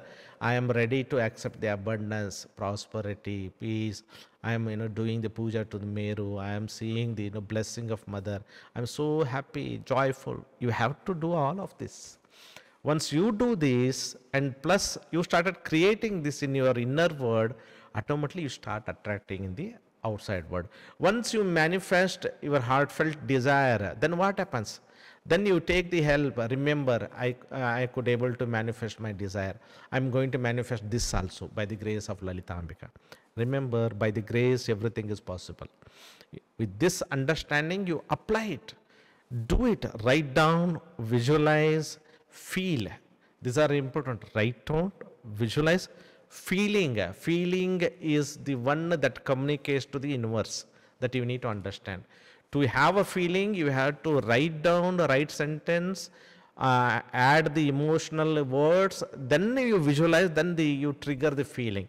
When you trigger the feeling, automatically that feeling energy dissolve all the things, and you affirm the truth. Old belief doesn't hold, because you know that you are already living the good life compared to your childhood life. You give an example to that, then your subconscious mind start accepting that you are rich, you are abundant, you are capable. Once it start happening, then you start seeing the changes, abundance, prosperity, fulfillment of your desires. These are all we have to do it, because we are the creator of a limiting belief. We are the one who will dissolve the limiting belief, and we are the one who can create a new belief, a new destiny. Okay? You have a power to choose the new belief over limiting belief. Okay? Next question from ID number 1653. I have taken both Mahavarahi and Baglamukhi Sadhana Diksha. You have mentioned that both are the same energy. Is there any difference between the two sadhana, and how I can choose which one to continue? During Mahavarahi Sadhana, I have experienced sweetness at the back of my throat and energy at Ajna Chakra. During Rama Japa, I have felt energy at the tip of my tongue. My purpose right now is to get back to good mental and physical health. You see that both sadhanas are very good for you. Okay, whether Varahi sadhana and Baglamukhi. Baglamukhi is a more of a, the one, it is more aggressive compared to the Varahi. You know what, the Moola mantra of Varahi and Moola mantra of Baglamukhi, if you see there, it is very clear, it is more powerful. Baglamukhi is more powerful, more like a attacking power it is than Varahi. So if you want a soft energy, go for Varahi. If you want to have a strong energy, go for a Baglamukhi. You choose and you apply them. Okay? And then both have a very good energy. Both will destroy the enemies, negativities, misfortune, and give a good health and abundance, and give a space to decide, bring a courage and leadership qualities. Okay. Next question from the same ID number. Guruji, I would like to gain some clarity on a dream experience. I had a dream that I was standing in a queue and someone tapped me from behind, then asked me to look into their eyes. But I refused. Then they told me that they don't want me to remember meeting them. I told them I meet lot of people and I will forget. Then I went through a room and a figure with a black robe and hood came from the other side and crossed me. He said something that I don't remember. This happened again in the next room, where figure was a female. After that I woke up. Is this some kind of a psychic attack? How can I protect myself? Please help. Yes, it is a psychic attack. You experienced it. Okay, so what you can do is you do the protection shield before sleeping. That's the one thing. Second thing is you do the havan that you have learned. Havan with a Varahi or Baglamukhi or any mantra you have taken from us.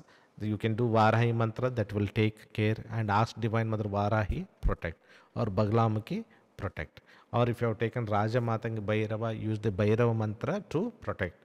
You do the Krodha Raja Bhairava to protect. Okay. One is continuously add the protection shade before going to sleep, before meditation, whenever you are going outside where you feel inside you are not feeling safe. At that time again put protection shade and do the Havan. That will help you. It will help you to overcome all these psychic attacks.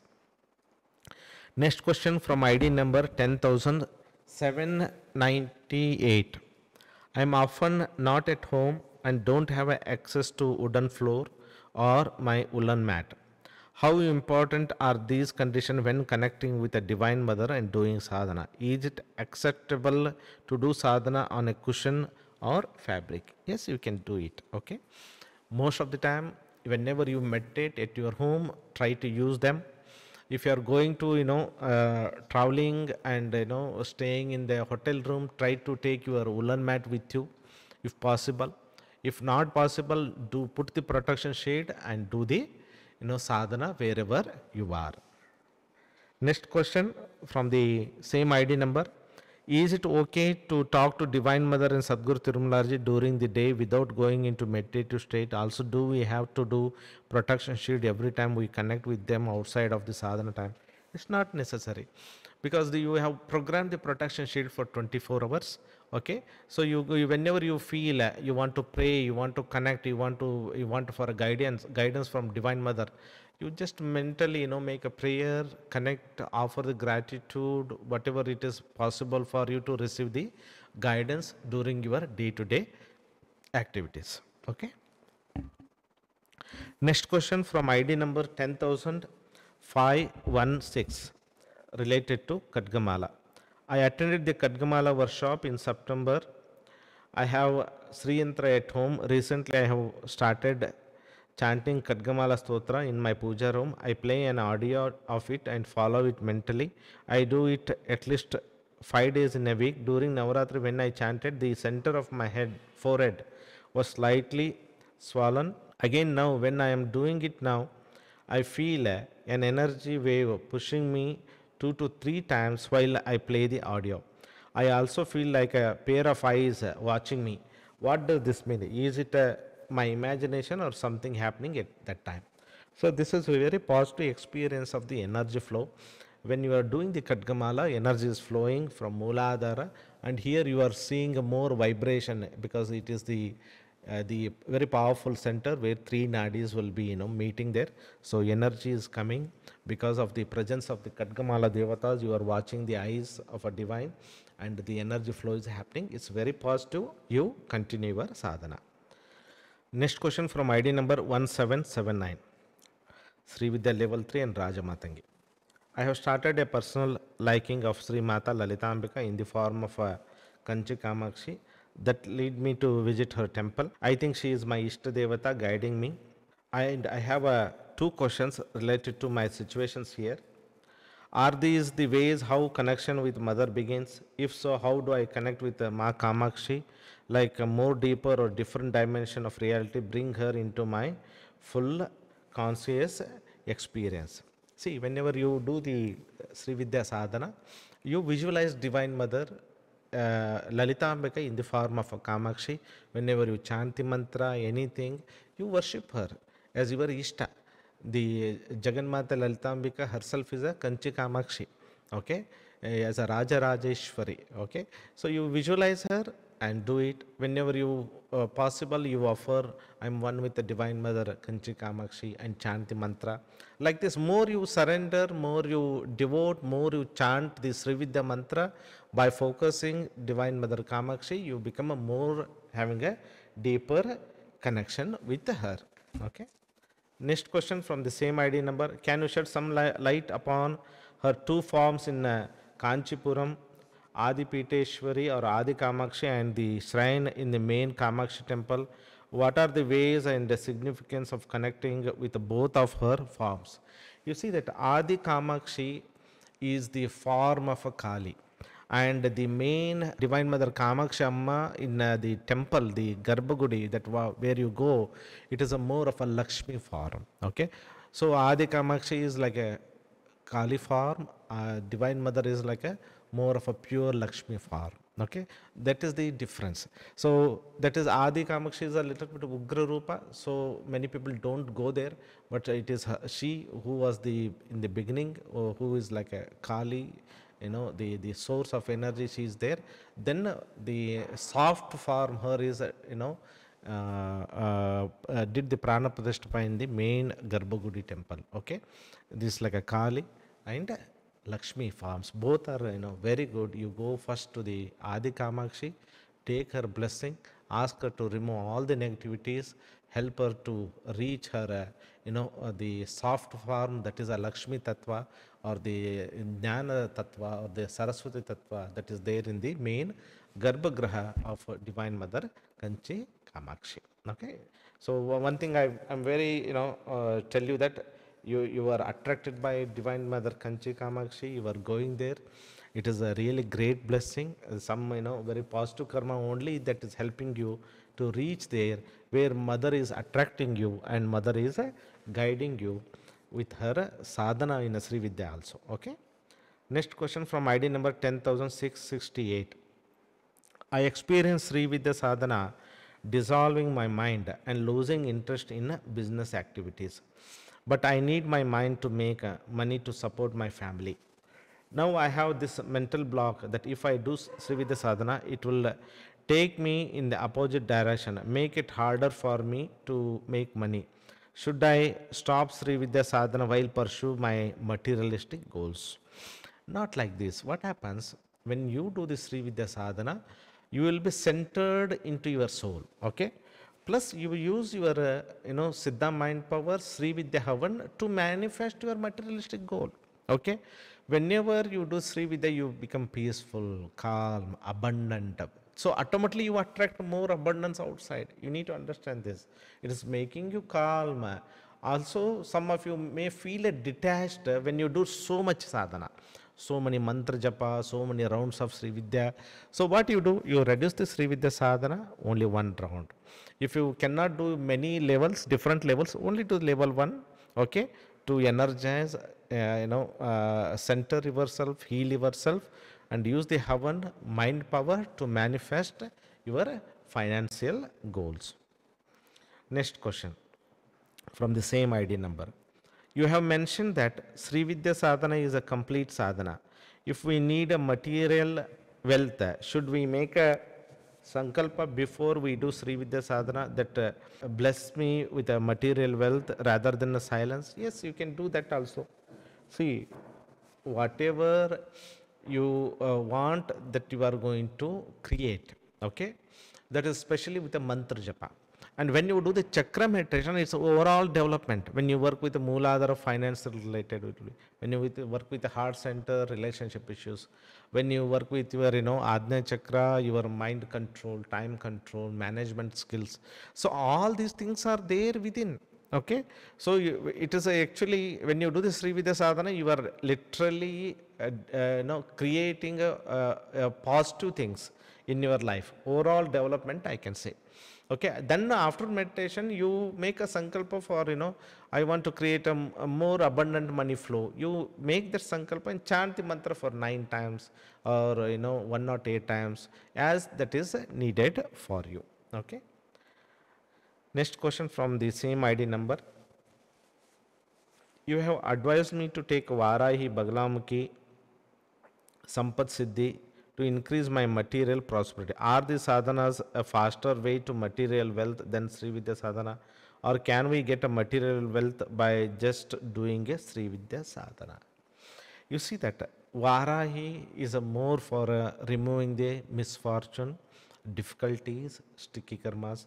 Bagalamukhi is also like enemies. Sri Sampasiddhi create abundant principle within you and all of this. And Sri Vidya is for both material and spiritual growth, Bhoga and Moksha sadhana. When you do the Panchadashi mantra, you have a Vagbhava Kuta, Kama Kuta, Shakti Kuta, where again you Vagbhava Kuta, the Matangi will come, Kameshwari will come, Varahi Shakti will come. So this Sri Vidya will give you everything. It is for material also and spiritual. You need to make an intention for what purpose you want to do this. Okay. Next question. And also it's very important. It is not just a sadhana also. If your belief systems are very, good, then only it is. Some people have a very childhood, some very bad childhood, or their parents, because of their parents, that detachment in the word, the vairagya may be coming. So check, it is only for sadhana or there is other things also that is troubling you, and or your interest towards your or your passion toward your career is there or not. All these things will be mattering to you. Okay. Next question from ID number 1500. I am a Sri Vidya practitioner up to level 5 along with Saundar Lehari, Shod Sthiti Nitya Devatas, each to suit my present need. After being initiated in your lineage, my personal problem has been started reducing, except the big one of recovering from my from cheated amount of approximately 20 lakhs from a local gunda. In this context, I may kindly guided further. Guruji, for further progress in my sadhana, I am bit confused. What sadhana course should I take up to overcome, that cheating problem to make my path easy for self-relation? Should it be Durga Saptashati, Raja Matangi, Mahavarahi, Pratyangira, Das Mahavidya? Please guide. Bagalamukhi can be very helpful to you. Okay. Otherwise, if you have already taken a Varahi, then you can use the Varahi sadhana and also use the Saundar Lehara slokas also. Okay.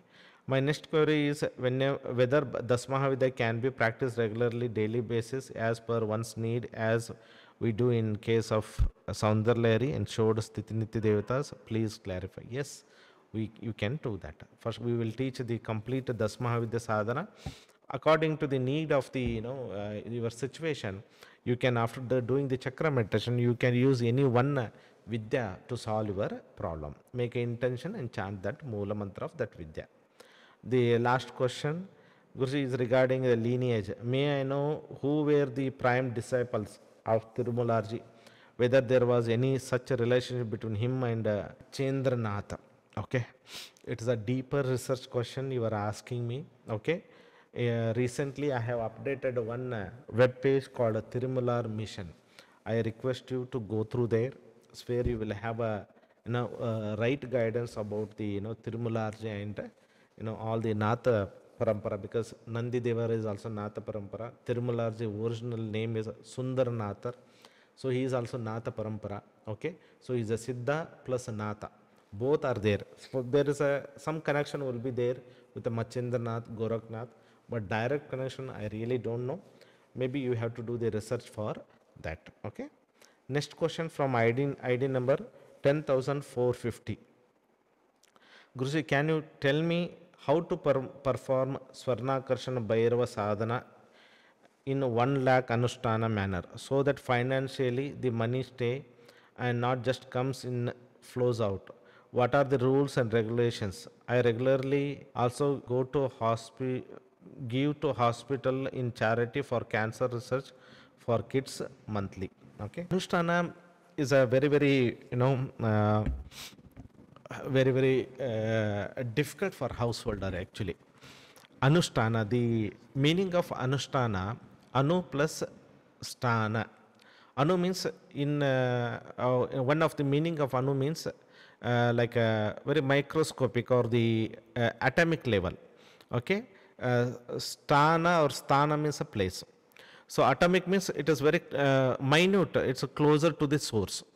It means is a closer to the source, and the place closer to the source means it. Anushtana means that will help you to close to a deity that you are worshipping. That is Anushtana. So one of the scriptural rules is you have to meditate a number of lakhs of japa, then you do the havan, then you do the tarpana, marjana, like this, like a purushacharana process is there, how we do for a mantra siddhi. Like this Anushtana also having that mantra Anushtana, we can do it. So lakhs of japa should be done, so that will lead you closer to the deity. That is the meaning of Anushtana. Okay, and here in our parampara, we don't usually guide you for Anushtana, because what we are doing more than Anushtana.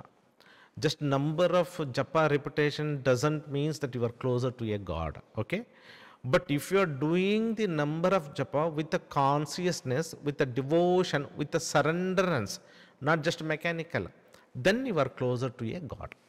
And that why they say 1 lakh japa, so that it can create a memory pattern of the mantra in your subconscious mind. Then that memory center act as an antenna, connect to the universal consciousness. Then it will download the mantra shakti of the deity, so that you will have a siddhi of the mantra. Okay. So this siddhi path is very, very complicated. Your mind should be pure. First thing, whenever you do the Anushtana. And then your food should be pure, very sattvic. Okay? And the place where you meditate should be pure. That should be in alignment with the deity.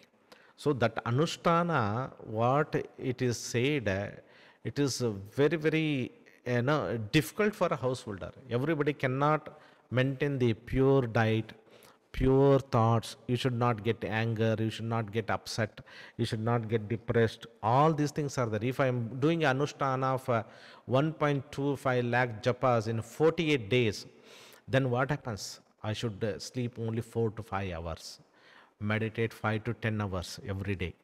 And when I meditate 5 to 10 hours, I should take care of my body. I cannot eat all the junk food. I should eat very sattvic food. That's what we say naivedyam. Naivedyam is every, for God different naivedyam is there, because that naivedya nourishes your body. You offer the food to the God, then you eat it.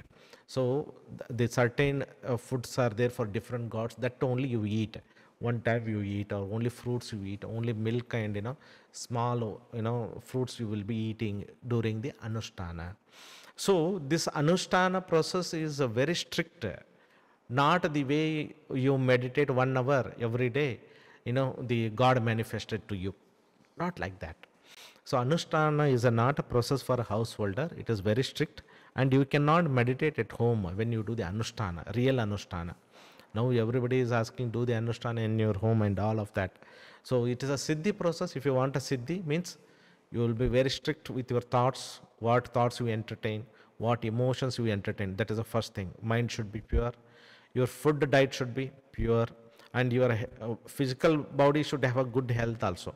Anushtana means when I am meditating, doing a mantra japa of lakhs stuff together for 5 to 8 hours a day, means what should be your body ability, how should be your chakras and all.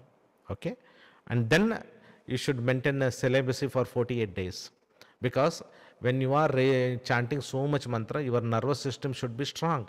To have a nervous system should be strong, your sexual fluid should be supporting your nervous system. So then brahmacharya follow restrictions will be there, and you should not touch here and there, you should not go and meet and all, because your entire aura is charged with that energy. You cannot go and touch that person, this one. So anushtana rules, siddhi rules are very different, and we don't advise, we don't teach, we don't tell to our students. Our sadhana is very different. Our anushtana is a chakra meditation.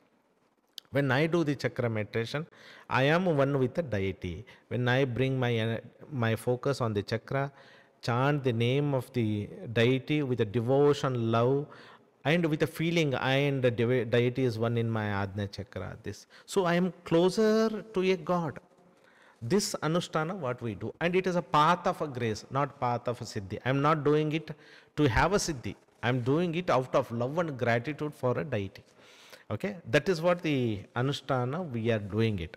Another anushtana what you are taking 1 lakh japa and all, if you do the mechanical also, you will not get a siddhi of that. We have many students here who have done 10 lakhs japa this, and then they come to our place and then they do the sadhana, they get the benefits.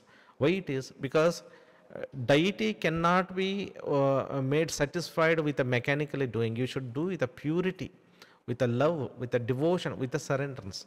Many people have done the purushachana of lakhs of japa, crores of japa, no siddhi, nothing, no results and all of that. So use the 5 pillars of Sri Vidya sadhanas, and then do the chakra meditation sincerely, as guided by a Guru Parampara. And don't worry about this anushtana. Anushtana is also one of the part of a mantra upadesha. Here you are getting a diksha. So many students, I don't know, you are not actually understanding what is a mantra diksha, what is a upadesha, who should do the purushachana, who should not do that, who should do the anushtana, for whom it is. All these things are very different, and you cannot do the anushtana by sitting at your home. You should have a purity, the sacred places like a Shakti Sthala, where you stay there with a purity and do the anushtana. Okay, all those anushtana rules are very different, and our Sri Vidya path of grace is very different. Please understand, we guide you path of grace. Those anushtana you do it yourself or with your own personal understanding. Okay, that is your own choice. Okay. Next question from the same ID number. What is this yantra sharing the image, as I saw myself seated in between this during Diwali Lakshmi Sri Vidya Homam? She sent the one picture. It is a Shiva Shakti yantra, 6-pointed star, That shows the oneness of Shiva and Shakti. Next question. There is a nagging thought due to my desires. I know this will not be my last birth. And in my next birth, will I come back into Srividya lineage or will it lose it? I don't want to lose what I have earned through you. Sorry for this stupid question. You see, if you are sincere, following the discipline given by a guru, then you will be there. If you do your own way, what your inner Mahishasura says, then you cannot follow the discipline of the Guru Parampara. You see, this Anushtana and all these things, these are all not in our Guru Parampara. First understand what is the Mantra Diksha, what is this Guru power, Siddha Parampara power, what discipline is given, how I am following. I am following the 5 pillars of Sri Vidya Sadhana. All these things are very important. Then only your Guru Parampara means the disciple is the one who follows the discipline given by the master. If you are following the discipline with devotion and surrenderance, of course you will be in the path. Otherwise, you will be, losing your connection because you are not following the discipline. So follow the discipline given by this, follow the 5 pillars of Sri Vidya Sadhana, connect more with Tirumalarji, connect more with, this. And from our side, whenever we give a Diksha, we do it at soul level. So we do our best. This energy should be with the students now and in the next life also. But yeah, it is a two-way interaction and relationship. Student also respond, follow the discipline given by the master, then he can hold the bond better and he can walk on the path of the same Guru Parampara. Okay. The next question from ID number 1598. Namaskaram Guruji. I have taken a Diksha of Sri Vidya up to level 3. And yes, it has brought a huge positive change in my life. I am more positive and confident. I feel Amma is guiding me all the time. Whatever I am thinking is getting manifested. The only thing is that I like to worship Amma in a seva form, like offering food, water, fruits, puja, arati and other stotra. In my home mandir and mentally chant the Moola Mantra and I can't sit and meditate. What is it? And I am enjoying this more. Chanting a mantra mentally all the time, doing a seva, and I am all aware of my thoughts the whole day. In Navaratri, I pray to Mother that I want to quit garlic, onion, and that has manifested too. Now I offer food to Mother both the times, and then we all have the prasada. What is this all happening? Am I on the right path, Sadgurudev? And yes, I do the seva of all the deities in my mandir and my Guru Parampara also. What is going on? Hope I am not distracted from my meditation. Yes, I do practice sincerely each level for 2 months each, and then this happens. Like now, with the Gurus and grace, I will go to the level 4 and 5 Diksha. I will practice for 2 months each, and then I like to chant mentally. Please guide. This is good that you are enjoying your path as a bhakti, a seva, do it. And you are chanting the mantra, that is also good, you do it. But at the same time, I request you do the meditation, because you say, I can't sit and meditate. What is it? Okay. See, if I chant the mantra, I connect with the deity. If I do all of this, if your path is just to have bhakti path, this is good. As a seva, as a karma yogi, it is good. But are you really interested to ascend to a higher level of consciousness? If your question is yes, then you have to circulate your prana on your chakras. This is a many problem with the students. Even the senior students are not doing a chakra meditation. They are doing more of a mantra japa. More of a mantra japa. They enjoy this. They enjoy walking here and there. They do the mantra japa, stotra and all. But they don't circulate their prana to their chakras where they have a psychic layers, karmic layer, where they need to evolve from their human to a divine consciousness. If you don't raise your consciousness, don't circulate the prana, the ascensions don't happen. You see that Kriya Babaji and Paramahamsa Yoganji and my master used to say, if you meditate one round of a chakra meditation with a devotion, sincerity, involvement, you burn 1 year karma.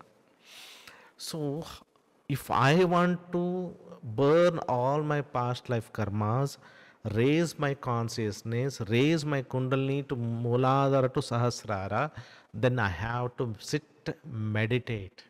And this has been done the same thing by Avadhutas, Siddhas, Paramahamsas. This is the path they have shown. But if we don't follow it as the discipline given by our Siddha Master Tirumalaji, we have a positive experience. We will have a fulfillment of a desire. We will have a positive karma. But a liberation, path of liberation, where I want to go beyond the positive karma, beyond the negative karma, I want to reach beyond the duality and ultimate truth consciousness, then I have to ascend myself. So this is very important that we should meditate, plus do the seva, do the analysis, follow the 5 pillars of Sri Vidya Sadhana. Next question from ID number 10628. After I started Sri Vidya Sadhana, I have seen many miracles in my life. I felt that mother will take care of many issues, but all the problems related to my health are still the same. None of them are solved. Please suggest where I am going wrong. Every month I am visiting doctor for one or the other thing and spending lot of money. Please help. I advise you, do health mantra more. Okay? Every day after chakra meditation, minimum 1 japamala, you do the health mantra. Take a water, energize the water with the health mantra, drink it. Do the self-analysis. If there is any limiting belief, check it. Okay, and do the more of a Siddha mind power tool, that Havan, you use the Havan with a health mantra and Havan. And do all of this, intensify the sadhana. What you want, you channel your Shakti, your sadhana energy to fulfill that, desire. Now you want a health mantra, and do the Havan with a health mantra. Mind power, you visualize what you want, very good health. I am in my inner world. I have a energetic, fit and healthy physical body by the grace of Lalitambika. Or you use that Siddha mind power of Success Wisdom book, life success statement. Use the Siddha mind power, use the Havan plus Sri Vidya meditation, and slowly you will understand why you are the problem, why you are facing the same health problem. Okay, and also I request to see your diet. Are you following the health laws or not? Or if some people, what they just do the meditation, but they don't focus on the right food, they don't focus on the right exercises, and also some people go on thinking negative about themselves. They do not accept their highest good also. They do not accept they can change, they can have a good health also. So work out on all these things what I am suggesting, and see that, apply them, and you will see the changes. Next question from ID number 10390. Guruji, my sexual urges had come under control automatically, but again they have increased. Please suggest some way to eradicate the compulsive need for this urge. What is the reason behind this? Most of the times I find that because of lack of any other outlet for physical or mental or energy exertion, a person turns sexual as they are not able to handle the energy. What can we do to remove this? If it is right, is there any diet or particular food that can be helpful? You see that when you are a young person and not yet married, and your mind is going here and there, mental purity is not there, then what happens? This is one of the problem will happen, where you don't have a control over your sexual fluid and all. That's one thing many people face. I'm not telling directly to you. I'm giving a very general statement here. And second thing is this whatever it is, you need to accept this sexual urge is there, means you need to accept it. It is happening at the body level. It is happening at the body level. You try to divert that energy for some exercises. where you are passionate. If you are passionate for swimming, any sports, you involve in that. Try to change that energy to divert into some other activity or any project you are doing. Focus on more of that. More you do, that can be very helpful. Most of the yogis and sannyasis, they drink the neem juice to kill the sexual urge. If possible, if you want it, you can try neem juice every day. It will kill the sexual urge. Another thing is, the any other exercises can be helpful. Another thing is pranayama can be helpful. Okay, so simple way is neem juice can be helpful, or neem tablets can also be helpful to reduce your sexual urge. And also mental purity is very important. Okay, you need to understand. Next question from the same ID number. Why does someone keep going off the track of meditation even after continuing it for a good time? I have seen that many times I deviate from the path and then I come back. When and it becomes a regular, again I go off the track in a few months. Why this? Why does this happen? This is what, the subconscious block and karmic blocks. Okay, this happens not only for you, for many people experience. They are not regular, they fall down, again they come back, they go off the track, they come back. Sometimes, divine knows what is needed for you. Sometimes divine wanted to give a break to you. Sometimes your subconscious block, you have from childhood you might have a habit that you are not regular in studies, regular in exercise, regular in focused in one thing, and this same habit is also continuing in your meditation. So either it is subconscious block, it's a karmic block, or sometimes a divine wanted you to take a break. Okay, all these things, these three things are there. So what is best for you? Pray to Divine Mother. Try to stick to your regular practice. Whenever you are not, again pray to Divine Mother. Do the mantra japa as much as possible and walk on the path. Next question from the same ID number. Once while meditating, I heard you guiding me towards the end to breathe in a certain way, to offer a few things to Mata. Was it true or my imagination? Please guide. Many times what happens is a Divine Mother who takes the form, who guides a student. It is not me. It is just, she takes the form of me as a, true source, where you have taken a diksha from here. So that is a something you want to have some true source of inspiration and guidance, where Divine Mother does that. So if it is helping you, what is that? When you do certain breathing, and what is your experience, test it. If you see that you are feeling good, you are feeling centered, you are feeling guided, inspired, then continue it. If it is not, then you let go. But most of the students who are sincere, it is a Divine Mother comes and guide. So it may not be the imagination. Okay. Next question from ID number 1687. I have not been able to sit for a longer time while doing the sadhana. By the time I reach a third time of a chakra sadhana, I feel restless, and this affects the quality of my sadhana. Also, sometimes when I am doing second and third round of chakra sadhana, I sleep during the meditation. It's a very normal, natural. If possible, if you cannot do 3 rounds, you just do 2 rounds or 1 round. Be happy what you are doing, but importance is regularly doing the sadhana. Okay, and as you progress, then your body has a capability to absorb. But one thing, good thing is happening is you are falling asleep during a meditation, means you are receiving the healing where your body going into a sleep mode. Okay, so if you cannot do 3 times, just do 2 rounds. That is sufficient for you.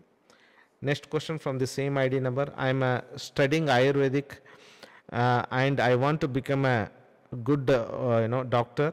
Can you please guide me as to how I can increase my intuition, and also how I can gain a success academically and professionally? So you make this as your intuition, and intuition you make a write down the affirmation and write down in a systematic way, and you visualize what you want. I am in my inner world, I am a good Ayurvedic doctor. I am helping many patients. They are getting a very good results. I am getting a right guidance through my intuition by the grace of Divine Mother. You go on visualizing, writing, visualizing and chanting the mantra. Use the Siddha mind power, use your level 1 mantra japa, visualize, use the Siddha mind power, things will be taken care. Okay. Next question from the same ID number. How can I attract a life partner that is right for me? So what you are going to do is the same way you write down about their life partner. Don't visualize the some specific person. Visualize the one image of a person where what are the qualities you want in that person. You try to mention that the person, my life partner should be taking care of me, should have this quality, this quality, this quality. So you make a statement, write down the affirmation, and then you visualize the qualities of the life partner. Then you chant the mantra asking Divine Mother to bring that life partner into your life, and ask Divine Mother highest good, for your highest good, bring this life partner in my life. Okay, like this you use your Siddha mind power, visualization, affirmation and mantra japa. If you do it every day after meditation or before going to sleep, you start, your subconscious mind understand, and they start attracting same type of persons in your life. Then intuitionally you will be guided by subconscious mind, and when you are doing the mother mantra, intuitionally you know that the person who is the right person, who is the right life partner for you. Okay. So this completes today's doubt clearing session. I pray to Tirumalarji and Divine Mother Lalitambika bless you all, guide you all in your regular sadhana, in the path of spirituality, in the path of self-realization and God relation. Shivoham. Thank you.